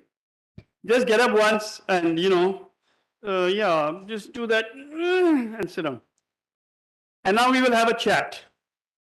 And we will listen to you and ask you for your views on what kind of challenges we face. But let me put a few of them to you. Number one, the number one challenge, I think, which encompasses everything that has been said, is how should we get government, not a silo version of some department, agency, or ministry, but government as a whole to attend these things. How should we do this? This is a challenge. If the government won't attend, then the government won't act because the government doesn't know. Let's take each of the luminaries on this panel. Each of the luminaries answers, advises, consults with a different level, a different ministry of government. But those ministries seldom talk to one another, and so we have no systemic approach the one that was spoken about so eloquently by Mr. Mitra. In the absence of systemic horizontal dissemination of knowledge, of awareness across vertical silos, how is this to be? What else can we do? Can we mount media campaigns? Do joint secretaries in the government of India tune on to YouTube other than do they use the internet other than to chat with their kids in the US? What should we do is an important challenge. Let me talk another challenge. You know, when we pick up information from Europe and we look at garbage patches, there is the Great Pacific Garbage Patch, but the Indian Ocean gyre produces no garbage patch. So there was no use asking Indians who is the next, or where is the next Indian Boyan Slat, where Boyan Slat was this teenage entrepreneur in the Netherlands. What we need to do is to try and create, you know, there was another word, I think, which was the hackathon. So in somebody's presentation, and what we needed to do was perhaps, what do you think, would a marathon work? There were issues about boats and collecting of plastic garbage by plastic fisher and other such devices. I must tell you that in a place called Erimala, where the Indian Navy has its Naval Academy, there was a guy who created he said, I'm going to create a gym, okay, a cycle. And he had all these gentlemen and ladies cycling away on his outdoor gym, which was connected with a Persian wheel, which dipped into the water, picked up the garbage, dumped it across into the collector. We said, great, terrific, marvelous, mashallah, all those right things we said. Then we looked at it and said, where does this garbage go after it goes into the collector? Because this is a rural area. There's no municipal corporation. There's a village panchayat. So we called the panchayat and we said, where does it go? And he says, at night or in the day? We said, well, whichever. He said, at night it goes back into the river. Beach cleanups, therefore, are beach cleanups an answer, or are beach cleanups a publicity stunt? Of course you wear this t-shirt. Of course you look gorgeous. Of course you look great. Your mom and dad say, wonderful, wonderful. Then, where does that plastic which you put into that garbage, where does it go? Does it go to a landfill? In Kochi, there is a system by which this garbage, this plastic garbage was collected by plastic garbage shredding units, and an NGO was involved in it. They shredded the garbage, the plastics, they made them into plastic beads. Great. Then they took those plastic beads, which were tiny, and they mixed them up with macadam, and they then utilized them for surfacing the roads. Now they said, roads in Kerala will last for as long as the plastics last. Immediately they got death threats by all the people who were otherwise into every year repairing the roads, saying that tum hamare pet pe laat maar rahe ho. Which was then the social impact, which was the social issue that got addressed, and which was the one that got created? In other words, systems need to be encompassed within systems, and the study of systems is actually essential. That brings me to another point that was raised. Many people think that we should dumb down our slides because, you know, you guys won't understand high philosophy. I would be deeply insulted if I were you. Most of the major companies in the world are currently being run by people around 30. And if the ages of people around 30 are sufficient for them to run companies, then we should not have to dumb down our slides for you. And you should be able to pitch back at high enough intensity for us to feel uncomfortable with the fact that we are just experienced and old. This interaction need not be vicious, it need not be unhappy, but it needs to occur. And so I think that the manner in which our education will promote free exchange of hard views, not harsh, hard views is also a major challenge. When we talk to geopolitics, think about all these things. When we talk about geopolitics, and Professor Chaturvedi gave a magisterial overview of all this, let me give you a straightforward question and I'll stop. One, we move away from fossil fuel consumption. We manage, we succeed. We created all our efforts in the geopolitical area to improve our economy by making sure that we had geopolitical stability in this region. Yes? What will happen to the economies of Saudi Arabia and all those countries that are producing this? What will be the geopolitical instability that we will cause there if each of these countries is unable to manage its fiscal break-even price as opposed to its break-even price? So break-even prices, how much do you have to spend to produce a barrel of oil? Fiscal break-even prices, how much does that barrel of oil have to sell for you to balance your economy? Saudi Arabia, break-even price, $10 a barrel. Fiscal break-even price, $78 a barrel. When you talk about moving away from fossil fuels altogether, what will be the impact? Who is studying that? Who on that group is informing this group? And how are they having this conversation?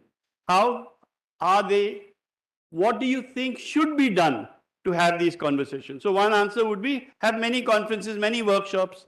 That brings you to the first question. Where is the government? Now, we don't have, no, not we, I don't have answers. I have all these disturbing questions and I have a certainty that the answers lie somewhere because the Indian genius is too large to not be able to provide answers. Mostly the genius is not being triggered by the question itself. So we will stop there. I will stop there and ask you to interject, to ask, to intervene as you deem appropriate, but somebody has to break the ice and it has to be one of you. Yeah. So Pooja Bhatt, Miss Pooja Bhatt is an icon whom you would like to follow. She is a deeply concerned student of maritime affairs, has switched over, gone to the Center for Air Power Studies, interacted deeply with the National Maritime Foundation, written a book, is now a consultant with the Ministry of External Affairs. You can take her autograph later. For every autograph that she gives you, I get some feedback. Your chance. Good afternoon. I'm deeply embarrassed now. Thank you, NMF and Chauhan sir, for inviting us here. More importantly, why I say that, because we get to meet and interact with people we wouldn't have otherwise. And here, though I am impressed with the entire panel, I would like to indulge Mr. Mitra here, because he would be one of those people who would never be, accessible by, normal people like mortals like us. I'm just being, so what I would want you to indulge you in is to understand, it was very heartwarming to see your slides because you yourself have done certain studies which you also produced in your presentation here. And then I understand that you actually appreciate the value of research and the time and the, capital intensive, how it is. So I just wanted to understand that from you coming from representing someone from the industries, we use a lot of data which is brought by the international organizations, international bodies. However, for our own Indian ocean consumption or for the Indian studies, we do not have Indian data. Why? Because we do not have Indian studies. Why? Because we do not have money. Research needs money and we do not have money.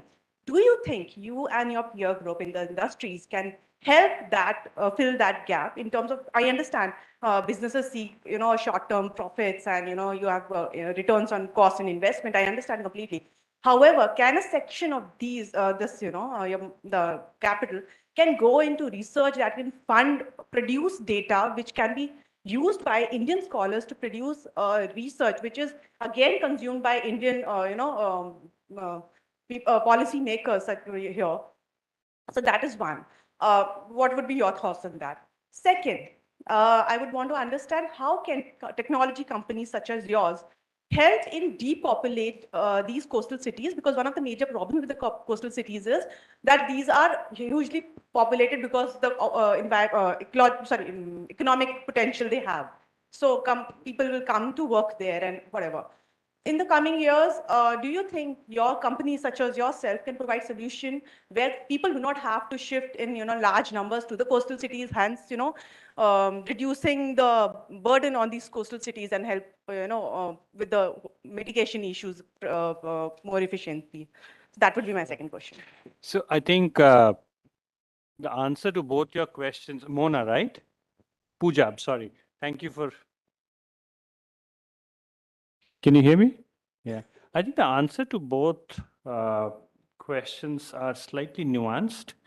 I think the questions are rather simplistic, and this is a heart-to-heart chat, right? So I want to be very transparent about this. So to your second question first, because that comes, on top of my mind. All farms, and I'm not representing my farm alone right now, you said my peer group, have a strategy through which they set up their footprint. They just, they'll have a cost benefit assessment. They will do a due diligence as to why we are in a particular geography, has to do with talent pool, has to do with government support, has to do with subsidies that they are getting. We are also influenced by where our clients want us to be.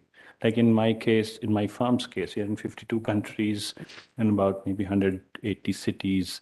Many of them are driven by our own strategy of where we want to be, but many of them are also driven by where our clients want us to be, right? Near shoring, friend shoring are terms which you may have heard of, right? So, for example, I can't service European languages sitting out of Chennai, right? A very simplistic example. Many of my clients will not have their vendor bases, be a part of the vendor supply chain, go very far away from their continent. When COVID happened, there was this spate of nationalization. So many of our clients, when I say our, means the IT industry, they want people to be near shored. They don't want the work to go out of their continent because there is a narrative about globalization, deglobalization. So they need the jobs to be protected in their country. So there are multiple reasons for which go into the mix. So to be able to provide a simplistic answer, I think it will be very tough. But at the same time, I don't think there is a targeted strategy of any of the firms to be only in the coastal cities, because that's not purely from a commercial or business standpoint, that's not a big driver, because we're not into tourism that will get people to the coastline and so on and so forth. Having said that, constant diversification and deconcentration, or rather diversification and deconcentration, is a ongoing thread which is prevalent in all companies. We want to continue to diversify. We want to continue to we work on something known as concentration risk, right? Because they're too much in one geography, you create different kinds of issues. To put things in perspective, when COVID has happened, now we know that we are all working in a hybrid work environment, right? At least our industry, we are not back to office 100%. Now, what does that mean? At least in the context of my company, I can tell you, I was in 16 cities before COVID. Now our employees work from 250 cities because they've all gone back to their villages, native towns, etc., right? And we are working through that. That's a change, right? So deconcentration and diversification anyway is part of a strategy. That's what I meant. But having one silver bullet to your question may be slightly tough. So, and hence my convoluted response. What was your first question? Funding research. Okay. So funding research, again, the objectives of every farm are different. Some of the question which you're coming from is probably falling in the space of CSR, and around that, every company will have, so two things to note, we'll have different objectives, number one. Number two, the comparable peer set to our company are all global companies. Right? If you look at TCS, that's 4 times bigger than my firm. So think about it, they'll be probably in 100 countries. After TCS comes Infosys, 2.5 times bigger, I would say, right? So let's say in the context of my firm, we are in 52 countries. So we will have our CSR strategy designed in a manner that we can do justice to all the communities where we work in, not just India. So that's one thing to keep in mind. Number two, it's also, it's not that we will ignore India. And if it fits into our strategy, we'll definitely support. In fact, we have Dr. Samuel sitting here in the second row. A student of his, he's into, maybe I'll let Dr. Samuel introduce himself. He's into the ecology space, ocean conservation, etc. And as a firm, we have identified that's an area of interest for us. So his student is actually now part of our firm, and we are wanting to build a strategy in that direction. So that would be my response to your question. Thank you. Accurate response, not satisfactory, however. Yes. No, when I say not satisfactory, the question is still relevant. If nobody funds research, where will the research come from? Perhaps it is an unfair question to ask a single company, but the question still remains relevant. Yes, sir. Good evening, dignitaries and all my fellow friends. Sir, I am Anmol Shukla, a political science student from Delhi University. My question is, as we are experiencing unprecedented uncertainty in every sphere, the acceptance to these catastrophes becomes important. Do we need to accept the vulnerabilities to our cities and look for future ambitious city projects like the NEOM, which the Saudi Arabia claims to be a sustainable zero carbon city? Thank you, sir.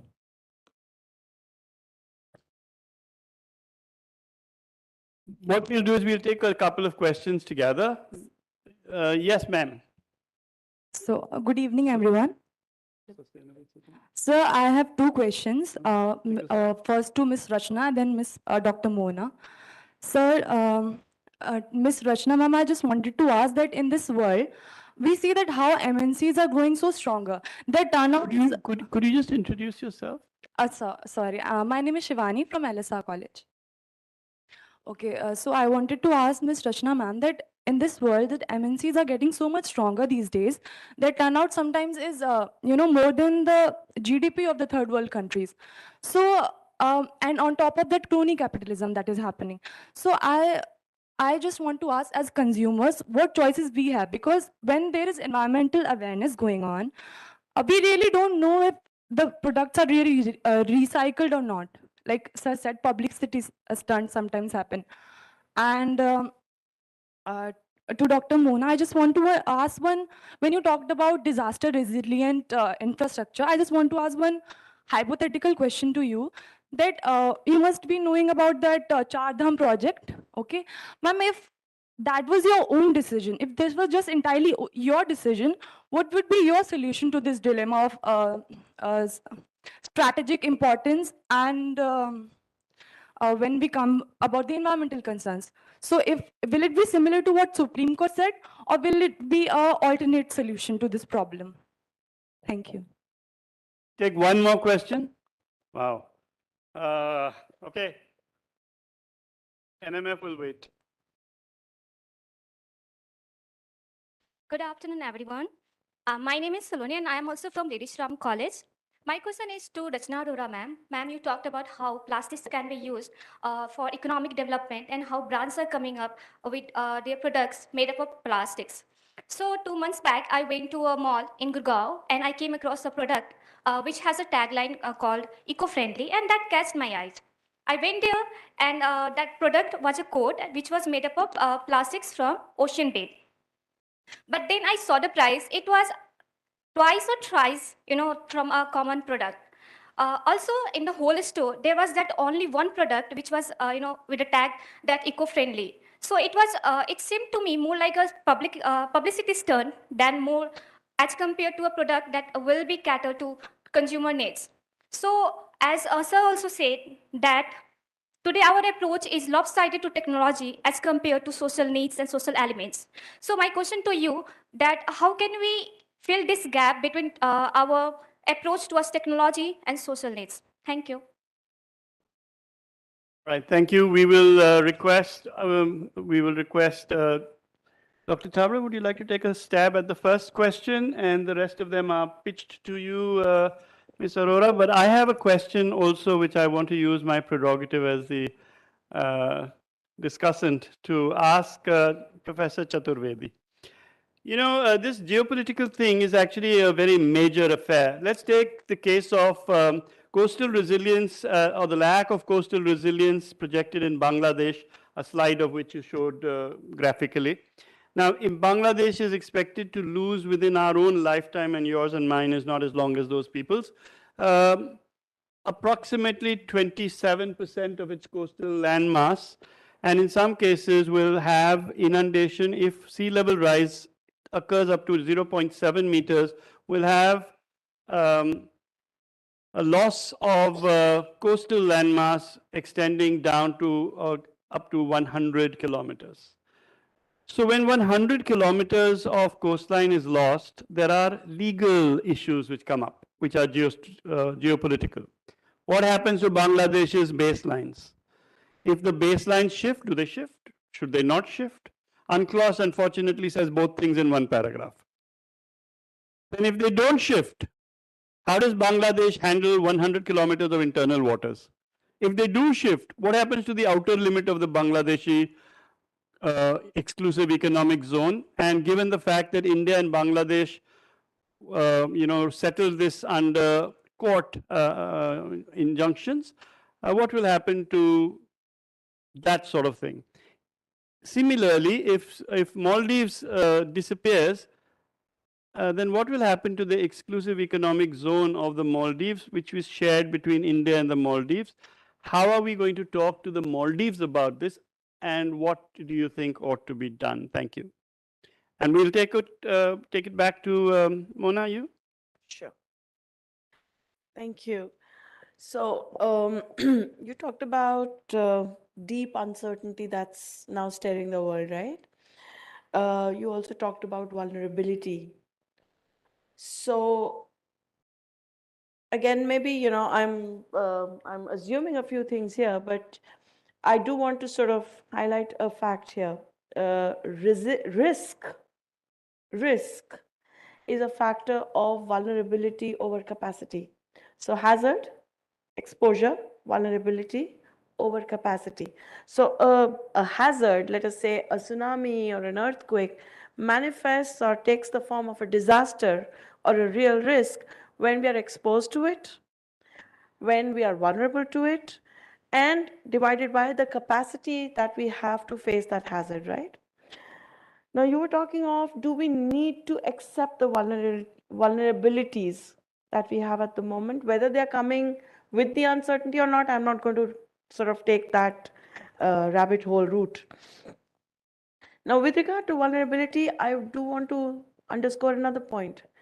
Most vulnerabilities, I dare say all, most vulnerabilities are socially constructed, right? So whether we want to accept them or not is our call. Why do we have so few differently abled people driving around the streets of India as compared to the global north? I don't want to make a statement on that, right? So it is entirely up to us. It is entirely up to, especially the future generations of this country. To what degree are we willing to accept vulnerability of different people, different groups, gender disaggregated groups? How far are we willing to accept those vulnerabilities is our call and our tolerance levels, number one. Number two, with regard to sustainable cities that you were mentioning, it's also another, perspective that's there, which is with regard to what is the new risk we are creating. We are addressing one problem. Is there another problem that we are creating in the process? And these problems need not all be materially related, you know. They could also be socially related. Are we making sure that everybody in the society has access to those sustainable solutions? Are they affordable? Are they able to maintain those solutions that they are able to access today? So there is a much deeper conversation that's required around it. But like you've been saying, sir, we are leaving everyone with more questions than perhaps answers there. Thank you. Thank you. That is true. We are leaving people with more questions, and that is a good thing. Would you like to address some of the issues, Ms.? Sure. Yeah. I think I heard three of the questions, which I would just try to address with a common kind of a remark as such. So I think one of the things which were common to two questions was about the advertisements or greenwashing, or how do companies approach consumerism. So if I take an example, I was 2 weeks back in Goa chairing one of the sessions, and there was a representative from Aditya Birla. And they made a point that one shirt of Aditya Birla that they're actually selling has 17 items that go into packaging that one shirt. This was 3 years back.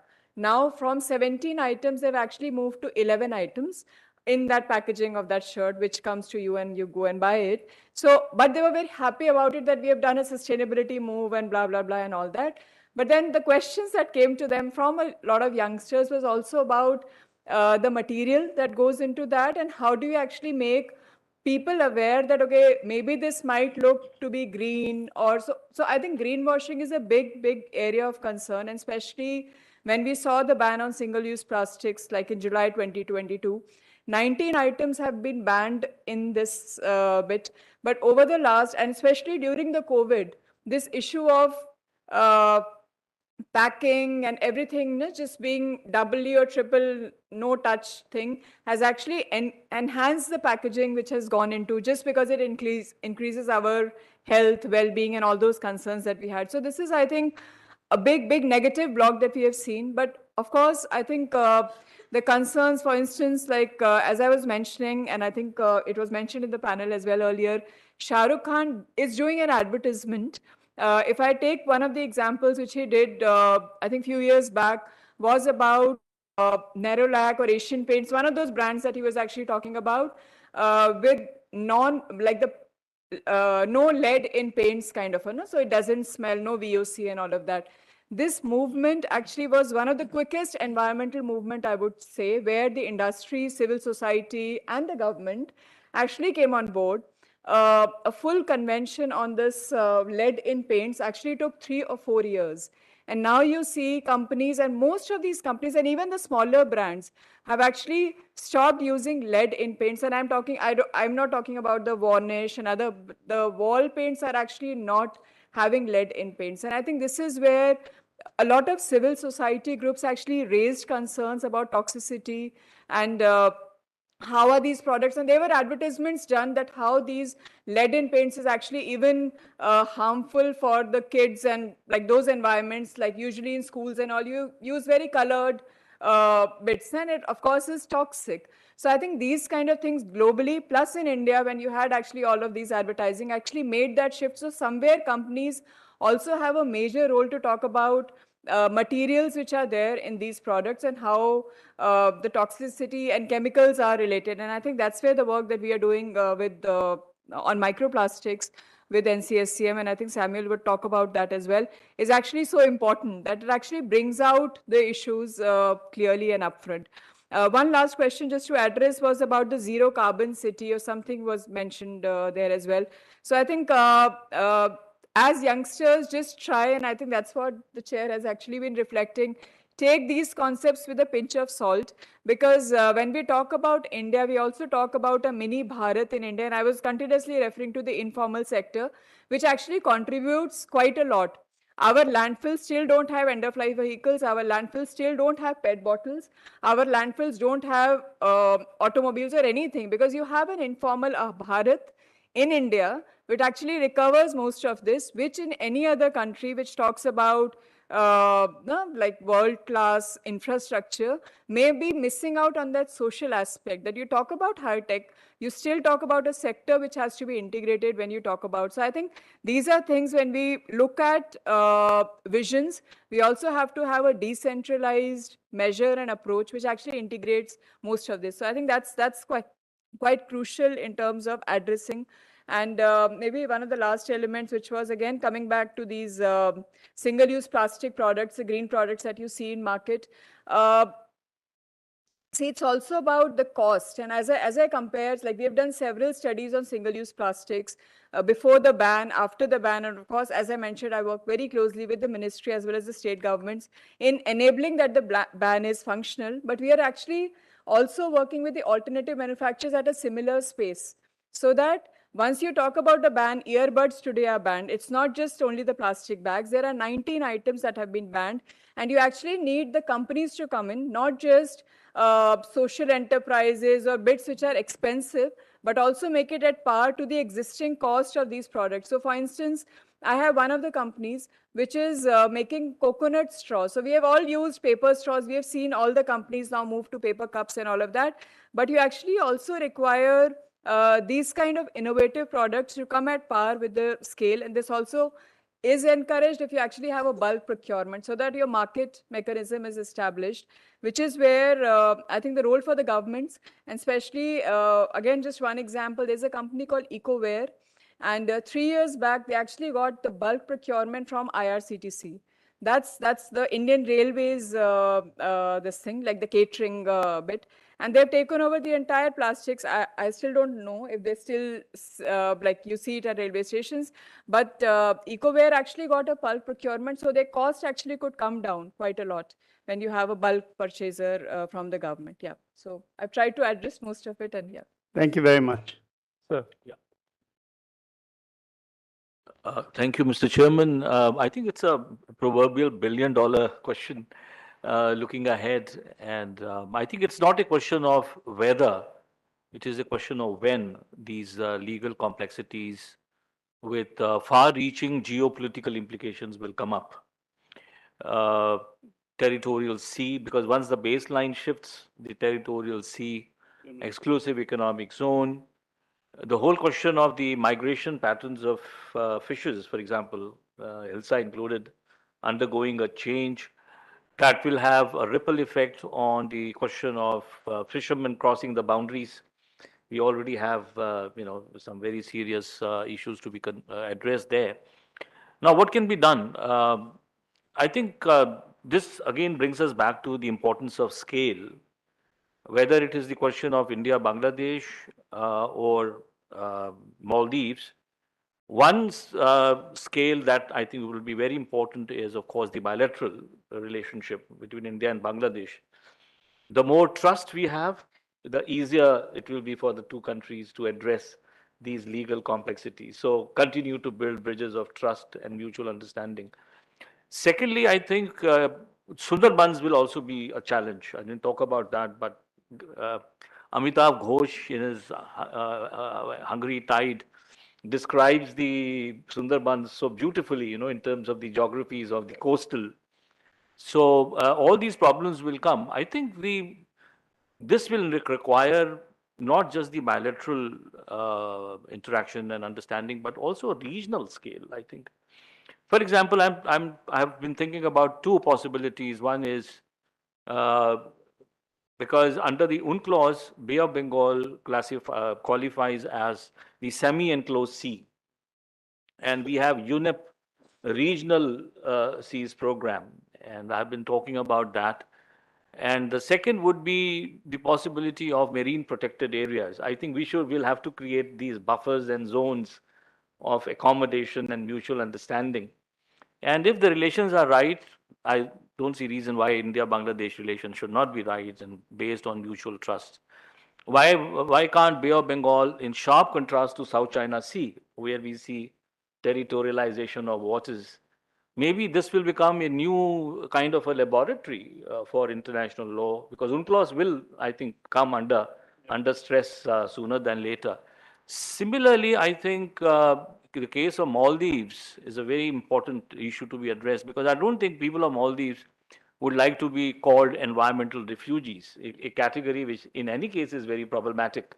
But they would certainly need protection, they would certainly need care. Now, one, of course, argument could be that don't let that day come, the day after tomorrow. So do something about it. So IPCC at 1.5 degrees will say, look, you can still, the window is not completely closed.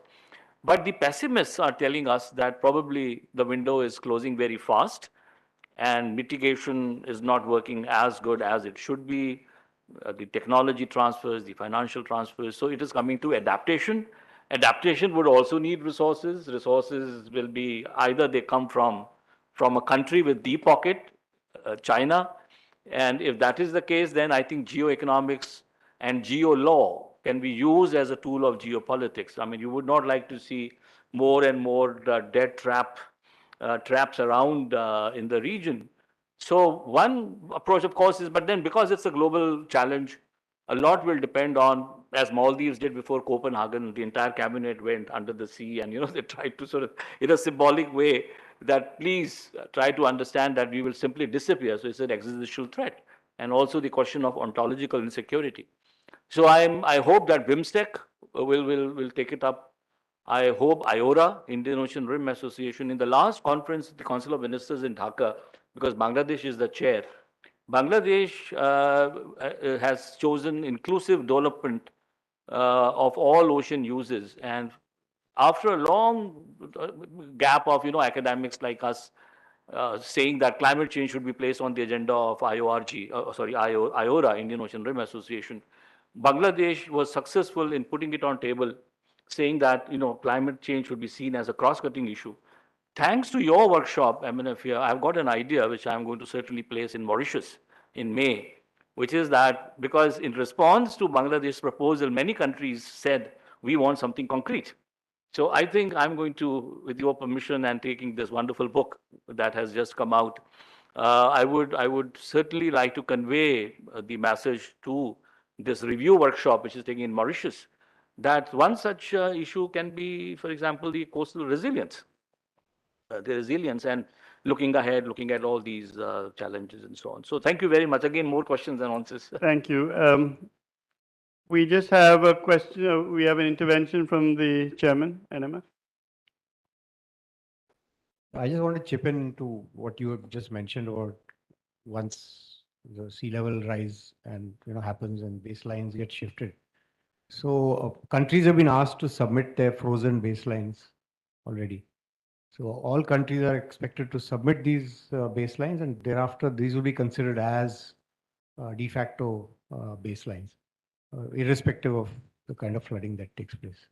As far as Maldives is concerned, President Nasheed was, previous President Nasheed was here, and he had asked, was discussing with us, and he said, building, raising the level of the islands using concrete is only playing into the whole climate change vicious cycle.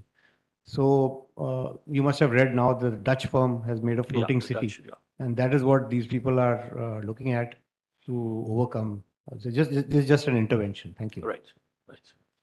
Right. So we're going back to the students. Not all of them together. So many hands. Wonderful. Yes, sir. In the gentleman in the Nehru jacket. Yeah.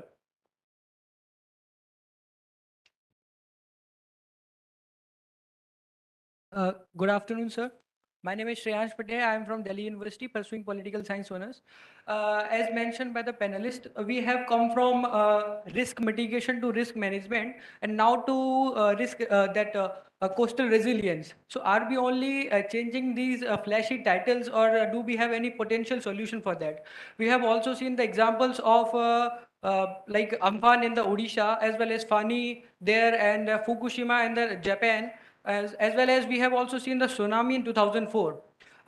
These have caused a lot of destruction in our country. So how we are looking forward in the future that we will be saving our economy, infrastructure, and all the resources with the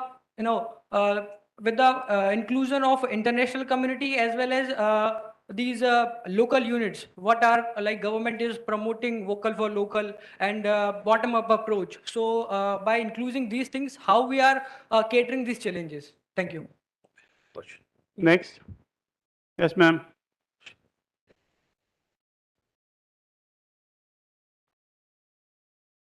Good afternoon, everyone. I am Anjali Bhardwaj. I am a PhD scholar at Jamia Millia Islamia.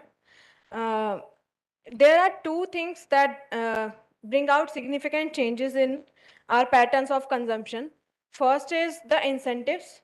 Another is the punishment, like fines. Do not litter, and or you will be charged a fine. And you will get an incentive if you recycle your things. Like there's a brand Plum Goodness. It gives you cash back if you get your products recycled. What, in your opinion, can be the solutions other than fines and incentives? Are there any more solutions to reduce our consumption behavior? Good question. Yes, ma'am.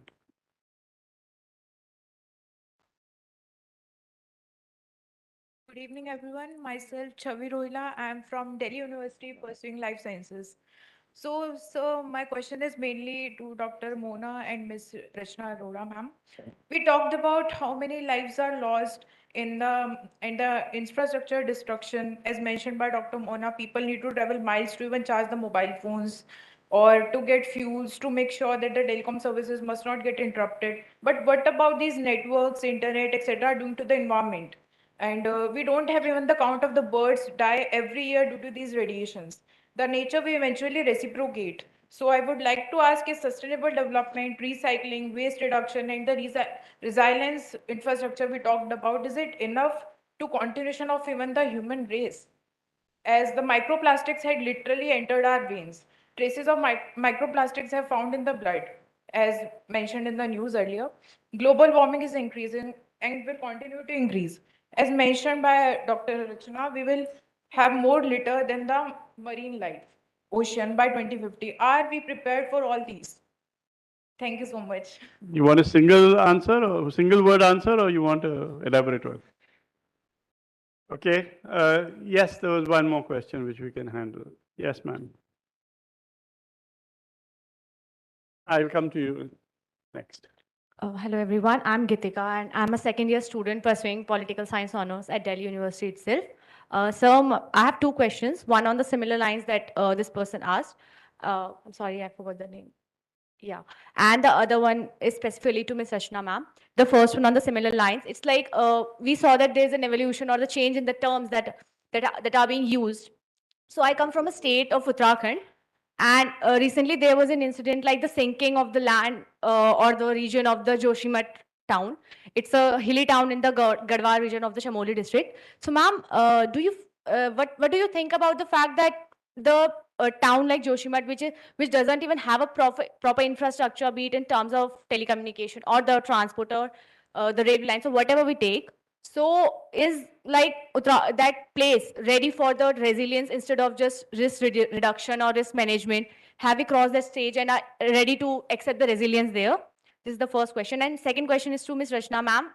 Ma'am, my question is that in my first year of my graduation, I was preparing an assignment on a human disaster and I opted for the Great Pacific Garbage Patch. So it's a garbage patch that extends like around 1.6 million square kilometers from North America to Japan, like covering a major part of the Pacific Ocean. So, ma'am, like there were the solutions to counter this, that there should be a like all the countries should come together and work in direction of it, ma'am. But do you think that the countries in the current times where everyone, like most of the countries are in these regions are capitalist or like the developing countries, will they be in a condition, in economic condition or like be in the social condition to work together in this unless they get something in their own favor? Because to me it seems like a utopian idea. So yeah. Thank you. So we'll turn again to Dr. Anand first, and then to Ms. Arora. I will request for some staccato kind of responses simply because many of the questions are actually questions that we would like to ask you. So asking us, are there a third alternative? I don't know, you tell us. So is there a third alternative that you can think of? And is there a fourth, fifth, sixth? And if no, then I guess there are only two. I also want to ask one more question, and that is to Commodore Lahiri. All of us assume that the first responders for somehow by magic are going to be safe. And that, they'll just appear, the army will just come or the navy will just go and do disaster risk. But these very same issues impact naval bases, as has already been explained by you. And so whether this is bounce back, is that the right approach that we should have? Or is it absorb and persist? And is there a difference between the two? Or is that, as somebody just asked, just some clever changes of words, meaning nothing in the first one and nothing in the second one either? So perhaps you could address the issue of what happens, what is the risk of climate change impacts seriously degrading the ability of first responders to respond? And then what should be done? So we'll take it from you, ma'am. Thank you. Thank you for these very interesting questions. And I'm going to throw the provocation back. I'm going to give you a combined response because these questions are all interrelated. First thing we all need to recognize is that what we are dealing with is something so complex, which is why we've been talking about system science stepping in. जो पहले linear approach होती थी कि पानी की bottle खरीदनी है जाके ले लो. Now we have so many options. We want to look at what is the plastic implication of my choice. Where is it being sourced from? Is it being ethically sourced? Are people being paid labor? Blah blah blah. So something as simple as purchasing a bottle to put my water in. First of all, I'm now using the same bottle. It's a refillable solution, right? So we are dealing with something that's very, very complex. It's not only the physical object that I'm talking about, it's also the social, environmental, political, financial, technological implications that I'm talking about, right? And policy implications. So there cannot be very straightforward answers to any of these questions. I'm sure you would be able to appreciate that statement.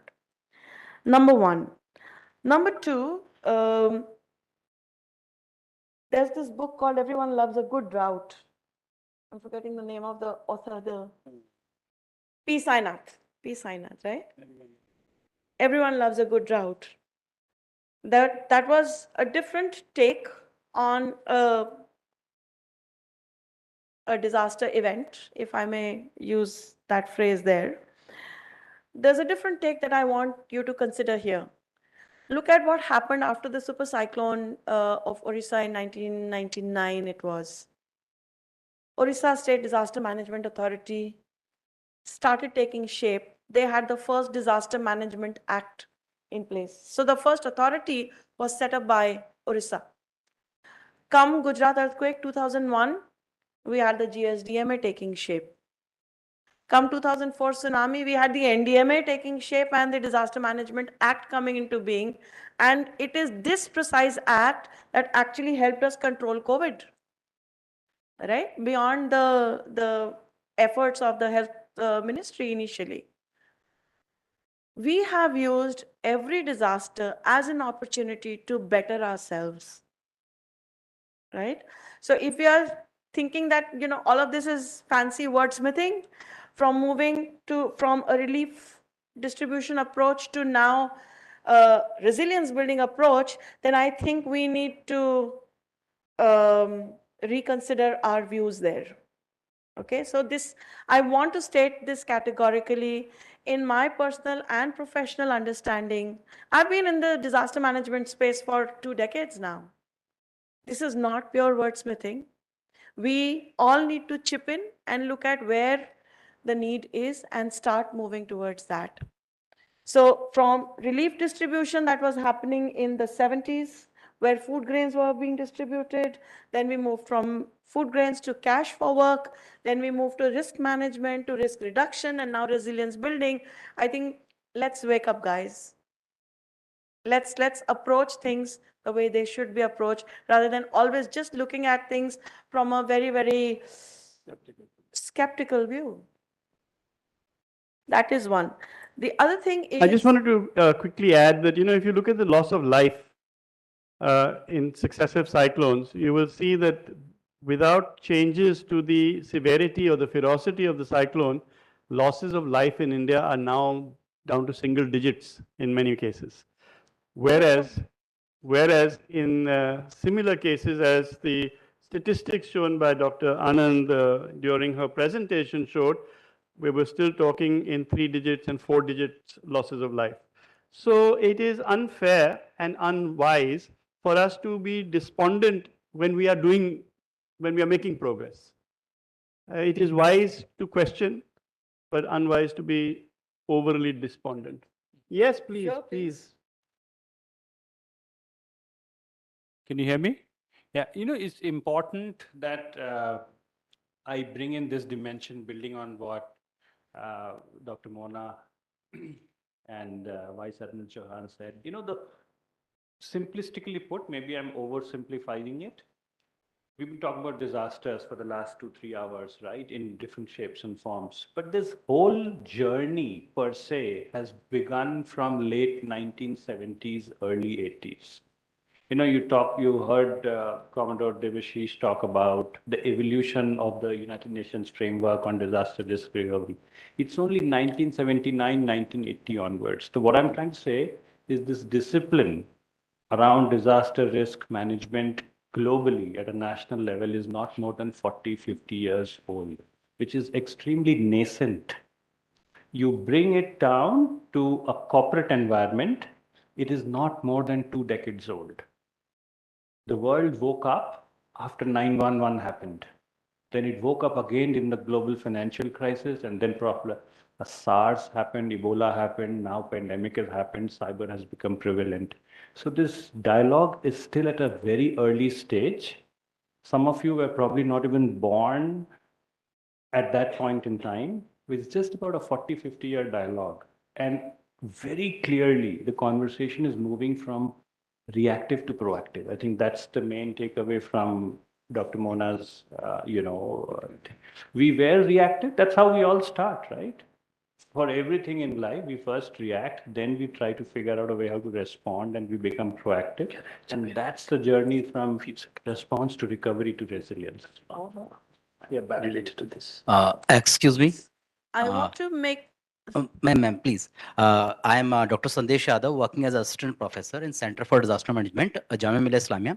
I would like to answer his question that as you are talking about the question that these are the fancy terms or not, disaster management is not a single concept. It's an umbrella term.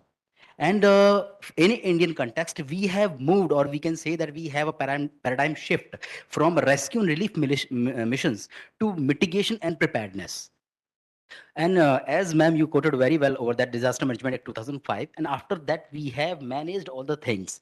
And if we go through the disaster management, then you will find out the concept of resilience, concept of mitigation, concept of preparedness. And then we have during pre-disaster events, post-disaster event also there. Then we have a concept of recovery, reconstruction. Then we also have a concept of a build back better.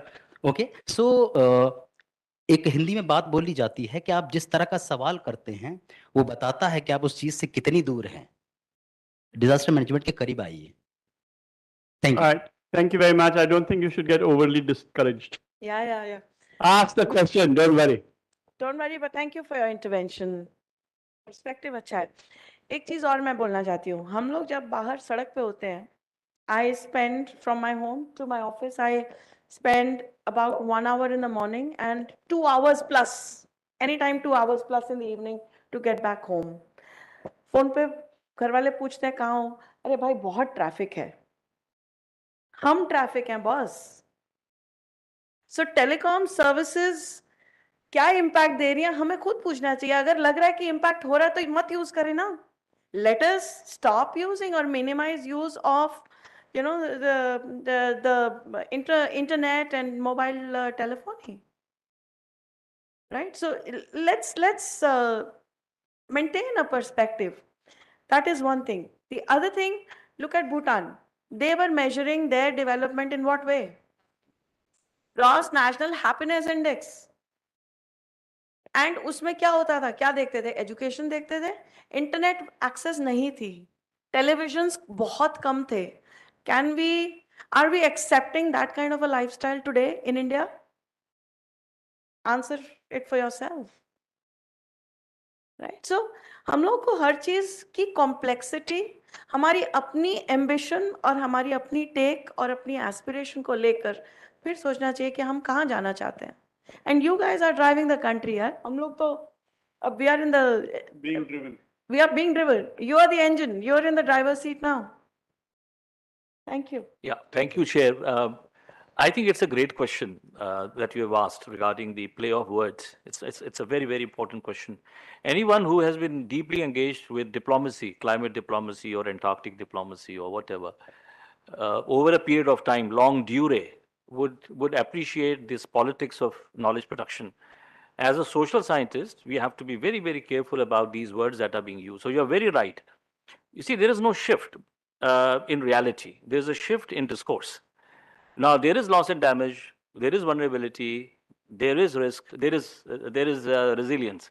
For example, Maldives is at risk, greater risk, but others are also at risk. Resilience appears to be the way forward, but there are different levels and kinds of vulnerability even within Maldives. The moment you use intersections, right? For example, vulnerability and poverty, vulnerability and caste, vulnerability and gender, vulnerability and hierarchy, you will get a very different picture. Another reason why your question is very important is that common but differentiated responsibility principle that India introduced in climate diplomacy was not out of blue. You know, it came out of a realization that in this part of the world, climate and development, they have to be seen together. It's a very strategic space that you're talking about, called the atmosphere. It's not an infinite space, it's a finite space. So there is whole politics of knowledge production, whole politics of language use. My only submission would be that as social scientists, do not take them on their face value, don't reject them outrightly, look at the intersections and broaden and deepen the meaning of climate change. It is not just global warming. Global warming is there, very, very important. But it is so many other things, social justice, equality, and you know, so on and so on.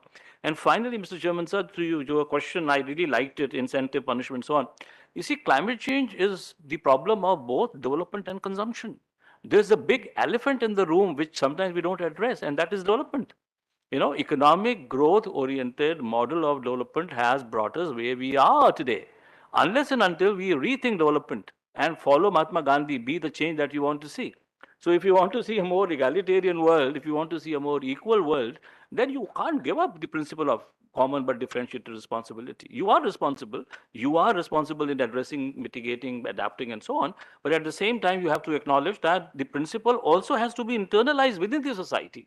Not everybody in India is going to be equally impacted and equally responsible. So that's my response. Thank you. Thank you very much.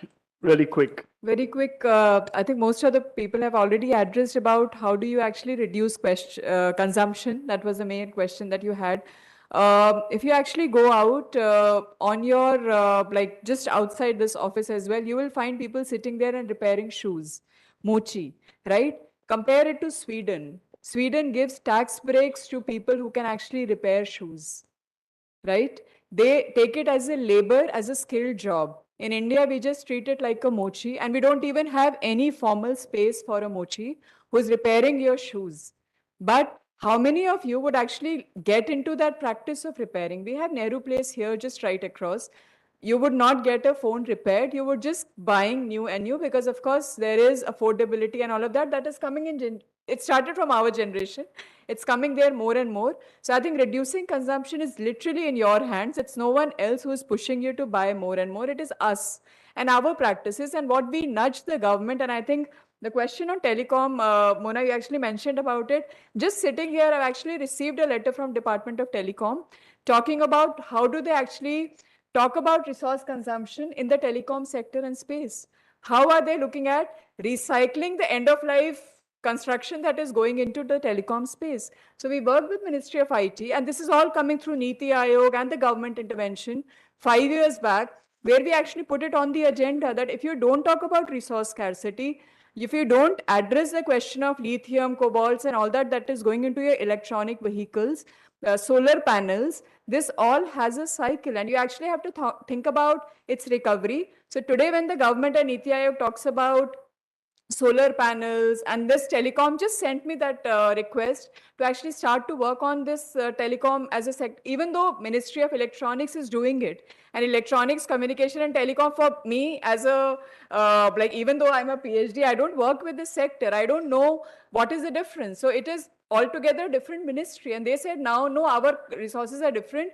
And please set up a new action plan on circular economy for Department of Telecom. And this is similar for solar panels. It is for end-of-life vehicles. So I think we as a consumer are responsible to reduce consumption. But on the government side, what they can do is just an action plan. But on the ground, when we see people who can help you, we've done so many repair cafes with engineers, with students to actually say that repair is a market. It is a skilled job. It is no longer just, and that's where the government can actually introduce instruments. I think someone mentioned about what kinds of instruments. This is an instrument that promotes more of repair culture back into our tradition, and not just saying that, okay, now we are just entering into an area where it's affordable, so we buy more and more. So I think these are practices which we have to consider, and there are many more thoughts around it, but I will just like to close, and I think you have one point also to address. Yeah, thanks. Thank you. I think what the Admiral mentioned about, the first responders either bouncing back or absorb and persist, I think the essential answer lies in design. As I had mentioned earlier, design of every infrastructure needs to cater on a womb to tomb basis. I'll just give you a couple of quick examples. 2004 tsunami, at that point of time in India, most of the communication network, telecom, was landline. Mobiles had not yet penetrated the way it has penetrated today. And because of the inherent flaws in the design, most of the landline infrastructure failed, and the collectors and the various other people who were on the spot in various affected places along the coast extensively used mobiles to great effect.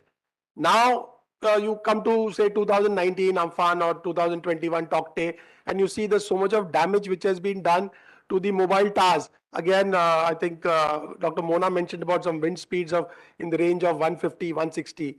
So, if it is exceeding that, or even if these towers have not been built to those specifications, obviously they'll not be able to withstand those loads.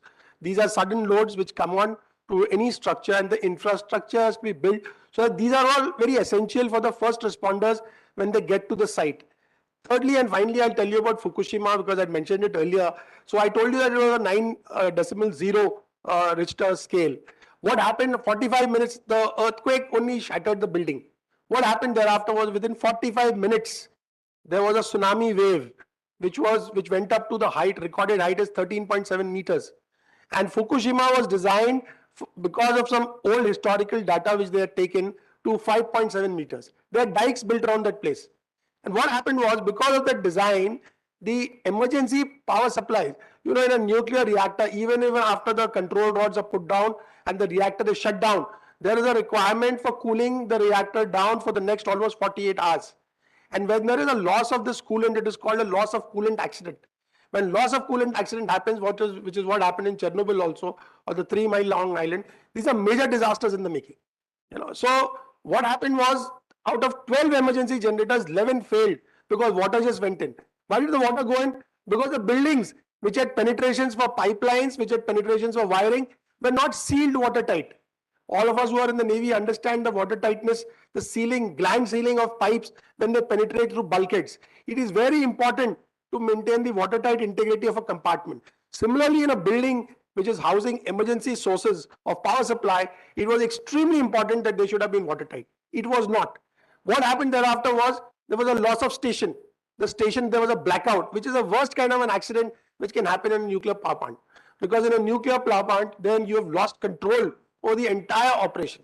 And that is what subsequently led to so much of damage, and the temperatures inside built up. because there was constant heating that was going on, because there was no coolant, and then there were ruptures in the building, and to the extent that even in the concrete that was there was radioactive. So what I'm trying to say is, in essence, it is design.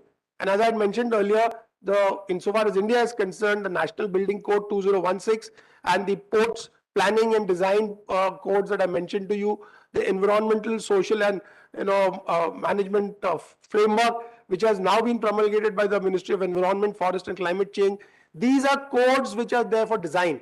These are planning guidelines. Unless and until we adhere to them and ensure that they are implemented, we will have problems. And it is that when those problems occur, the first responders who actually reach on the site with just about a lot of courage as one of their weapons, it is going to be an extremely difficult task for them. Thank you. I have to end with an apology to the ladies at the back there. Would you please put up your hand and allow me to apologize to you? We just are clean out of time, and I've got Miss Divya Rai, who's been jumping up and down, showing her watch to me. I think she's got a small sprain right now, so she can't do that anymore. But nevertheless, we are out of time. However, I do want to say thank you very much to our panelists. I'm sure you will join me in applauding their efforts to put out a really difficult set of subjects. Please continue your clapping, because one of those rounds of applause needs to be given to our audience who asked, exactly as I said, asked hard questions. Thank you. And with that, I will hand over the proceedings back to Divya, who has miraculously recovered from her sprain.